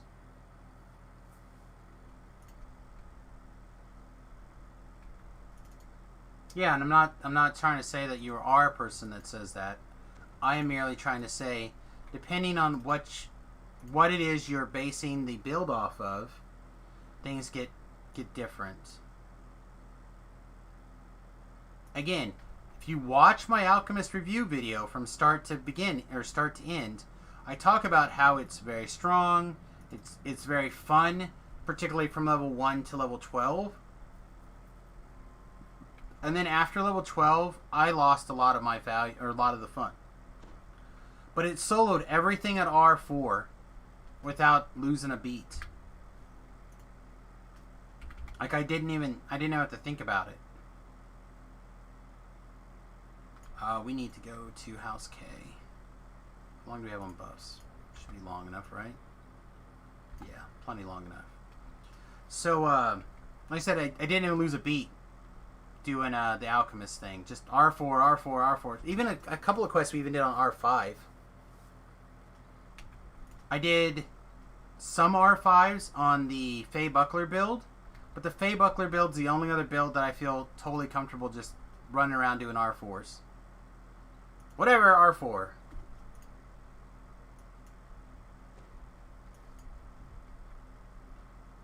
You are a team guy over solo. I can understand that as well. Some people prefer that play style to others. I like not having other people have to count on me.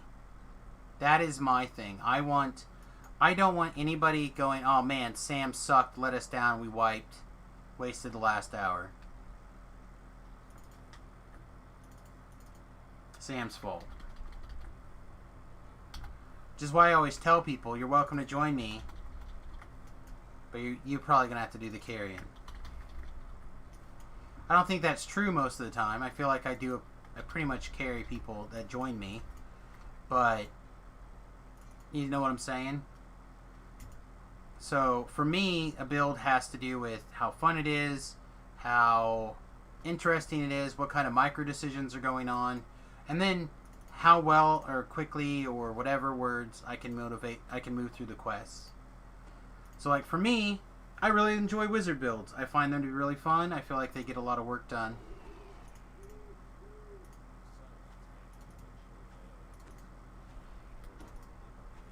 That's why I really don't like to play with me. I feel like I'm in a rush all the time. Well, that's just it. Like I said, people are welcome to come with me. If they can maintain my pace, awesome. If they can't, it's fine. As long as you get in the quest before the quest is over, it's fine. And people are welcome to play or slow down or not play. Like if people want to log on with me, you're welcome to do so.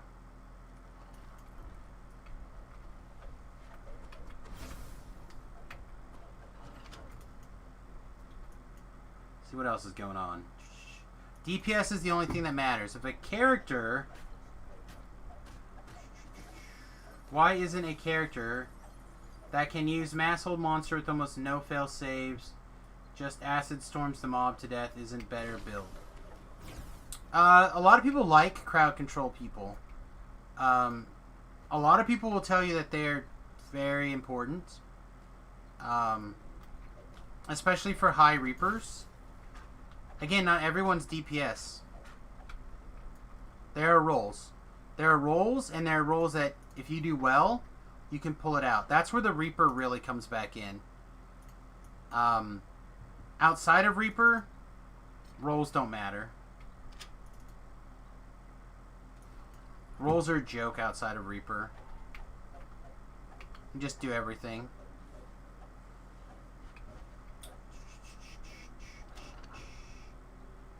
Let's see. Beef says, it's not the only thing that matters, but primarily play raids, so for that content you want to be DPS, tank, or heals.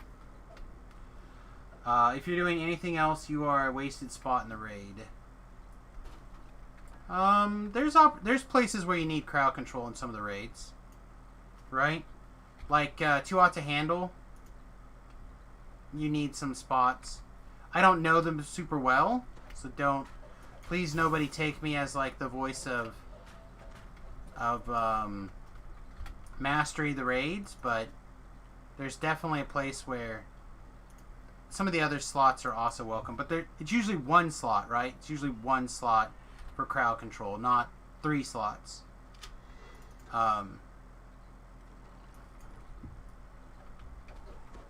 And it's usually not a primary thing.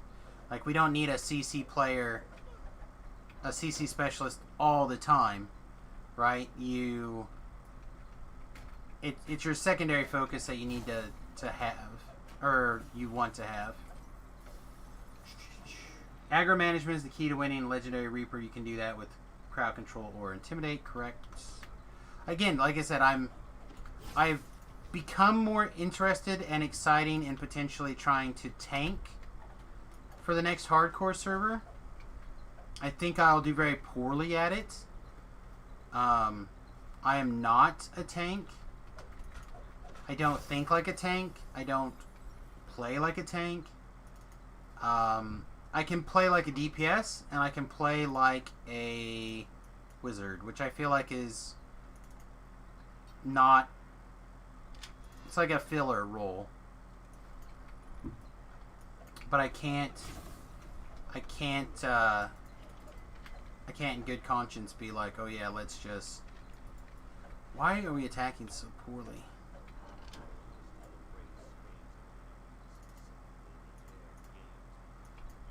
Yeah, if you, you should definitely try checking out, some raids with, beef. They have slots. They have slots. They have slots for all, they even bring me in raids. That tells you how desperate they are sometimes for slots. When the slot's like, well, we could have nobody or Samus. I guess we can have Samus join us in the raid. In the raid. I don't feel like I'm that guy, but there's certainly times where that is definitely the case. Oh man, if only we could bring a hireling into this raid and fill it, but we can't. So, I guess this means it's nobody or Samus. Oh, I could bring a piker. No,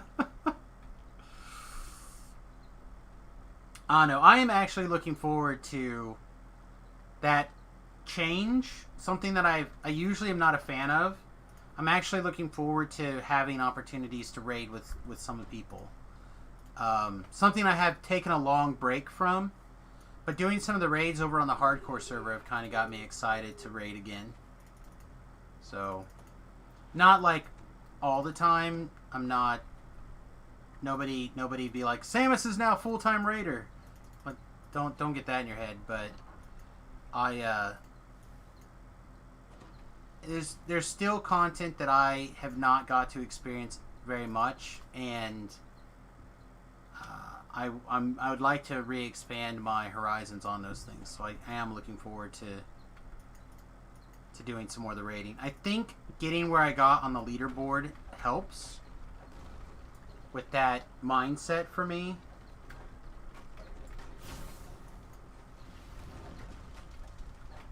And it really was not being more comfortable with the raids that kept me from being higher on the... And Temple of Elemental Evil Part 1. Stuff like that. That really kept me from not being as high on the leaderboard.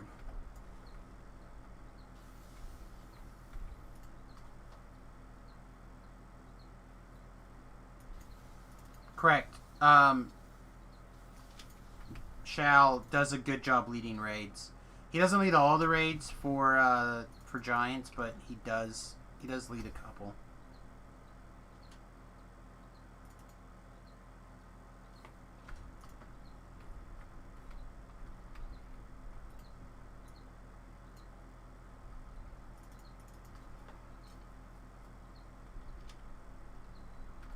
Well, and I'm gonna, until I solidify a build, and I don't know when that's going to be, But until I solidify a build on Samus, I'm going to probably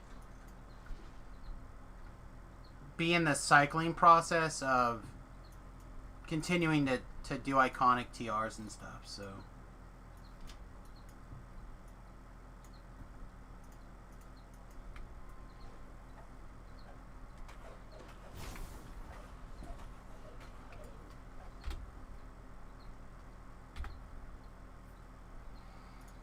So it's just a matter of priorities, content, etc. So what if someone told you, V-Love, that they need you to have, like, the role is high DPS for a secondary, or you don't have to be max DPS, but you do need to be good DPS for raiding, right? Like that's kind of the role that's needed. You have usually a tank, 1 to 2 healers, maybe 1 or 2 spots for some sort of caster, and then that leaves you 8 slots that you're looking for somebody to help DPS.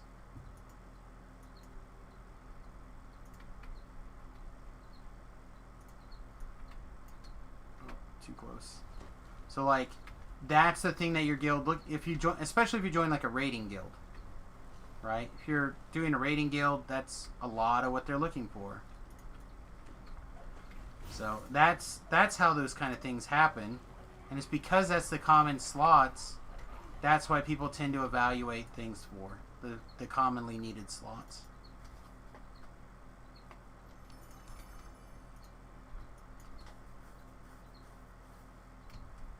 Like, I have never played a build that's like top DPS.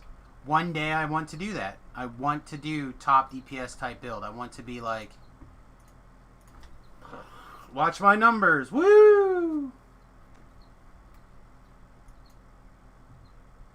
At some point, I'm going to take it, one of my lives, I'm going to take it and just play like a disgusting DPS build.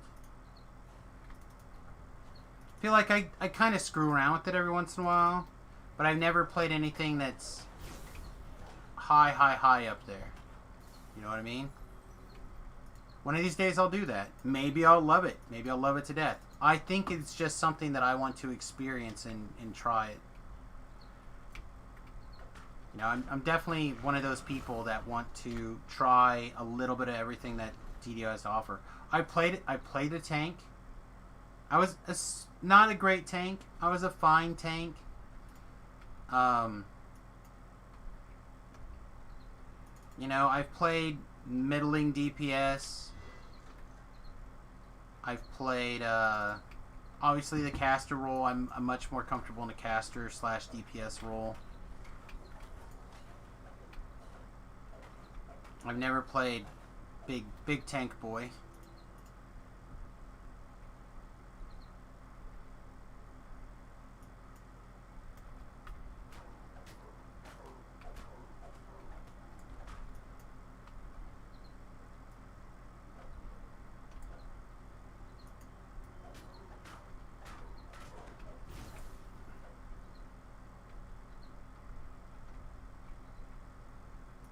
So I think part of what's going on, and I've said this to you in the past, I think sometimes you take the criticism for like the general concept and personalize it, right?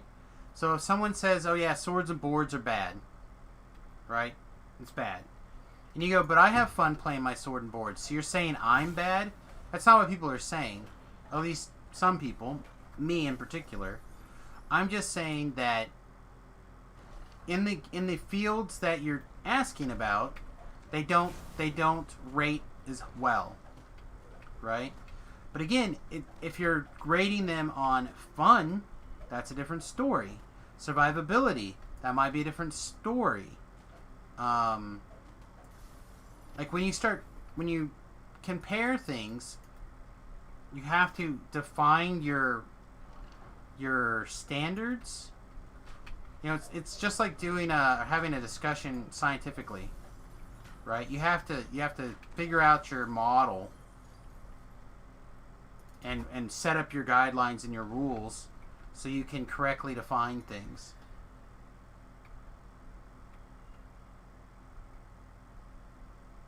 So like, because you're typing with text, it's hard for me to get your inflection. But like when I see comments like, what was it here? I'm not mad at people for no. Where was it?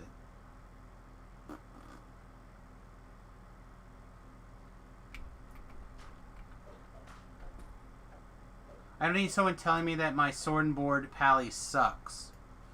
That's what I'm saying. Like, you might get somebody telling you that, and I'm not saying that they aren't people that say that. I'm just saying when somebody asks me about a build, never take my comments and turn them into, oh, you're telling me I suck. Because that's not what I'm trying to say. I'm trying to say, you asked me my opinion on a concept. I'm telling you what I think about a concept. You know, I'm not giving I'm not saying, oh yeah, I watched V-Love play for 5 hours and these are the problems I have with it, like, you know, going over a football tape.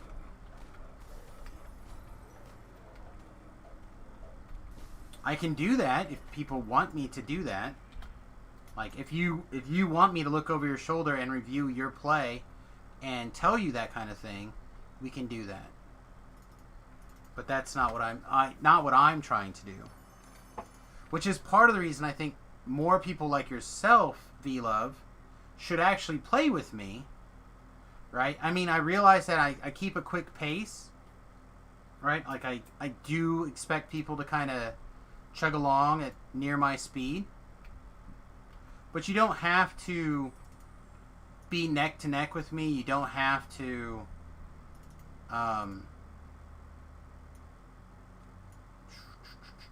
do I care about either one of these two? Oh, we'll take... Oh, wait, we're not at that level even. Oh, well, whatever. We'll take Flower because she's hot in her little halter top. But it lets people kind of experiment with things. And then if they have questions, they could be like, hey, how did I do here? And then I'm happy to say, you know, there's some good things, there's some bad things. I'm happy to give criticism when people actually play with me. I can explain my logic behind the criticism.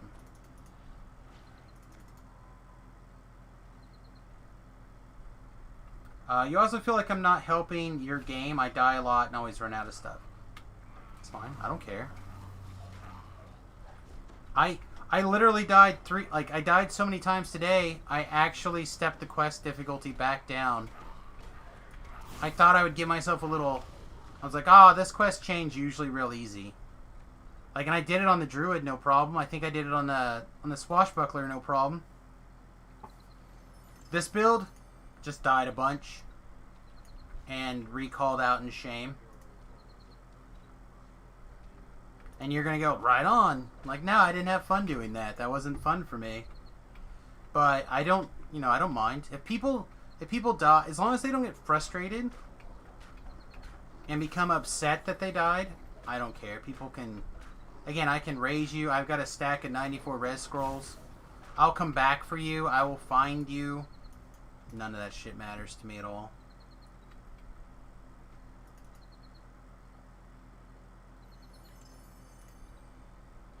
From the perspective of a viewer, it's better to watch when Samus has another person to play with, even someone as bad as Shu.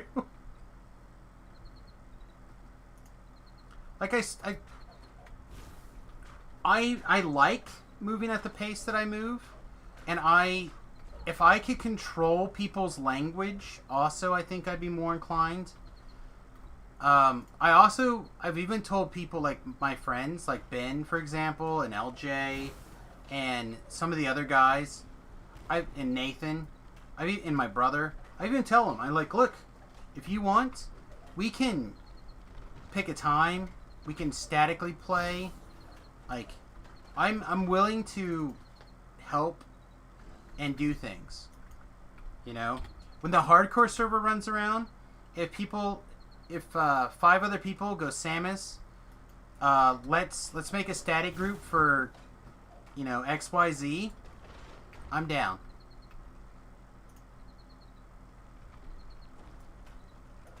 I'm gonna try to dig Beef back out. Hopefully the rewards are such that Beef will want to come play.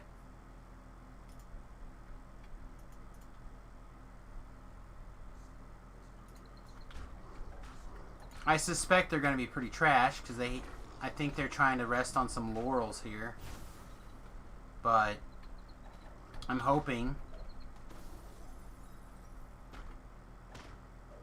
But I'm actually really, I kind of got the Jones now to see if I make my goal to be high on the leaderboard, how we can get. You know what I mean? Like, I'm interested in doing that. Now, I'm never going to beat people who are, like, rolling up alts and piking an account through, and that character is never in danger. But that's boring. Like, I don't want to play like that.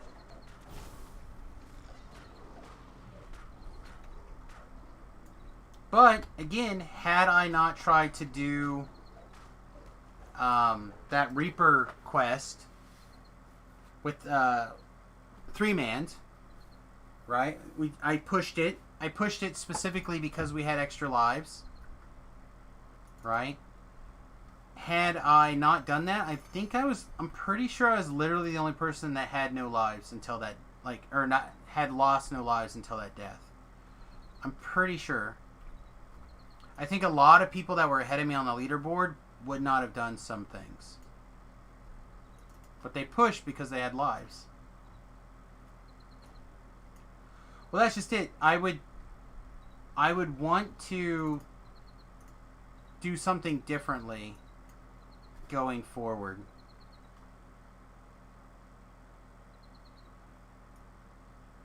And part of that's my strive, you know what I mean? Like, I have a hard time playing alts. I can do it, and I like doing it if I have a reason.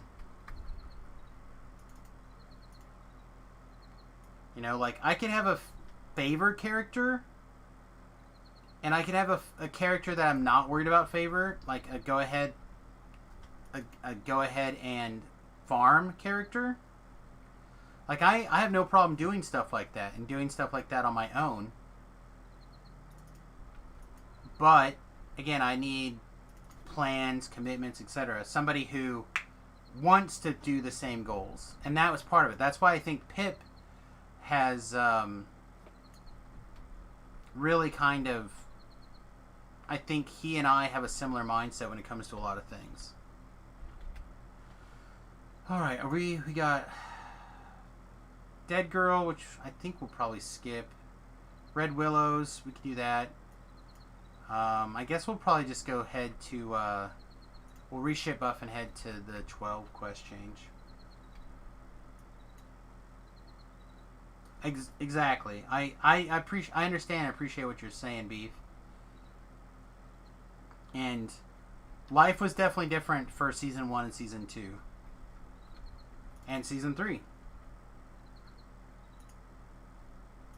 So, which is part of the reason I'm more inclined to develop, if there's a group of people who are interested and want to figure out a schedule, I'm inclined to do that. Because one of the things that I actually didn't care for was, once I knocked out my quick goal of the 5,000 favor that in that first 3 weeks, then I felt like I wanted to find something else. Because I wasn't done with Season 3 yet, but I wanted to spend more time on Sir Lona.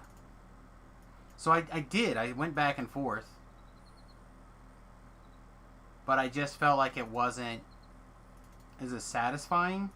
So, like, having a schedule would actually be really good for me for the hardcore server. You know, like 2 days a week from this time to this time, or even 3 days a week from this time to this time. And that way I could devote other days to other things, like either on the on live, or farming gear on the hardcore server, or whatever. But one of the things that you actually said to me, Beef, that I kind of, I don't know how to say this. I took as positive feedback, or I try to take it as positive feedback. I don't know if I really did.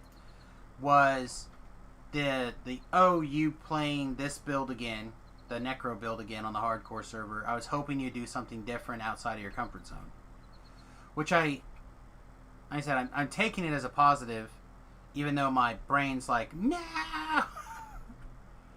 But like it to me.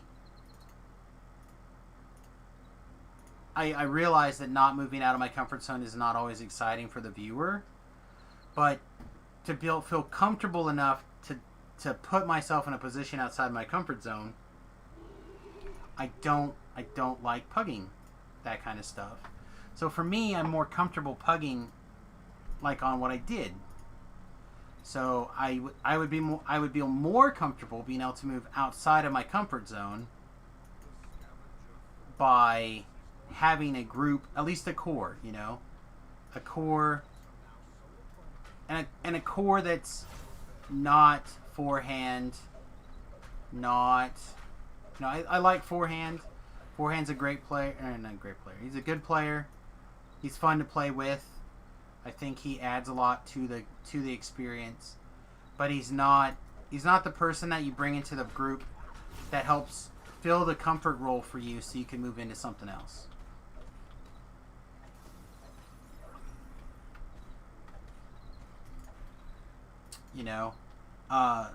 Gore, I think, had strong help.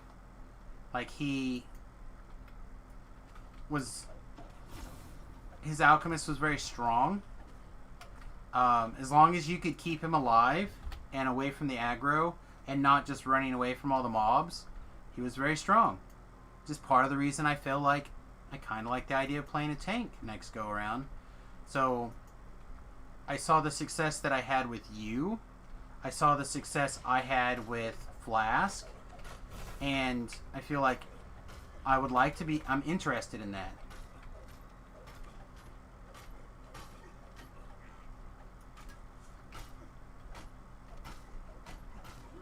Yeah, yeah.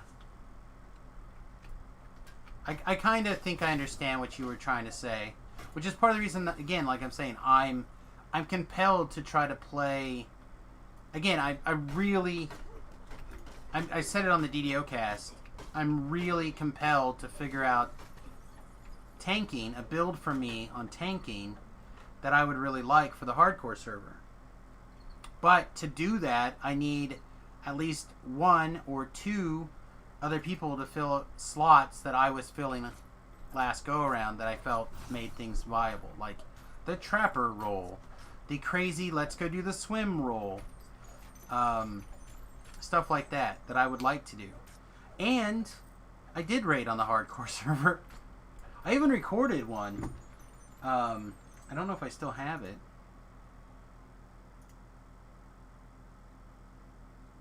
I don't know if you were there. Greetings and salutations, everyone. We're on the hardcore server. It's the final day. Yeah, I even recorded the dragon raid. I thought I would record it because I thought it'd be really exciting, and it turns out the only exciting moment was Randy, come here. Over here, because nobody knew it. So I'm like, I'm pretty sure we have to kill this artifact when the shield goes down. Right? So I'm like telling Randy to kill it because it's immune to all the spells. I start moving away and it explodes on me. I took a shit ton of damage. I was like, oh my god. But like the first, I mentioned before, the first time I've done Riding Out the Storm, I did it on the hardcore server this life. That's part of the reason I'm like, yeah, you know what? Maybe I kind of want to get back into raiding a little bit. Because it was fun. I enjoyed it. So I'm compelled to try some of this stuff that I haven't done.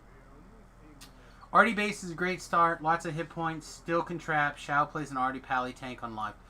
I've considered that. I really like the... I think I like the bear tank. I think that's the style that's probably closer for me. I also thought that Apocalypse Dawn's favorite soul tank was really appealing. Like, that's another style that I feel comfortable playing a favorite soul, because 9 quests out of 10 he played as a favorite soul caster, and then when it was necessary he kind of like mentally shift roles into the tank and went to town. Like, that's something I feel like I could do as well. I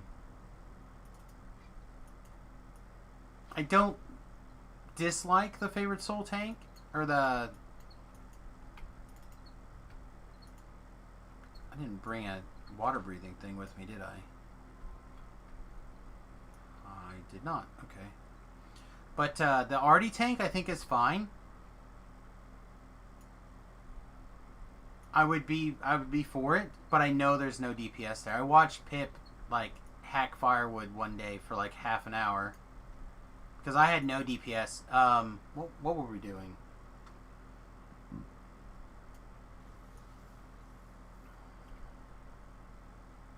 The Ravenloft quest, where you have to kill the 2 iron golems at the end. I honestly don't remember which one it was. But, I literally, all I could do to help was blow out the cloud kills. Sick Randy after one of them, and Randy did what Randy does. He did medium damage. But, that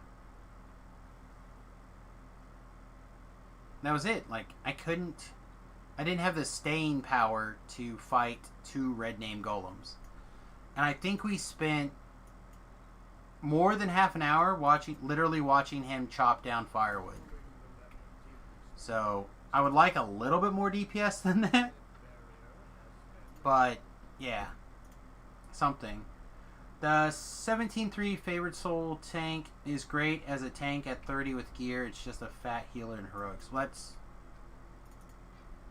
I said, I don't know these things, so part of the reason I'm really excited to like look at favorite soul things. Again, I was listening to DDO Cast. They did their first half of their tank conversation. How about it? There we go. And yeah,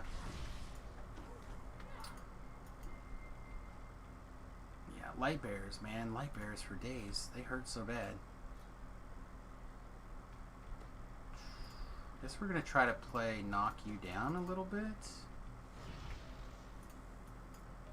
Nope, just kill me. Don't show me this anymore. Wow, those things. Man. But anyway, there was a Warlock stuff going on. I thought that was kind of cool. And then the other build that I really liked on the hardcore server is this. Oh, it's Panacea.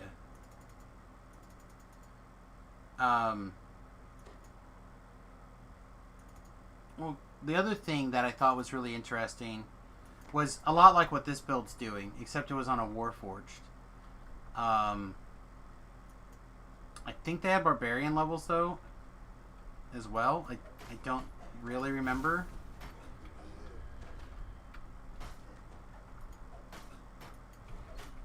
Oh, you dead now, fool.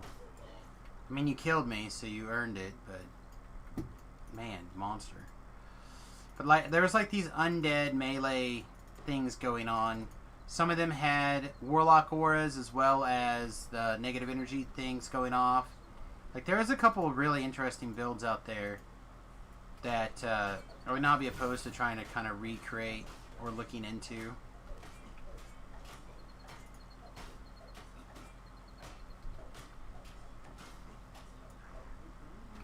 Which is part of the reason I thought I wanted to try this build. When people were throwing builds out, kind of narrowed it down to this one and this poison druid dog. Thought both of them sounded kind of interesting, had some potentials for tweaking. The good thing about the Druid Barb split is that you can switch from tank to DPS with an enhancement switch.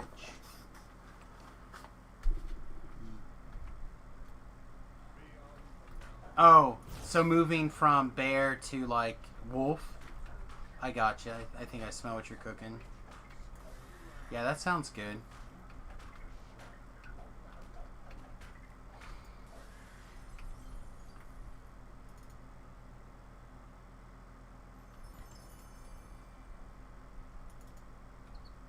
So one of my alchemist lives, I'm going to do that. I'm going to do this wolf alchemist build. And we're gonna see. We're gonna see how weird it gets. No, going from Bear Tree and equipping a shield versus going up Berserker. See, this is... I'm not as familiar with either of those trees, I guess. You stay bear in both forms? I would assume that the wolf has... I mean, Berserker's got a bunch of stuff. I guess, and that's all like rage built, right? The bears are all rage built as well. Okay, I can kind of see it. Kind of logic not through there. All I know is it feels like it's been a while since my creative juices or desire to like move out of my comfort zone. Not comfort zone per se, but like out of the, you know, kind of like more established things in my mind.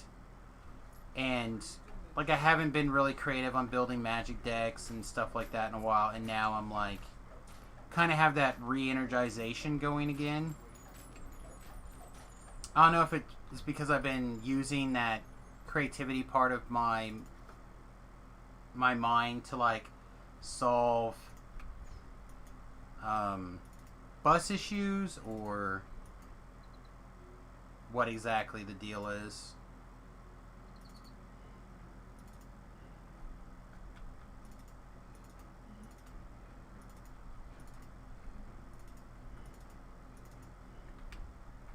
On.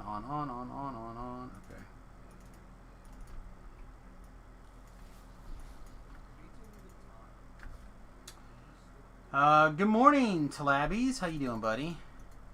Welcome back, V-Love. Bear equals strike through plus rage. Wolf equals sneak attack and attack speed. True. It's part of the reason I was looking at doing, well, it was actually Talab's suggestion. And I think if I spend a little bit of time hashing it out, I think there's a sweet... I think the concept that Talab has put forward with this alchemist wolf monk thing has some really interesting potential to be quite strong. Nope, not this way.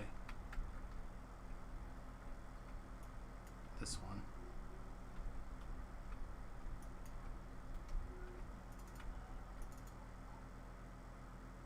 Took the day off. You were tired as shite tonight.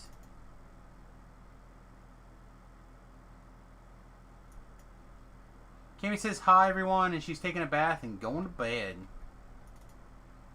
It's good. She should get some sleep. Get some sleeps.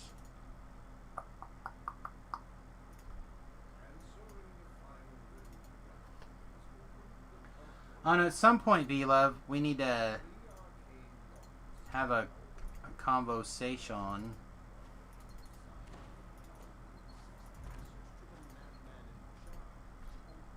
We have been discussing the possibilities of the proposition. I don't want to say a lot, but we've been talking about it quite a bit and what it would take to move forward. And I think most of the people are pretty excited about it.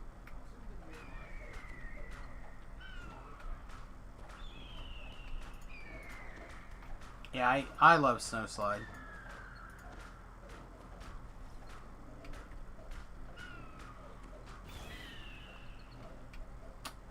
I don't want to get too into the potential ideas unless V-Love decides to come in and talk about it on the stream.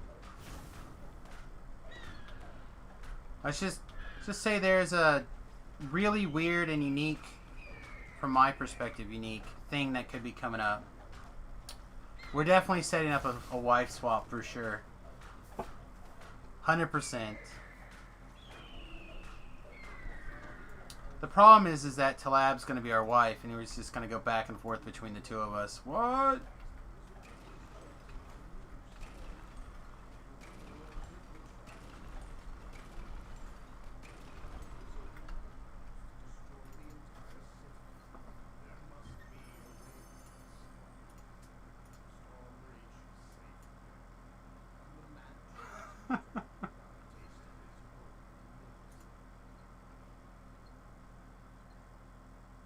All I'll say about it is that a lot of really weird stuff could happen in a very short period of time.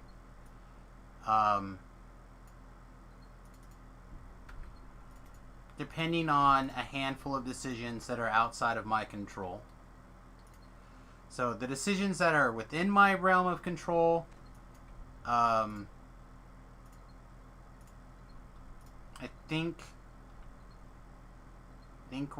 think I have the things that are within my control in order.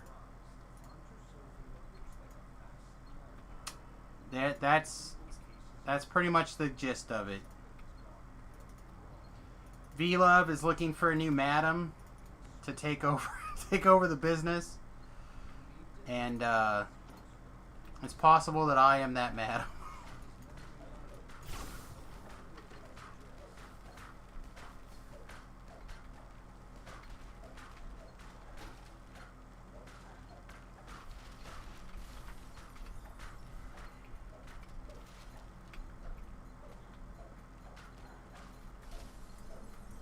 So again, I don't know how much you want to get into without being on voice chat, V-Love.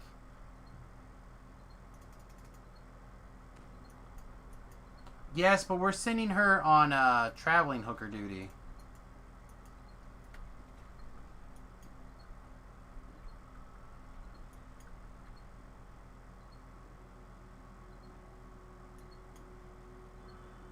Yeah, I think I just killed this stuff.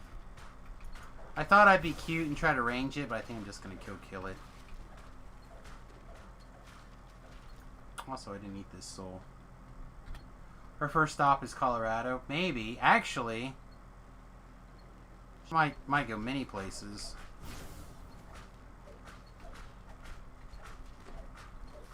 Send her to Colorado and get Tobrel straightened out.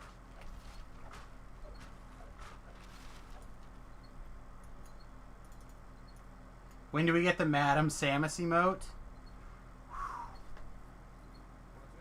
Don't make me. I'll do it.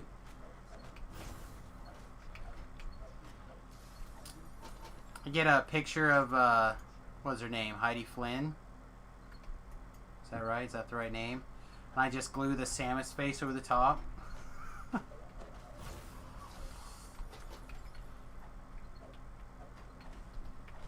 Wearing my white business suit. Fleece? I can't remember her name.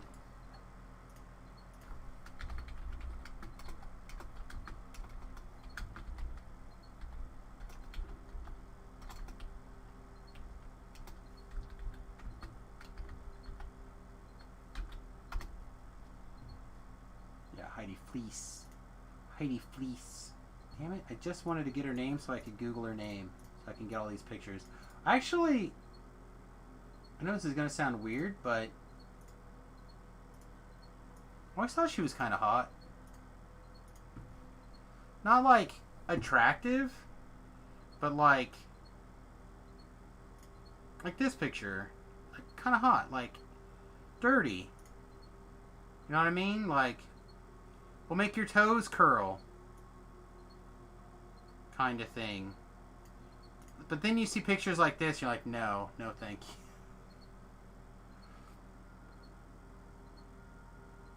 I can talk about it, fine with you, okay. So, Velo's plan to have somebody house set his apartment, or his house in Los Angeles has changed. And there's a chance that I'm going to be doing it. So there's a possibility that I'll, if V-Love and I can come to arrangements, that I will be making a 2-year commitment to live in California to watch his house for him while he's overseas, living up the fat life in the UK.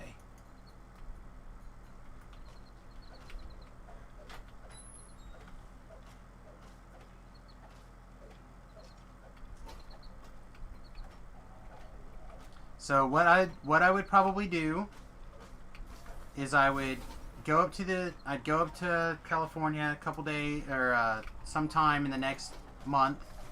Go up there, get the lay of the land, get to know all his animals while he's there, get all the tasks kind of like learned, figure out the schedule, stuff like that, and kind of get things situated. One of the things that we need to work out is when I would need to start, because I have plans kind of already in place for Christmas, but I believe his current house sitter, has plans to stay in the house until the first of the year. So what I'd probably do is I would take the bus to Christmas, do our Christmas thing, and then I would head west after Christmas and try to be in parked in V-Love's yard by the first of the year.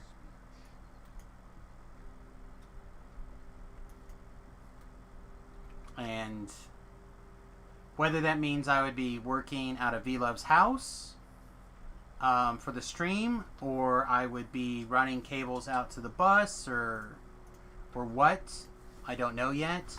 But it would be staying there for a while.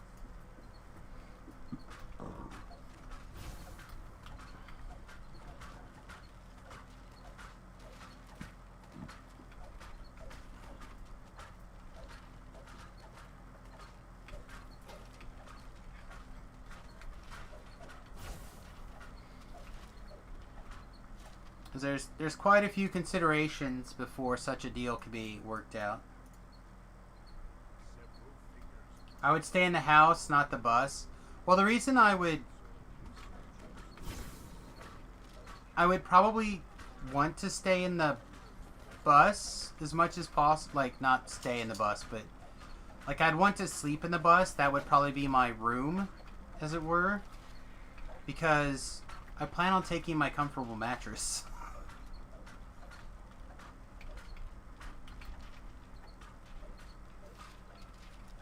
Word on the street, I have the COVID AIDS. I do have the COVID AIDS. In my back pocket. But I also have the cure, so it's fine. That's where I keep it, though. I just keep it in my back pocket. So basically, it would be a matter of putting, like, the bus on hold. Or not the bus traveling on hold. Moving certain things around. Part of it would involve getting the house organized in such a way for Remington to be the renter, probably, for us, for a reduced rate. He and his friend Riley have been looking at getting a place together. So what would probably, hopefully, likely happen is that I would go ahead, spend some time getting things set up. Tanya would join me when she could, and a couple of people would be moving in here as like a 4 roommate situation.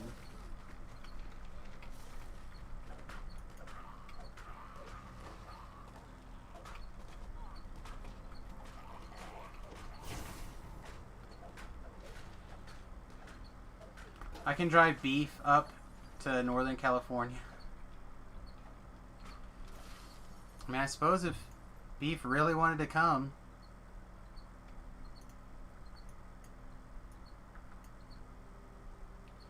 So, like, I kind of started putting I kind of started putting some things into motion that need to happen anyway. Some stuff that's like been on hold. Like for example, Remington's school. At the first of the year, whether he's going to return to school or not. Making sure that he's knows what he wants to do and getting that figured out, getting it all sorted. Like one way or another, it needs to happen. But before I could leave, he has to have a plan. So we talked to him about that and got him kind of moving forward. You know, stuff like that. So we kind of put some stuff in place, moving forward a little bit here and there. And we'll have to see.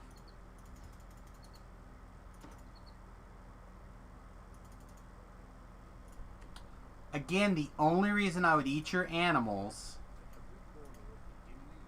is the same reason I would eat my pets. Things would have to be very bad. Like wheelbarrows of money bad. Like things would have to be bad. Bad enough that I would very much consider abandoning your house also.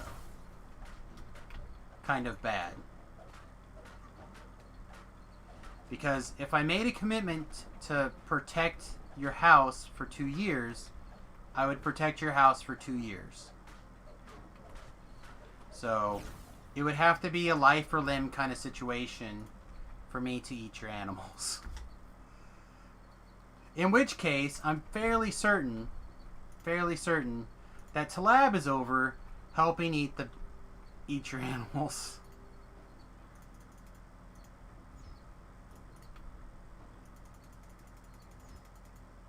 Is California, shouldn't you already be considering abandoning it? I don't know, man. I've never been there. I cannot in good conscience judge a place without ever being there.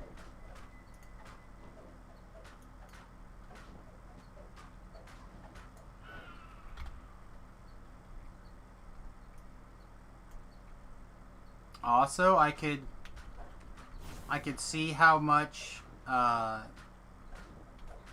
marijuana would help my migraines. It's true. That would also be a perk. Also, if you really want to get weird about it, depending on how much I'd have to change for voting, there could be one more person voting not Democrat in California. Might be busy voting Libertarian, maybe not get anything done, but one more person not voting Democrat.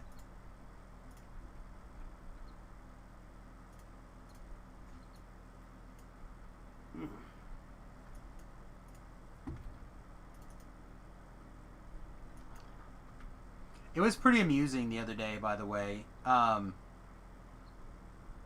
was talking with Dr. Ben, and we were talking about the election. He goes, like, you probably watched the election, Sam. I'm like, yeah, I watched the election. He's like, what was it? And I gave him my summary. And he's like, wow, okay, cool. And then he made this comment. He's like, well, you're voting for JoJo anyway, right? Like, I don't think so. Almost always I'd vote for the Libertarian. And that's I think why he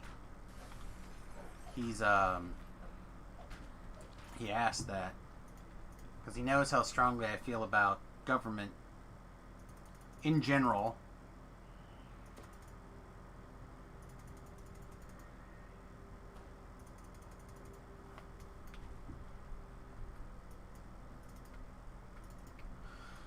So it'd be wheel. You got some eel good, purple kush. Feel like we're not talking about the same thing. I feel like we're talking about strands of substances I know nothing about, because I'm just a poor farmer from a poor family.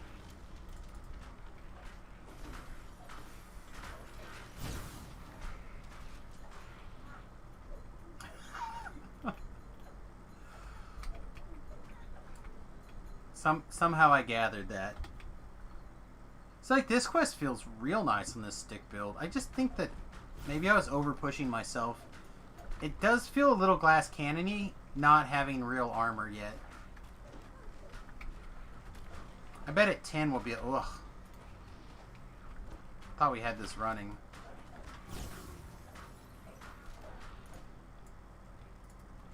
I bet at 10 we'll be able to push again a little harder.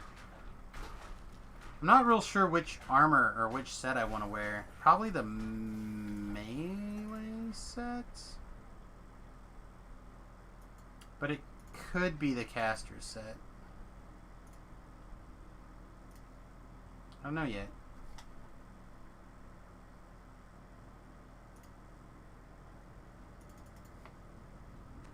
Alright, bud. Thanks for hanging out. I appreciate it. Good to see you again. I hope you can join us a little bit more regularly. I know you like to lurk in the chat. Lurk on the stream, but it was nice having you around to just chit-chat.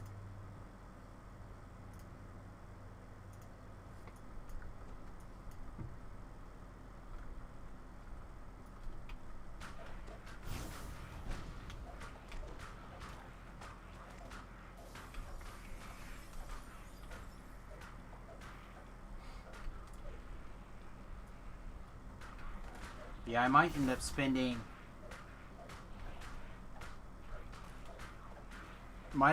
the next 2 months scrambling to try to get stuff together. Stuff that I hadn't planned on. So... it is both exhilarating and terrifying as an opportunity. You just have to see how it goes.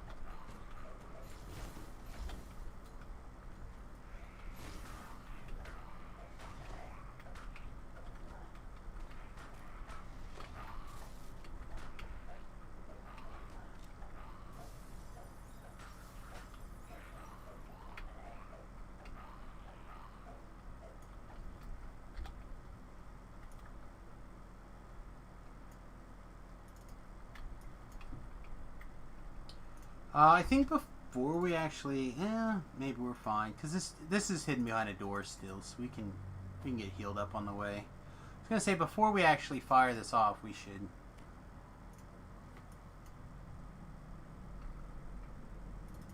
do some considerations.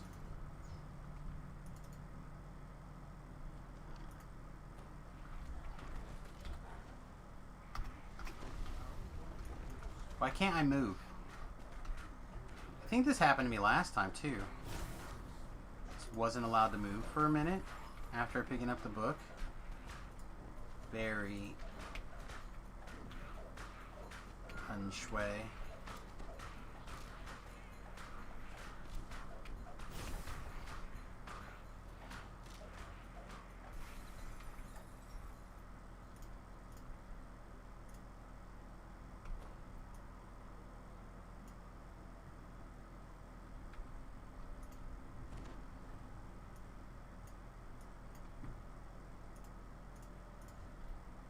Alright, so that's all the books we need. Do we need Feather? Probably.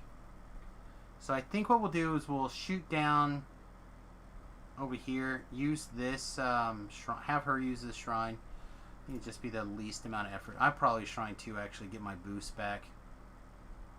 It's kind of interesting getting used to firing off boosts also. Alright, I'm going to use the restroom while we're shrining. Be right back, everybody. 30-second AFK.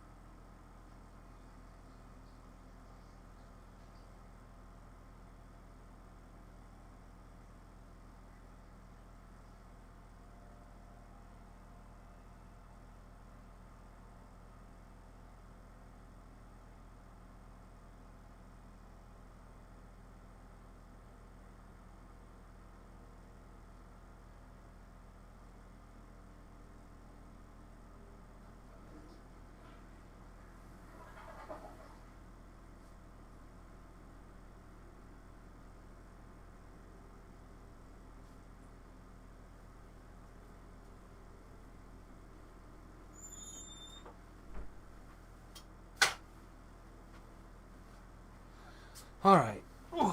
And we should be back. Excuse me. I don't know why, but every once in a while I feel the overwhelming urge to like, aha! I see what happened.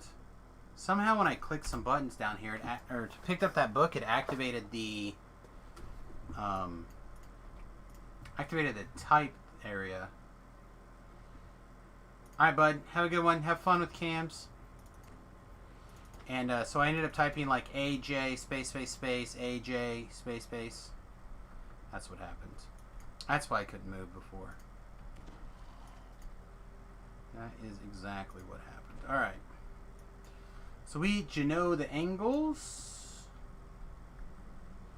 Let's polish this book off and let's crush it. Should be pretty easy here. Tell a bad joke.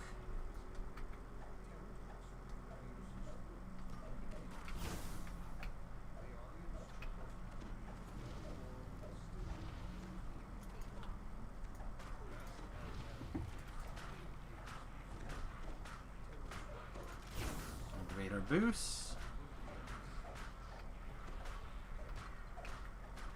I feel like the damage is pretty good for this particular weapon as well.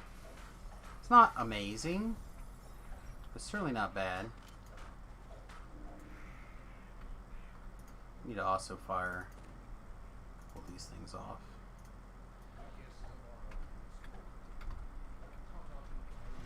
The fact that this guy doesn't like come down really aggravates me.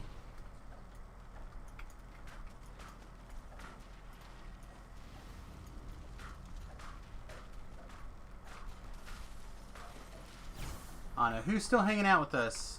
It shows me 0, so it's hard for me to tell. Users in chat. Well, we still got quite a few people hanging out with us tonight. Favor Saver, good to see ya.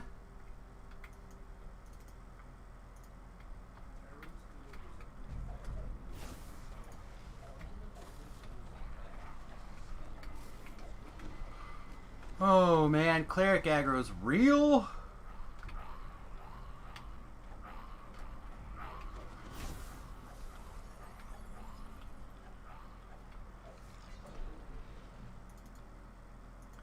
So I'm not gonna lie, I've been running pretty much on fumes today. Fumes and excitement over the countertops. Have you guys seen the countertops yet? I know I haven't showed them on the stream yet, but I posted them pretty much everywhere else. I put them on my Facebook, I put them on my Twitter, put them in the Discord, put them on my Instagram. So, let me actually pull them up here. Ooh, Memories of Kindness. Not anything fancy. Boo.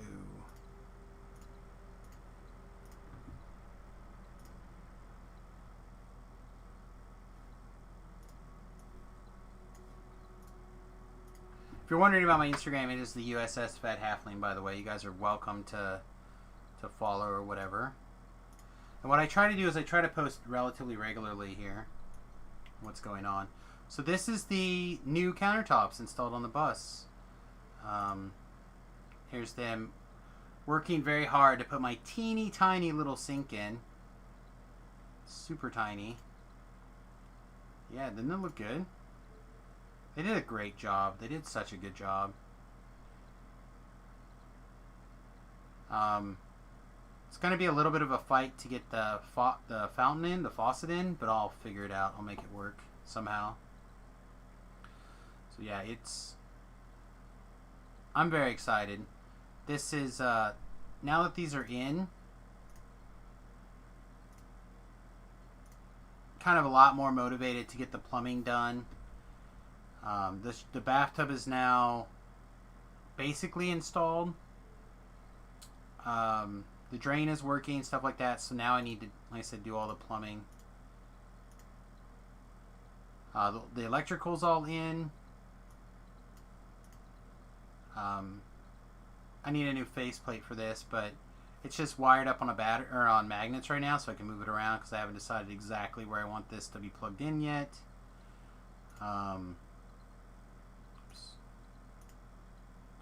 And then we have, you may notice that this one's on a plug-in switch, an isolating circuit, and this is not. So whenever we turn on the inverter, these things get power. But because this could have like my computer plugged into it all the time, I feel like this needs to be separated, where this is not going to have things plugged into it all the time. So I don't have to worry about like random power happening. And there's just a picture of the marble or the stuff pre-cut. So yeah, pretty exciting. Here's them backing in the pre everything. So now start putting in floors. Once the floors are in, we'll get the plumbing done. We're gonna put this tin on this wall, probably up in the shower area. Pretty much everywhere you'll probably get this tin. And not here though, this will get painted. I'm going to build a platform for the refrigerator to sit on. Is there a picture of the refrigerator somewhere? So right now you can see how low the refrigerator is compared to the cabinet. So what we're going to do is actually build a platform for the refrigerator to sit on so it's even with the countertop. At first we wanted to have the countertop go over the top of the refrigerator because I was going to pull it out. It's on wheels right now. Like I put it on wheels, so pull it out, work with it, push it back in. But that's not going to happen, so we're going to have it work the other way. So yeah, pretty excited. All things considered. So yeah, if you want to keep up with it, Instagram.com/USSFatHalfling. And that's a big chunk of dollar bills that just went poof. Big chunk. Alright, what time? It's 1 o'clock in the morning. We've been streaming for 5.5 hours. We'll go a little bit longer here. I'm tired, but I'm not sleepy. Just been my problem all day. I've been tired, but wired.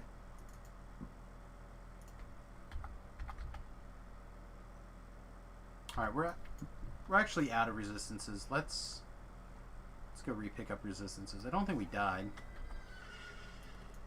Ooh.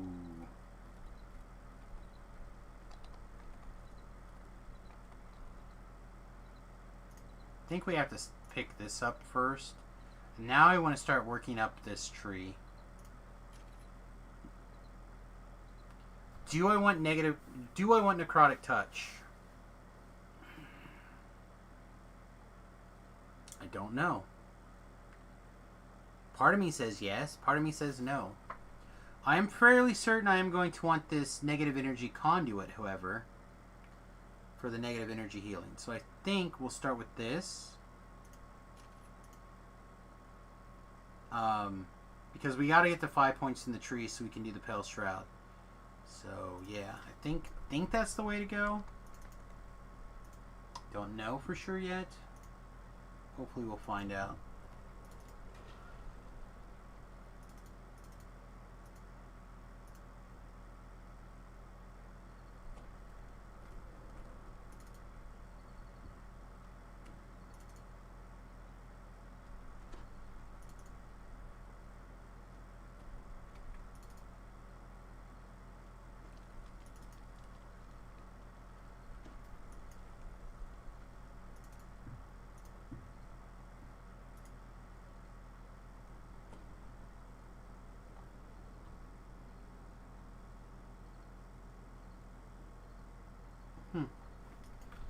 A lot of people hanging out tonight on the old Discords.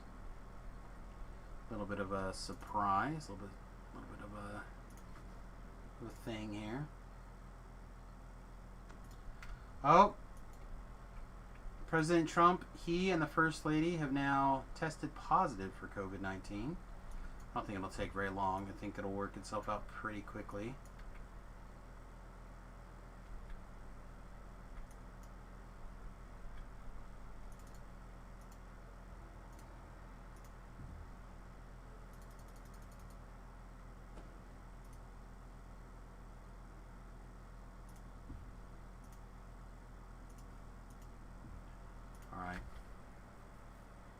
I love this quest. This is probably my favorite of this particular group cluster of quests. Doesn't mean it's the easiest or the quickest, but certainly is one of the ones that is attacked from the most interesting angle. Actually, I want to send them this direction, I believe. So we'll step on this one for free, and then we'll start going.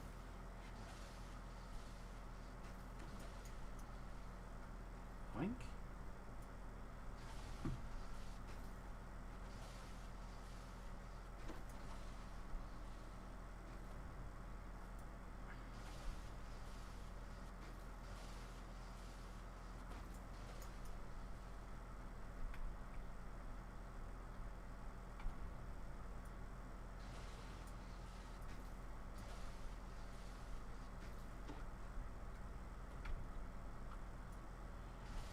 So this is how I do this quest. You can do it however you want, but I have really gotten to the point where I go as high up as I can, and then I start to go over. Not the highest up, I guess I should say, but like the highest up I can go comfortably, and then I start to work my way over. And the reason why is that I don't want to have to fight. Whoa, what I miss? I missed everything. It's a very intense moment. Hey. The chance to try something nobody's ever tried before. 20 months, tier 3. My man, thank you very much for all your love and support over the years. I really do appreciate it. Really does mean a lot to me. Hopefully this means I'm doing something correct. At least something. Some sort of entertainment value. Oh, okay, there we go. Whew, made it. Thought we were gonna screw that up. Warrior Gullible. Hey, maybe both. Maybe both. Oh, I hate that today's Friday now. Wish today was gonna be Wednesday or Thursday. Should have made time to go see the chiropractor. I'm really regretting that I didn't. I'm going to have a hell of a migraine tomorrow. Can already tell. Today is your Monday, I suppose, huh?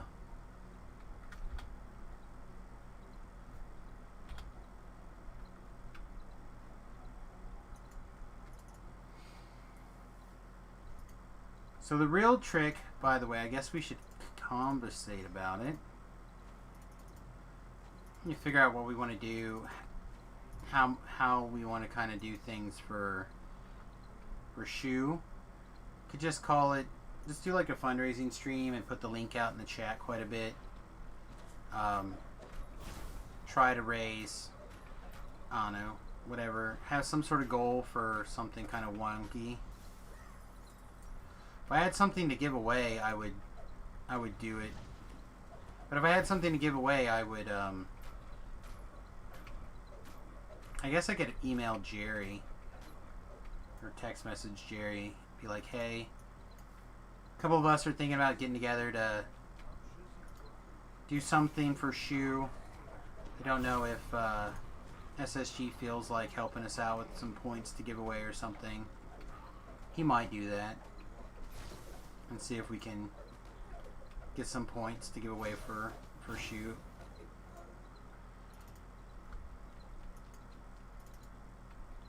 I'll send him a message. He may or may not be able to do that.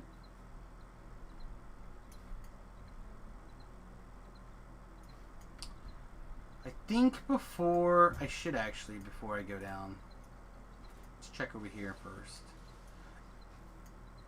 It can be in the bathroom. So far I can't even, huh?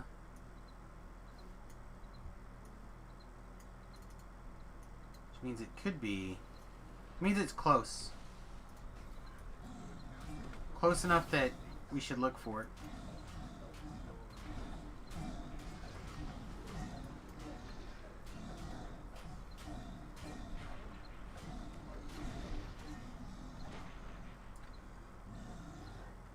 that was a good thing.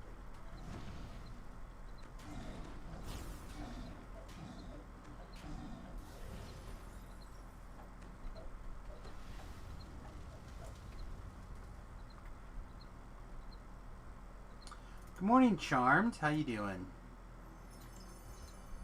Hopefully you're having a wonderful day.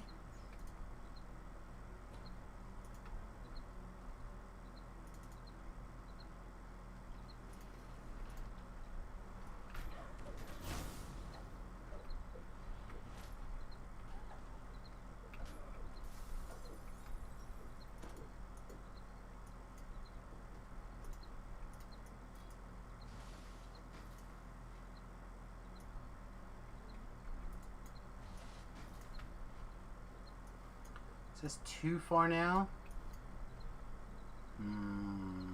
Alright, let's go this way some more.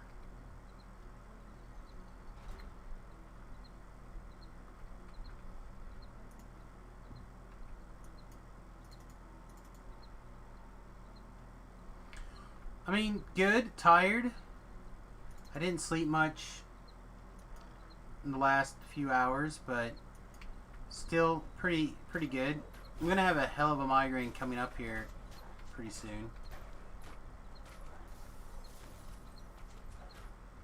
Yeah, I don't think they're going to ban cards out of their active sets unless they really have to.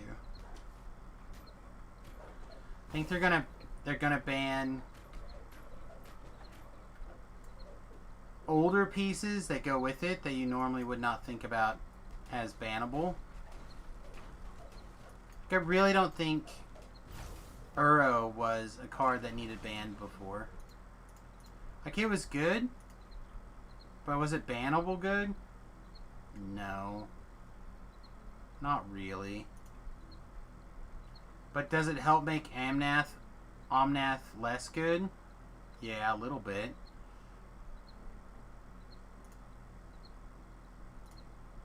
Also, I think people just need time to attack it. Right now, everyone's in the join 'em camp. There's not a lot of people in the beat 'em camp.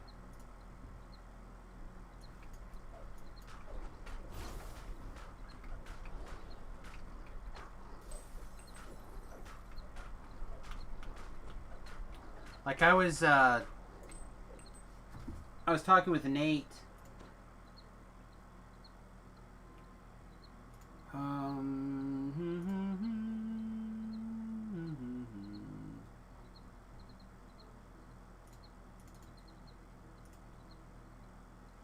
I was talking with Nate, and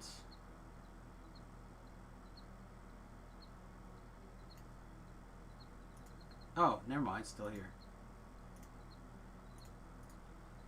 And I was telling him that I actually really enjoyed this list from Merchant today. And I'm not saying that it's good enough to, like, to put it in its place, but I feel like it's strong and has the tools there to, like, to give it a shot.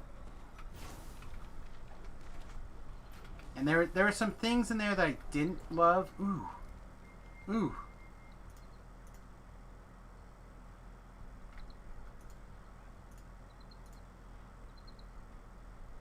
Huh. How are we gonna self-recover here? I don't want to have to use the Gibber Blades if I can help it.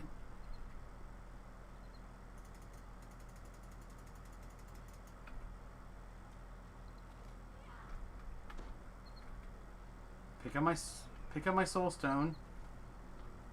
No, she's gonna die. Damn it. Put her back up here.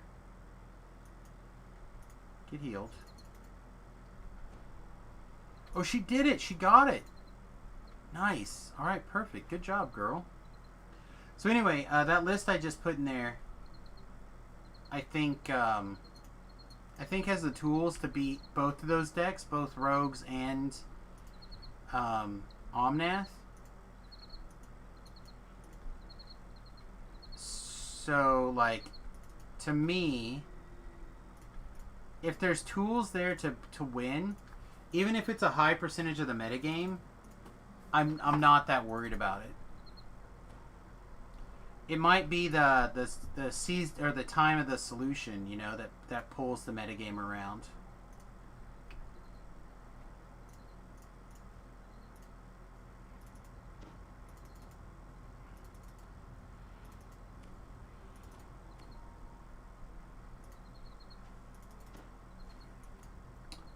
Alright, so we gotta go kill this dork before anything else, because he is just hitting us.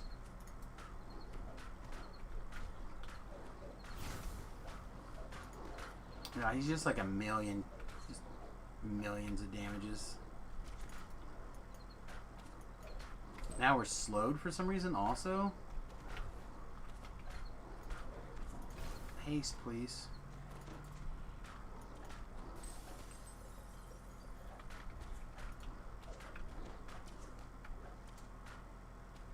Haste again? Question mark?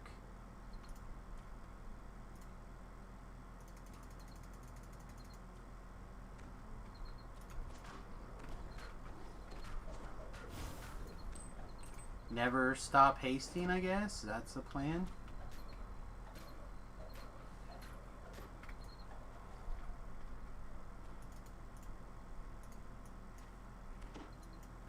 Right, so this is not dispelling with slow, so or haste, so we need to stop wasting our time hasting that.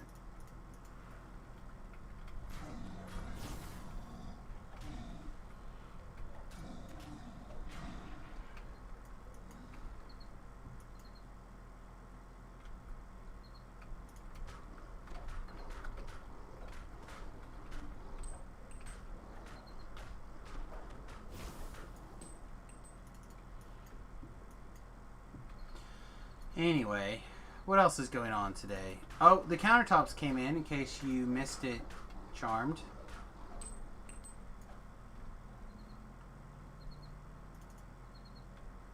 Pictures are up on my Instagram. If you don't have a way to look at those, let me know and I'll put them back up on the screen, or I'll link them to you again.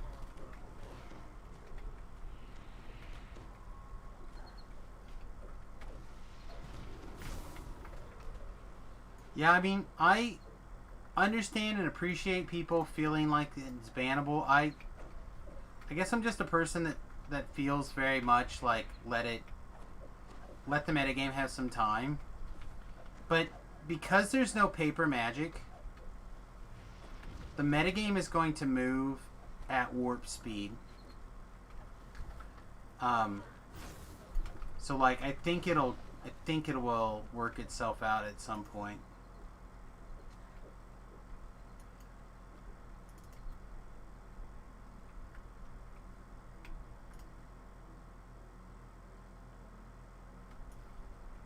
Well, have fun taking everyone to school. Said we'll probably be like another half an hour or so, maybe. I don't think we're gonna go as late as usual, but we're gonna go relatively late here. Yep. Otherwise, we'll see you when we get up.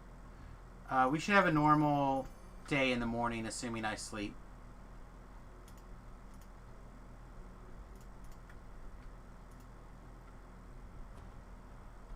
And it's just going to come down to how bad my head hurts here in the next couple hours. If I actually get to sleep or not.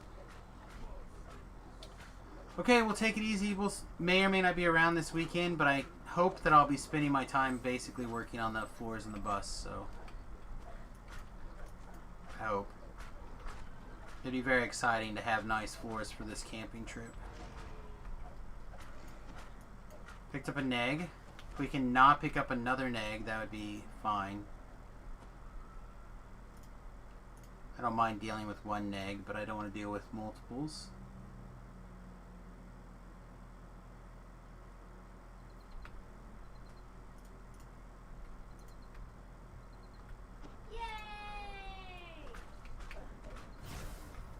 Hey, Tlamp, thanks for that. G Riggs.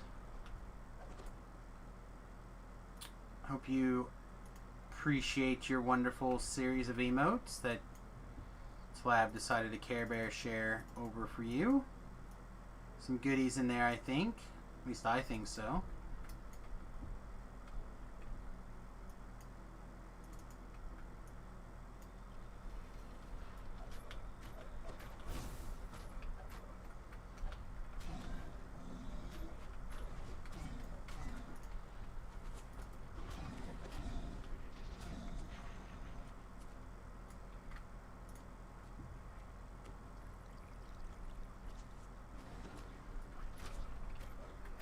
Trying to clear out some shenanigans here. I know the other thing I saw was Magic Aids has a deck that I think has a good matchup against 4-color Oko as well, or 4-color Omnath as well. So like I think there are definitely decks out there that have good matchups. It's just, are they decks that also appeal to you as a player?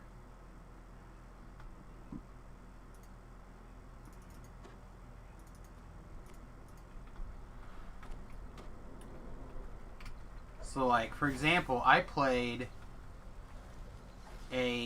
not a very good version of the mono green deck today, and I only lost one match out of 10 or something. No, less than that. 7? Something like that. Like, pretty reasonable rate. And that was only due to the fact that I got stuck on 3 lands one game when I needed to draw a 4th. I would have been fine, except they had double. I'm gonna die. Nope, lived. Barely lived. But I got stuck on 3 lands. I kept 2 lands and 2 birds. And played a bird on 1. They had the shock. Played another bird on 2. They had the stomp.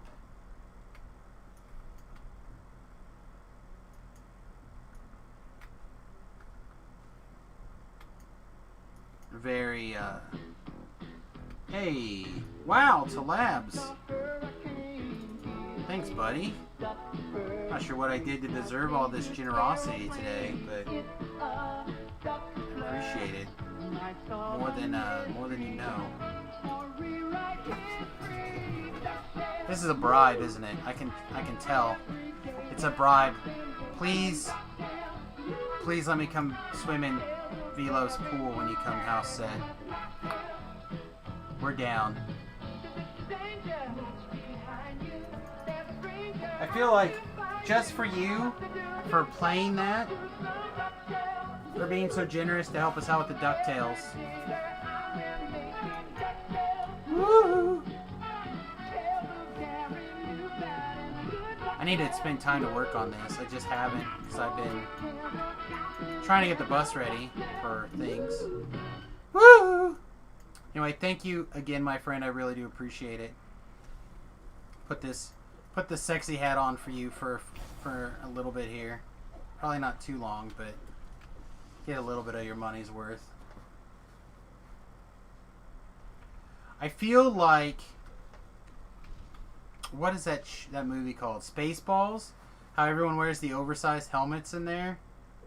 That's kind of what I feel like when I wear this.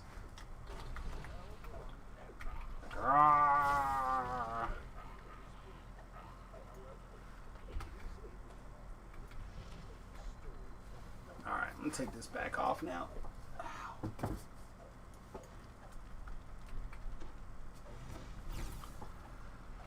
Oh man. Anyway, I really do appreciate that.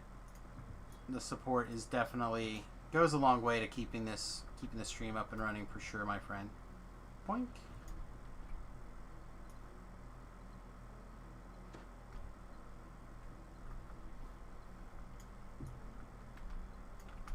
And hell, we might need that gas money.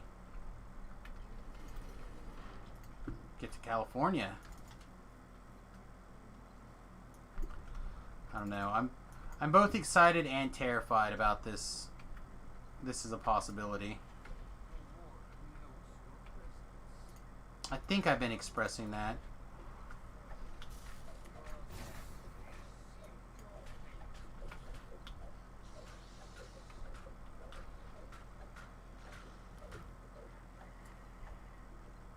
I feel like I've been pretty clear about the weird excitement.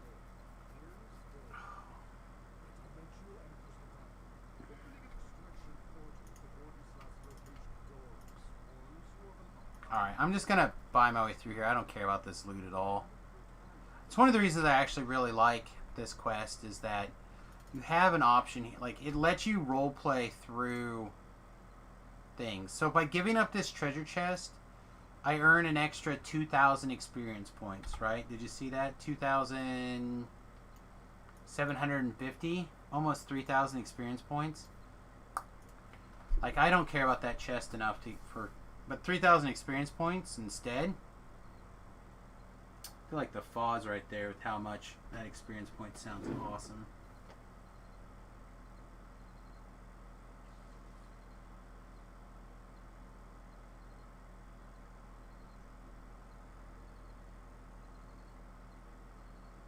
Instagram's a weird place, by the way. I'm sure everyone's played on Instagram. They kind of know what's going on. But,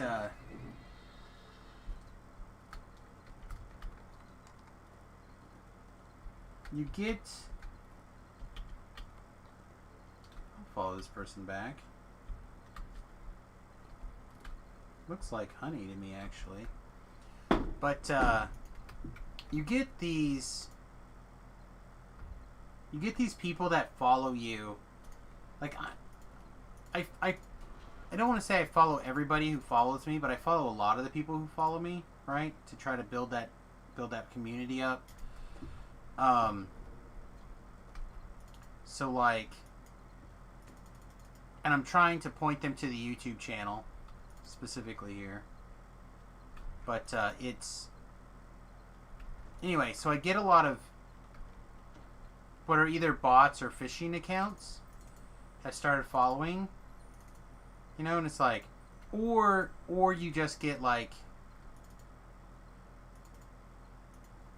especially for the bus or the van stuff in particular. The bus stuff doesn't seem as much, but the van stuff, like the number of van life people that they just live in bikinis all the time are very high, apparently. So you turn on, like, somebody's following your Instagram, like, cool, what's their Instagram account like? And you pull it up and you look at it to see if you want to follow back without following blindly. And it's like, here's a girl not wearing a bikini top, just wearing a bikini bottom, drinking coffee, like side imagery or whatever. It's like, huh, okay. Like, is it all like this? Is it not all like this? And you're like, eh. Kevin Hoyt Jr. Hopefully that's close. Welcome to USS Fat Halfling, my friend. Appreciate it. Next week you get your keys for your new home, and at the moment, because everything has to do with the move, it makes me feel like a train wreck. I feel you. I feel you. I also feel like this is not going to be enough healing for this quest, but we'll see what we can do.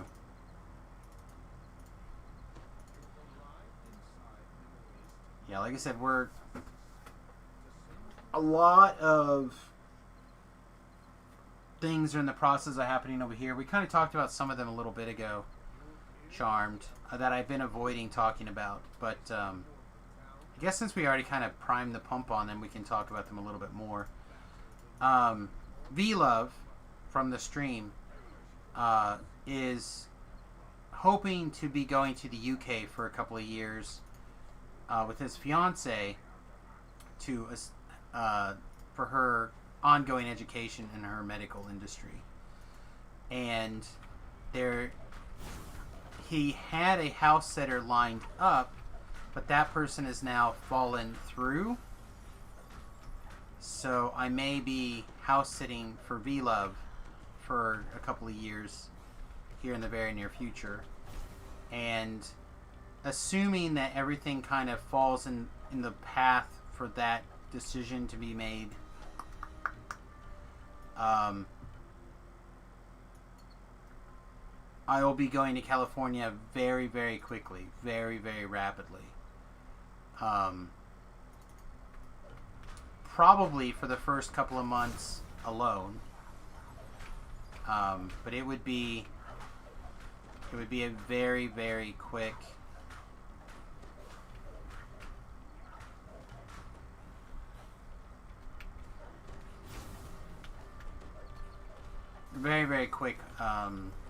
process. I would need to be there around the first of the year. So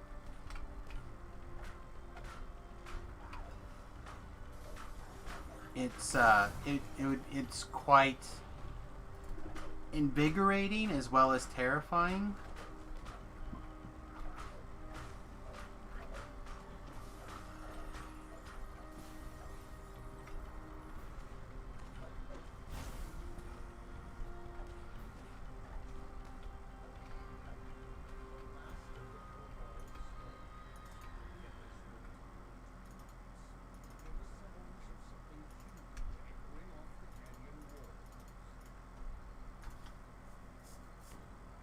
So we're trying to,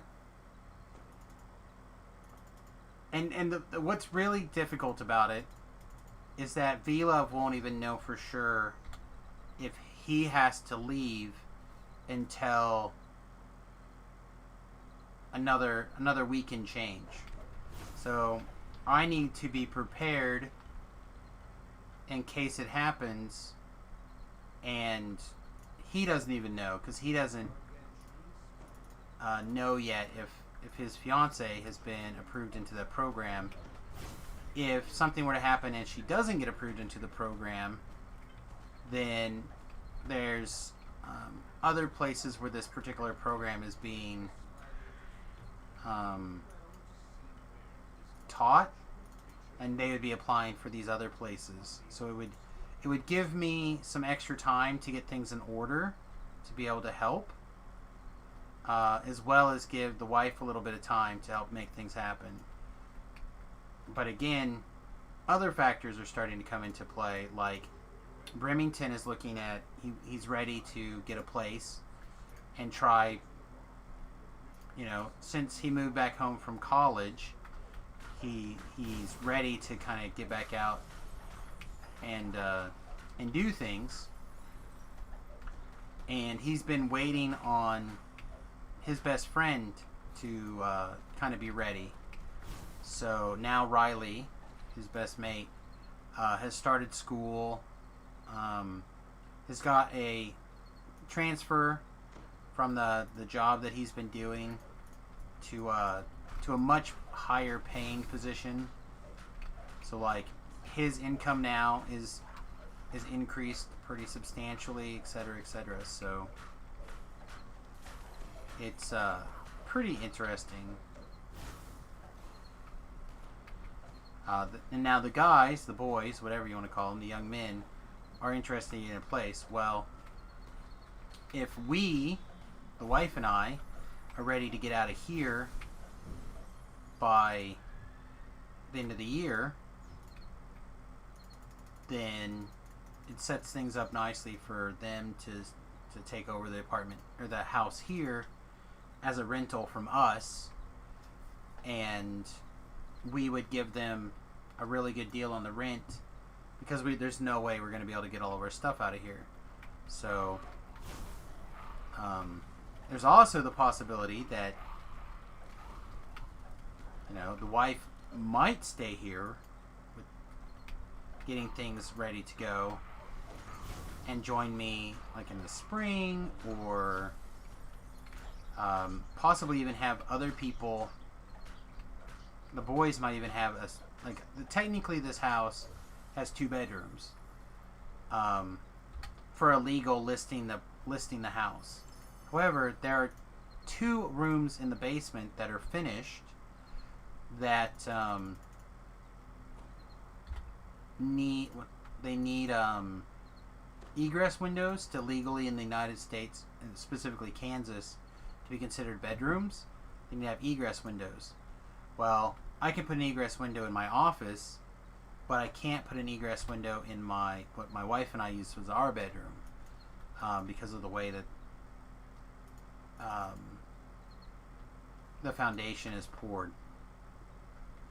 So the garage is on one side of it, and the sidewalk is in the other side. So we can't add an egress window there.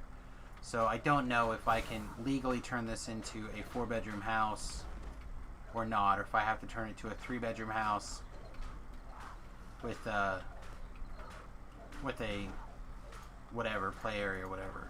But that doesn't mean that 4 people couldn't, especially 4 guys, couldn't easily split the rent on this place and have like a very good deal for renting the house.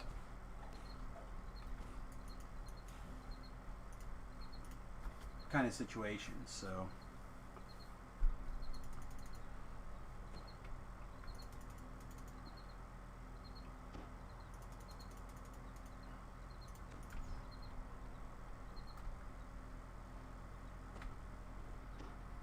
I knew it was on this side, but I always forget which side it has this first one on. Alright, I think we're going to give a shot to try to find the sweet spot up here, but I don't think we're really going to care that much. I think we'll just try a little. See, we evaded. We are not evading right here.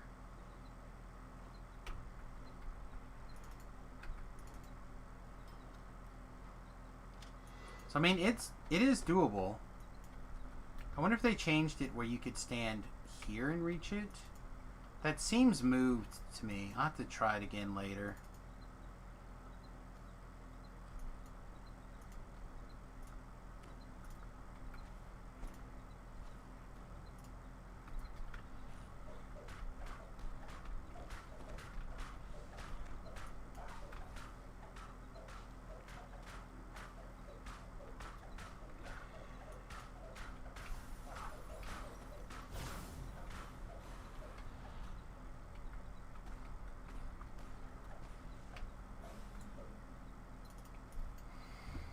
Which, speaking of the bus, also now that I think about it, I also have getting the backup cameras installed now need to become, and the side cameras need to become a higher priority as well.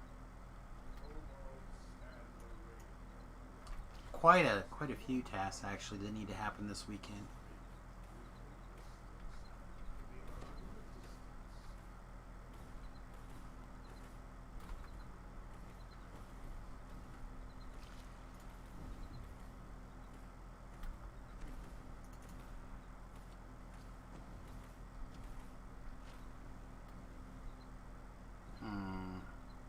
I think I'm going to let the Plague Reaper chase me here and try to fight him not here in the water. If he wants to battle over here, then that's fine.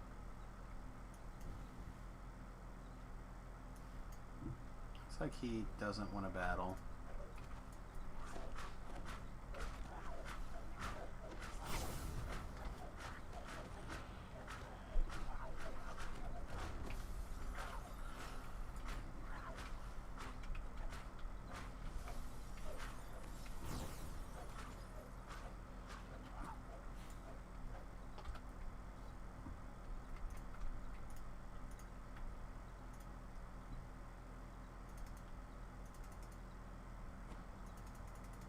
Get some healing going on here.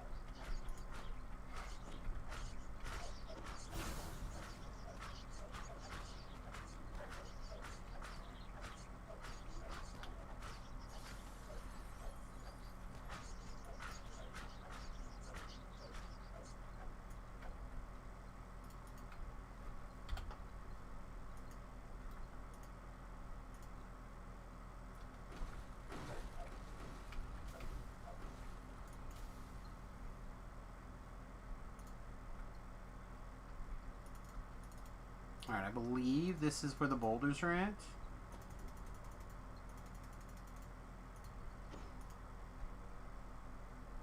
Yep. Yup.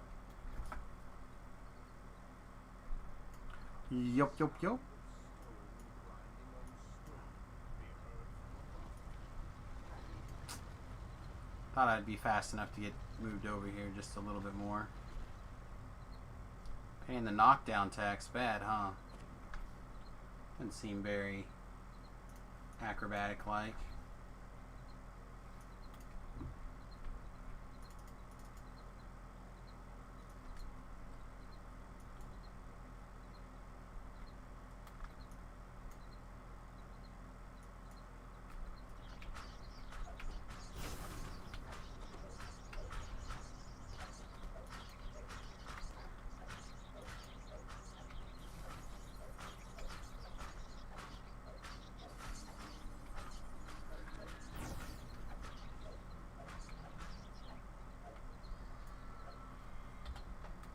Native spell power should amplify what it ticks for, yes. But your healing amplification should also modify how much it heals you.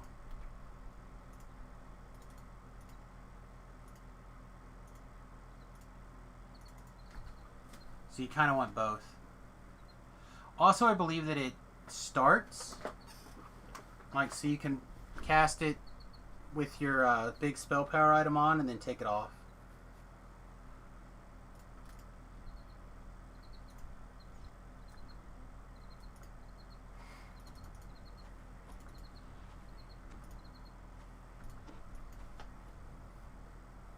What level are you? Because that might be correct if you're in Reaper. You guys are level 3, 5. I mean, that might be close in Reaper mode. Because you probably have, what, like 100 spell power?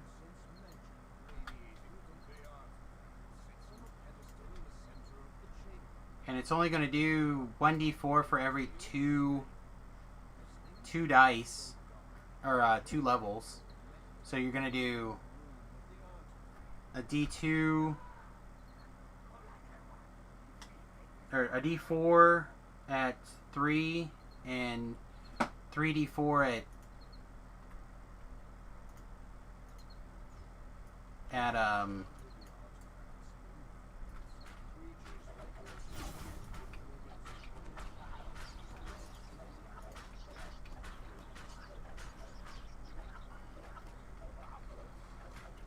yeah, you should be doing like, assuming you're just doing Reaper 1. Seems a little low, but it should be close to that.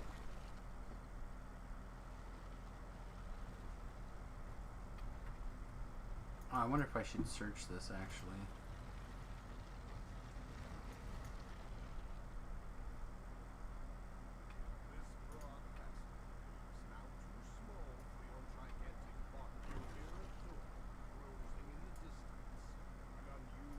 Yeah, you probably need to take off your spell power stuff, get it as low as possible, set your minimum damage, and then put all your stuff on and see if you can set your maximum damage.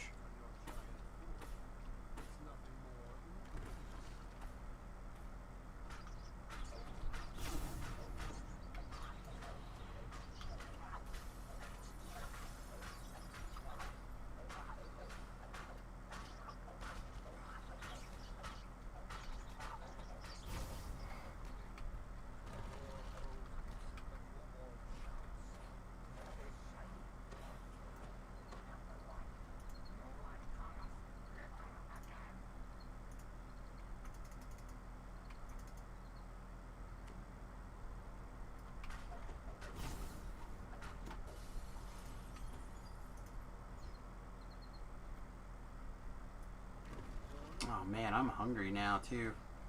I did make some food before I started the stream, but I didn't have very much. I had like a sausage patty, basically, is what I had. Like not a, like a large sausage patty.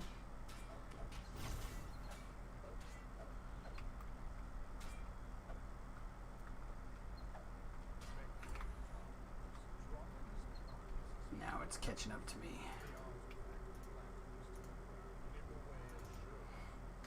I need more. I need more. I need more.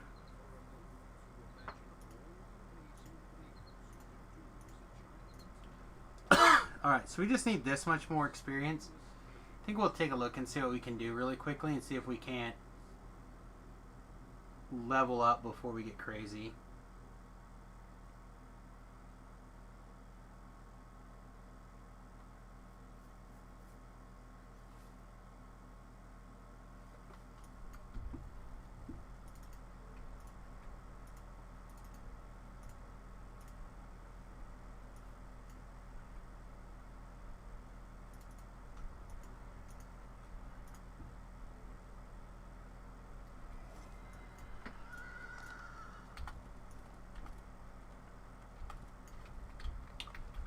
Alright, what do we have here? Sixes. Really don't feel like doing Dead Girl. Don't feel like doing these things. Gladewood Attributes Defense. I think that one's fine, right? That's not the one that takes forever. Man, I really don't want to have to go back to... Oh, Bounty Hunter. Of course, Bounty Hunter. How could I forget Bounty Hunter? That quest is great. Bounty Hunter. Let's go do Bounty Hunter. That's perfect. That's the quest that I missed.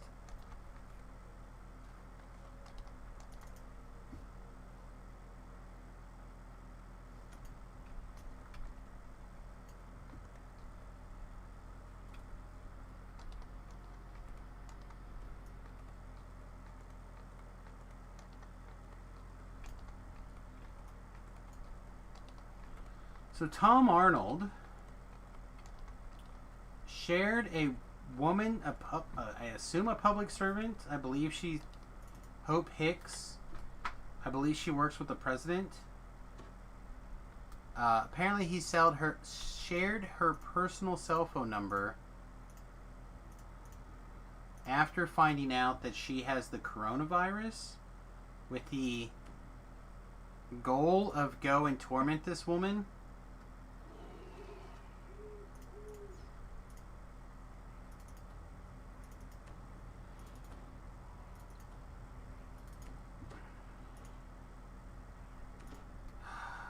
I hate hearing stories like this. This makes me think how terrible people can be to each other over a difference of opinions.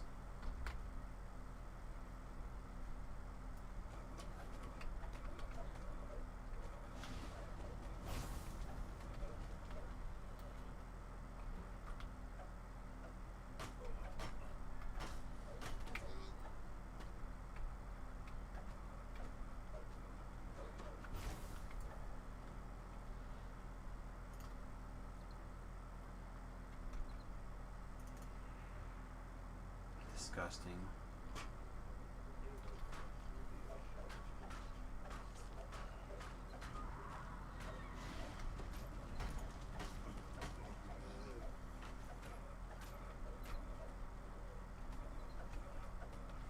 Alright, so we're going to take a moment and pick up a couple of these traps here. It's going to add a pretty significant portion of time to do the quest that you don't honestly need to knock the quest out. Like, I could jump through this thing very quickly without having to worry about it. Without having to worry about a lot of these traps. But it's just not that big of a deal to take a second and do some traps here just to make sure we get the full trap bonus. I should kind of take care of things.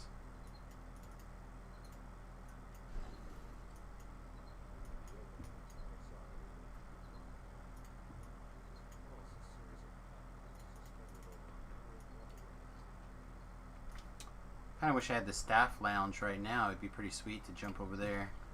Alas, don't.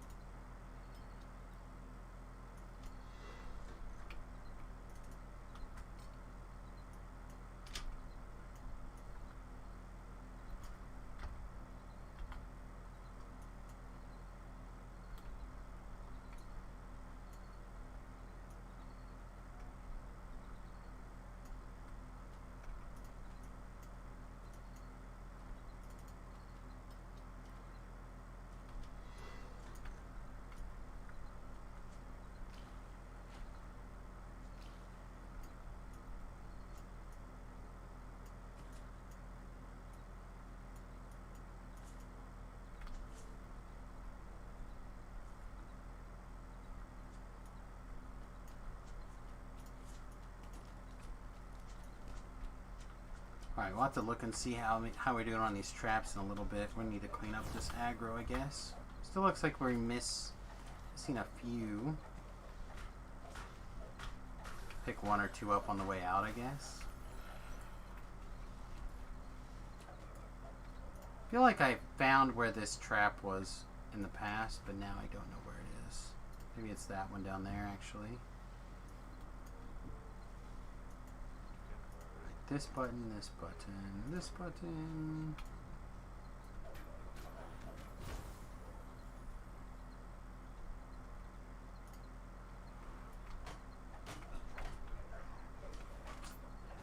Missed that double, the double strike booster there. Ellery, get that, please. There she goes.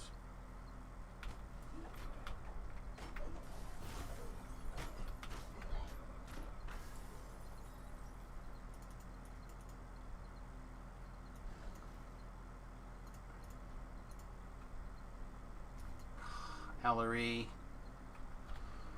I saw her start to work on it. She just must have stopped.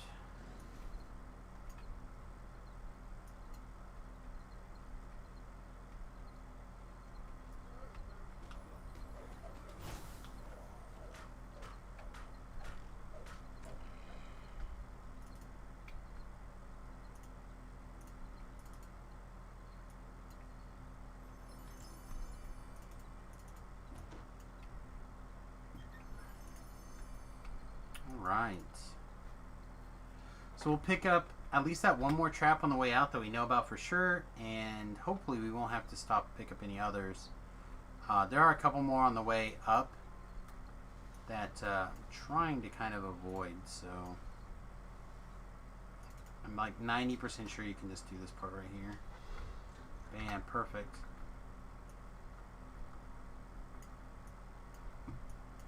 Alright. So we've picked up 27 monsters. That's enough to get our bonus there. I didn't break any breakables. You can break breakables. I feel like it's fine.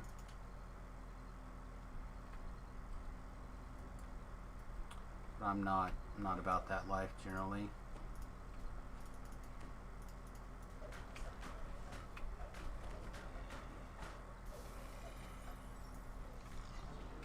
Alright, and then there was even a aggression bonus. Pretty fair rate of return for 6 minutes. Did not level us, however. So I guess we'll go hit some explorers, I guess, in the explorer zone right over here. And we'll figure it out. Won't take too much longer. We'll get there, we'll take our level, and we'll call it a evening. I've been watching Stargate Universe, at least the first season. I'll probably end up watching it all. There's only, I think, 2 seasons. It's not a particularly long series, but it is a very good series. Honestly, it would kind of be for seeing a reboot, or not even a reboot, but a continuation of that story.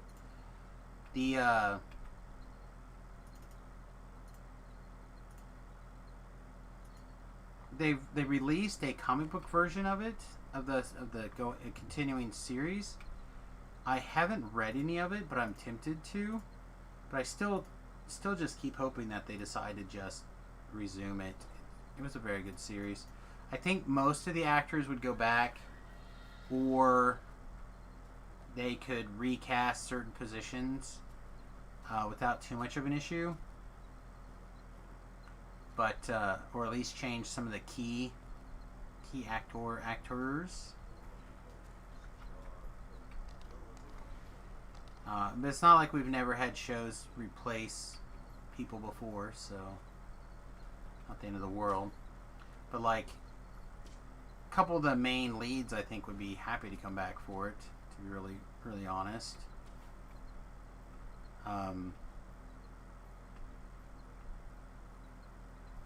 So yeah, I don't know. I'm having fun watching it again.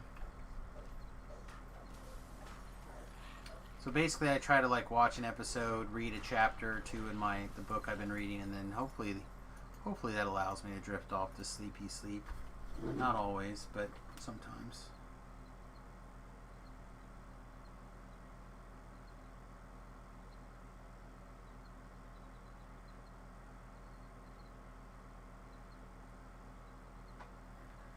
Otherwise, I'm going to have to start weeding through all these new people who have started following my posts.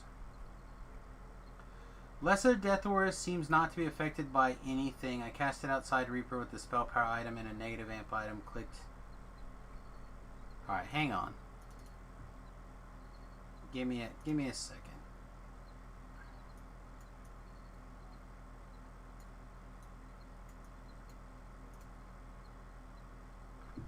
Let's see what the wiki says, because I know that I've had it ticking for some pretty high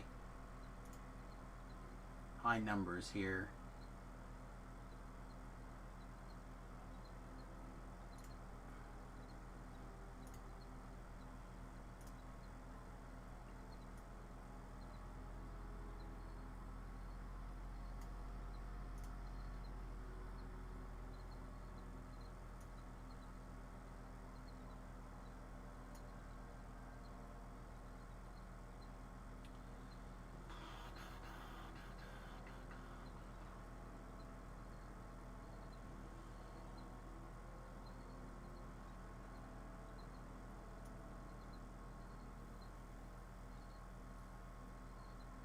Yeah, the wiki doesn't have anything listed.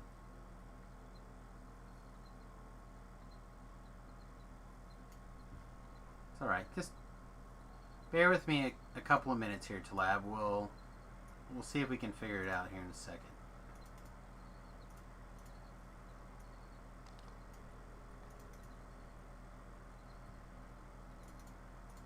Oh, I think heal might actually affect negative energy aura. I should be pumping up heal, actually.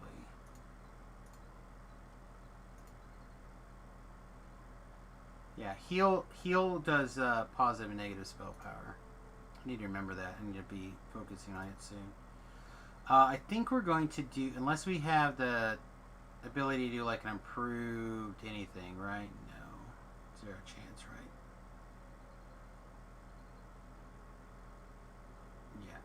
Okay, so I think what we're going to do is we're actually going to take Arcane Initiate here, improve our DCs by a notch, and then we're going to take Death Aura,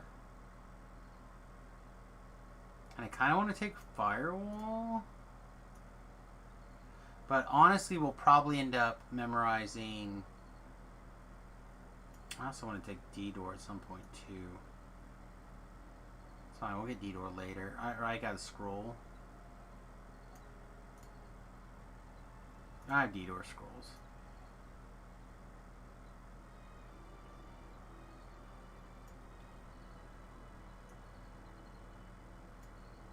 Yeah, this is fine. Okay.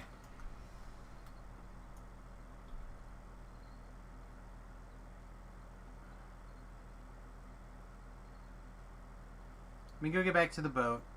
I'll jump over to the hardcore server and we'll check some stuff out.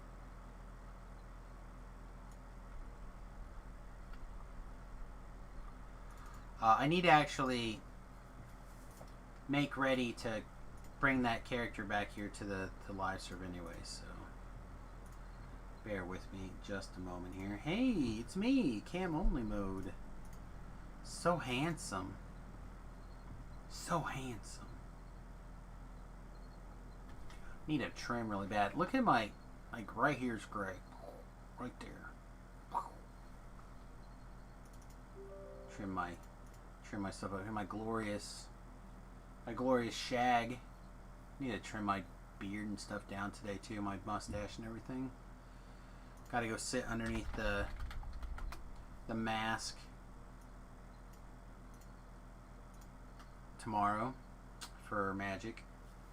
Also need to I'm working on 2 new decks.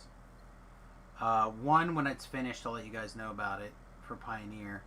But the other one, I actually would love having some help on. That is a...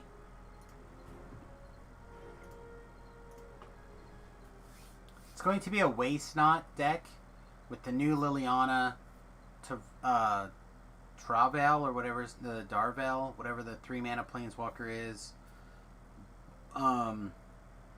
Thoughtseize, the new 2-mana discard spell, stuff like that. So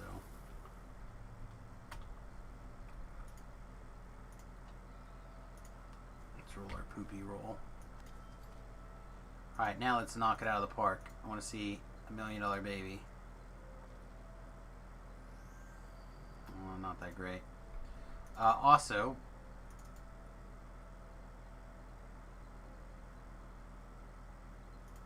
oh, we're not allowed to see anything now?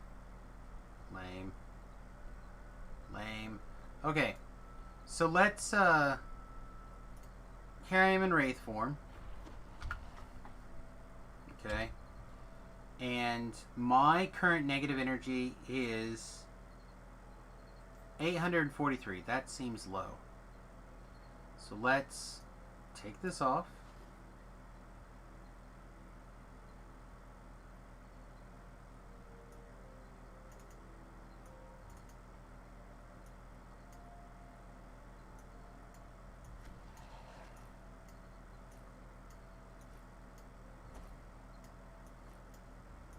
This is like the easiest place for me to kind of make something happen here. Really? Alright, well, I don't need Res Dead Scrolls.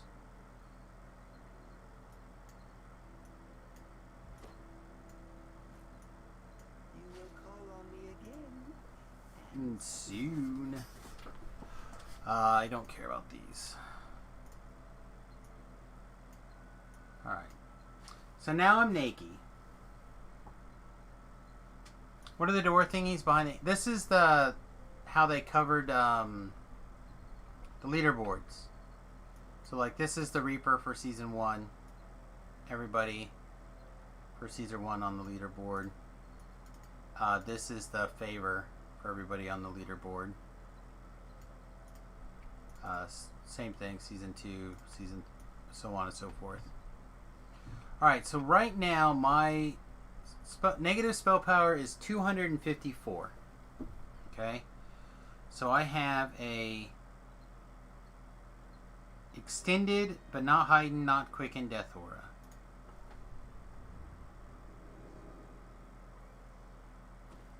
It's ticking for 12. 18. 5. 15.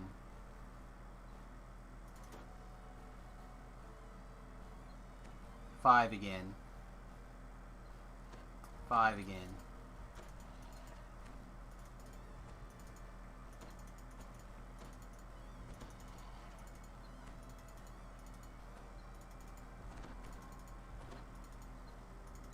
You have made a wise decision. Okay.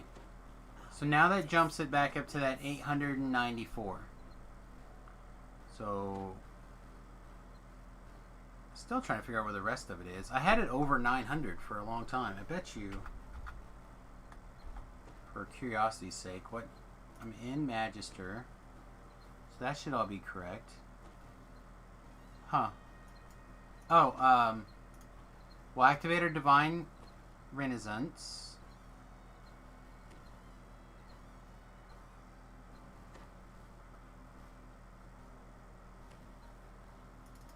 We'll drink a potion of nil. Okay, this also increases our negative energy amp by 85. So now we're ticking at 8 instead of 5s. 18 instead of 15, I presume. Bigger tick at 37. Okay, so we're getting like 3 points extra. That obviously will scale as that number gets bigger. So now we'll cast it again. So now we're casting it. Big crit 105. 78. 213. 105. 213. 87 or 78. 51. That's probably our new 5. 51 again.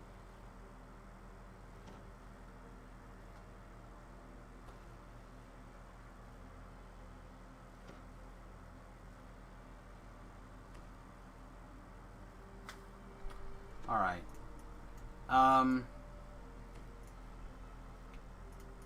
So now I think I'm allowed to go in quests.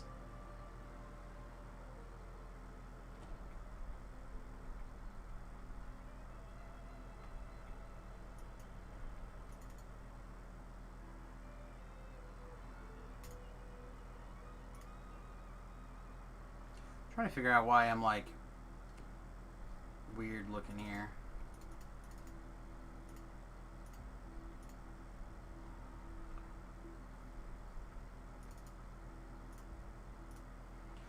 Alright, so now we'll step into Reaper.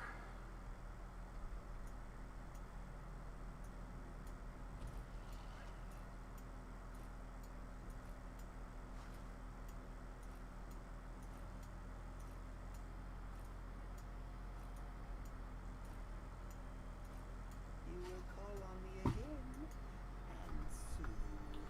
Alright, so in Reaper mode we're at just under 300 with this kicking. And again, our healing amp is 85. So there's a 10, a 2, an 8. So that our lowest outside of Reaper was 5, and our highest or our lowest now inside Reaper has been a 2.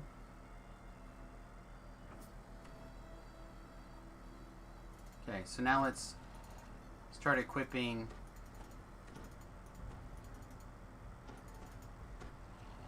our various healing amp and things.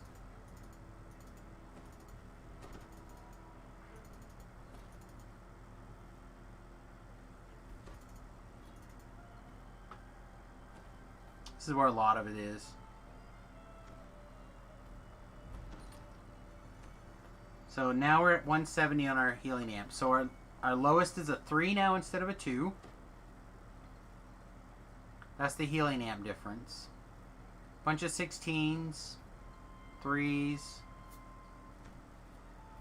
more 16s. Alright, so now we'll re-drink the potion, reactivate our Divine Renaissance. We'll cast it. So again, our minimum was 3 with this setup. 85, that was a crit. 30 or 63, also a crit. 20, not a crit. 42, 20, 2 or 20, 20. See, and even some of the crits are showing as 20s. There's a 9. That's our new low. So I'm going to say that spell power is definitely amplifying it to lab.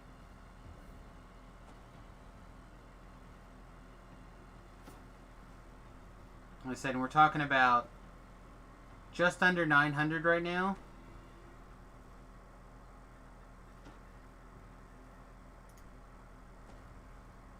So now we have both Death Wars ticking. There's a 9. There's a 214. 31, 179, or 71. 20, almost 400. So yeah. Auras are great. You probably just need to, like, the Reaper is certainly hurting, and you also have to look at the fact that it's just not a lot. It's just not a very big number at all. It's very, very little. It's very, very little. Okay. So I'm going to have to take some time eventually. Not right now, but pretty soon. Make sure that everything that I care about is in the bank or in my backpack. So it'll have to happen a little bit later. I did end up using one of these XP gems on this scepter to make it a 3-piece item. So then it gives me a 4-piece with the Voice of the Master on. Pretty cool. Currently we have 14 slots. And I know we want a Bone Crusher, like, more than anything. We'll take all the stuff we spent money on.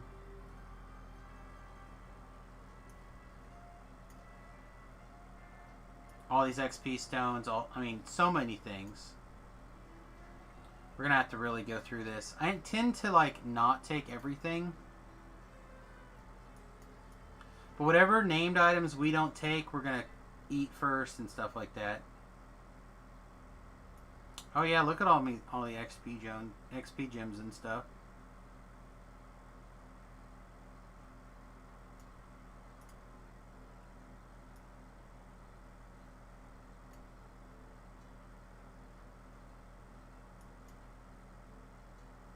So, like I said, before we get too carried away, we gotta take care of that. Plus, I got one of these hiding out now too. So I'll be worried about that another day. Yeah, the Sentient XPs.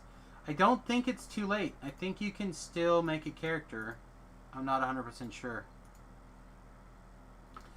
Anyway, everybody, I think I'm gonna look. It's Iron Man. More Iron Mans. Anyway, I think I'm gonna get out of here for the evening. I should be on in the morning. That's the plan, and we'll get started on level 9. I'll double check for gear, but I can't think of much off the top of my head. Maybe 1 or 2 pieces at the most. So it should be a lot of fun. All right, everybody. Yeah, running Korthos is kind of lame, but you can leave Korthos by talking to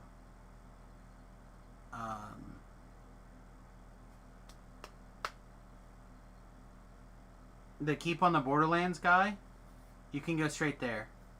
If you finish the beach, talk to that guy, he'll teleport you to Keep on the Borderlands. Then you don't have to do Korthos.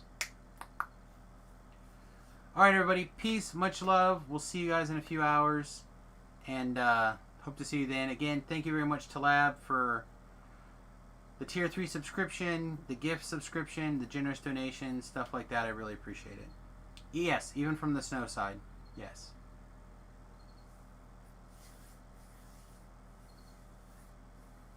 Because all you have to do is leave Korthos, and when you come back, it won't be snowy anymore.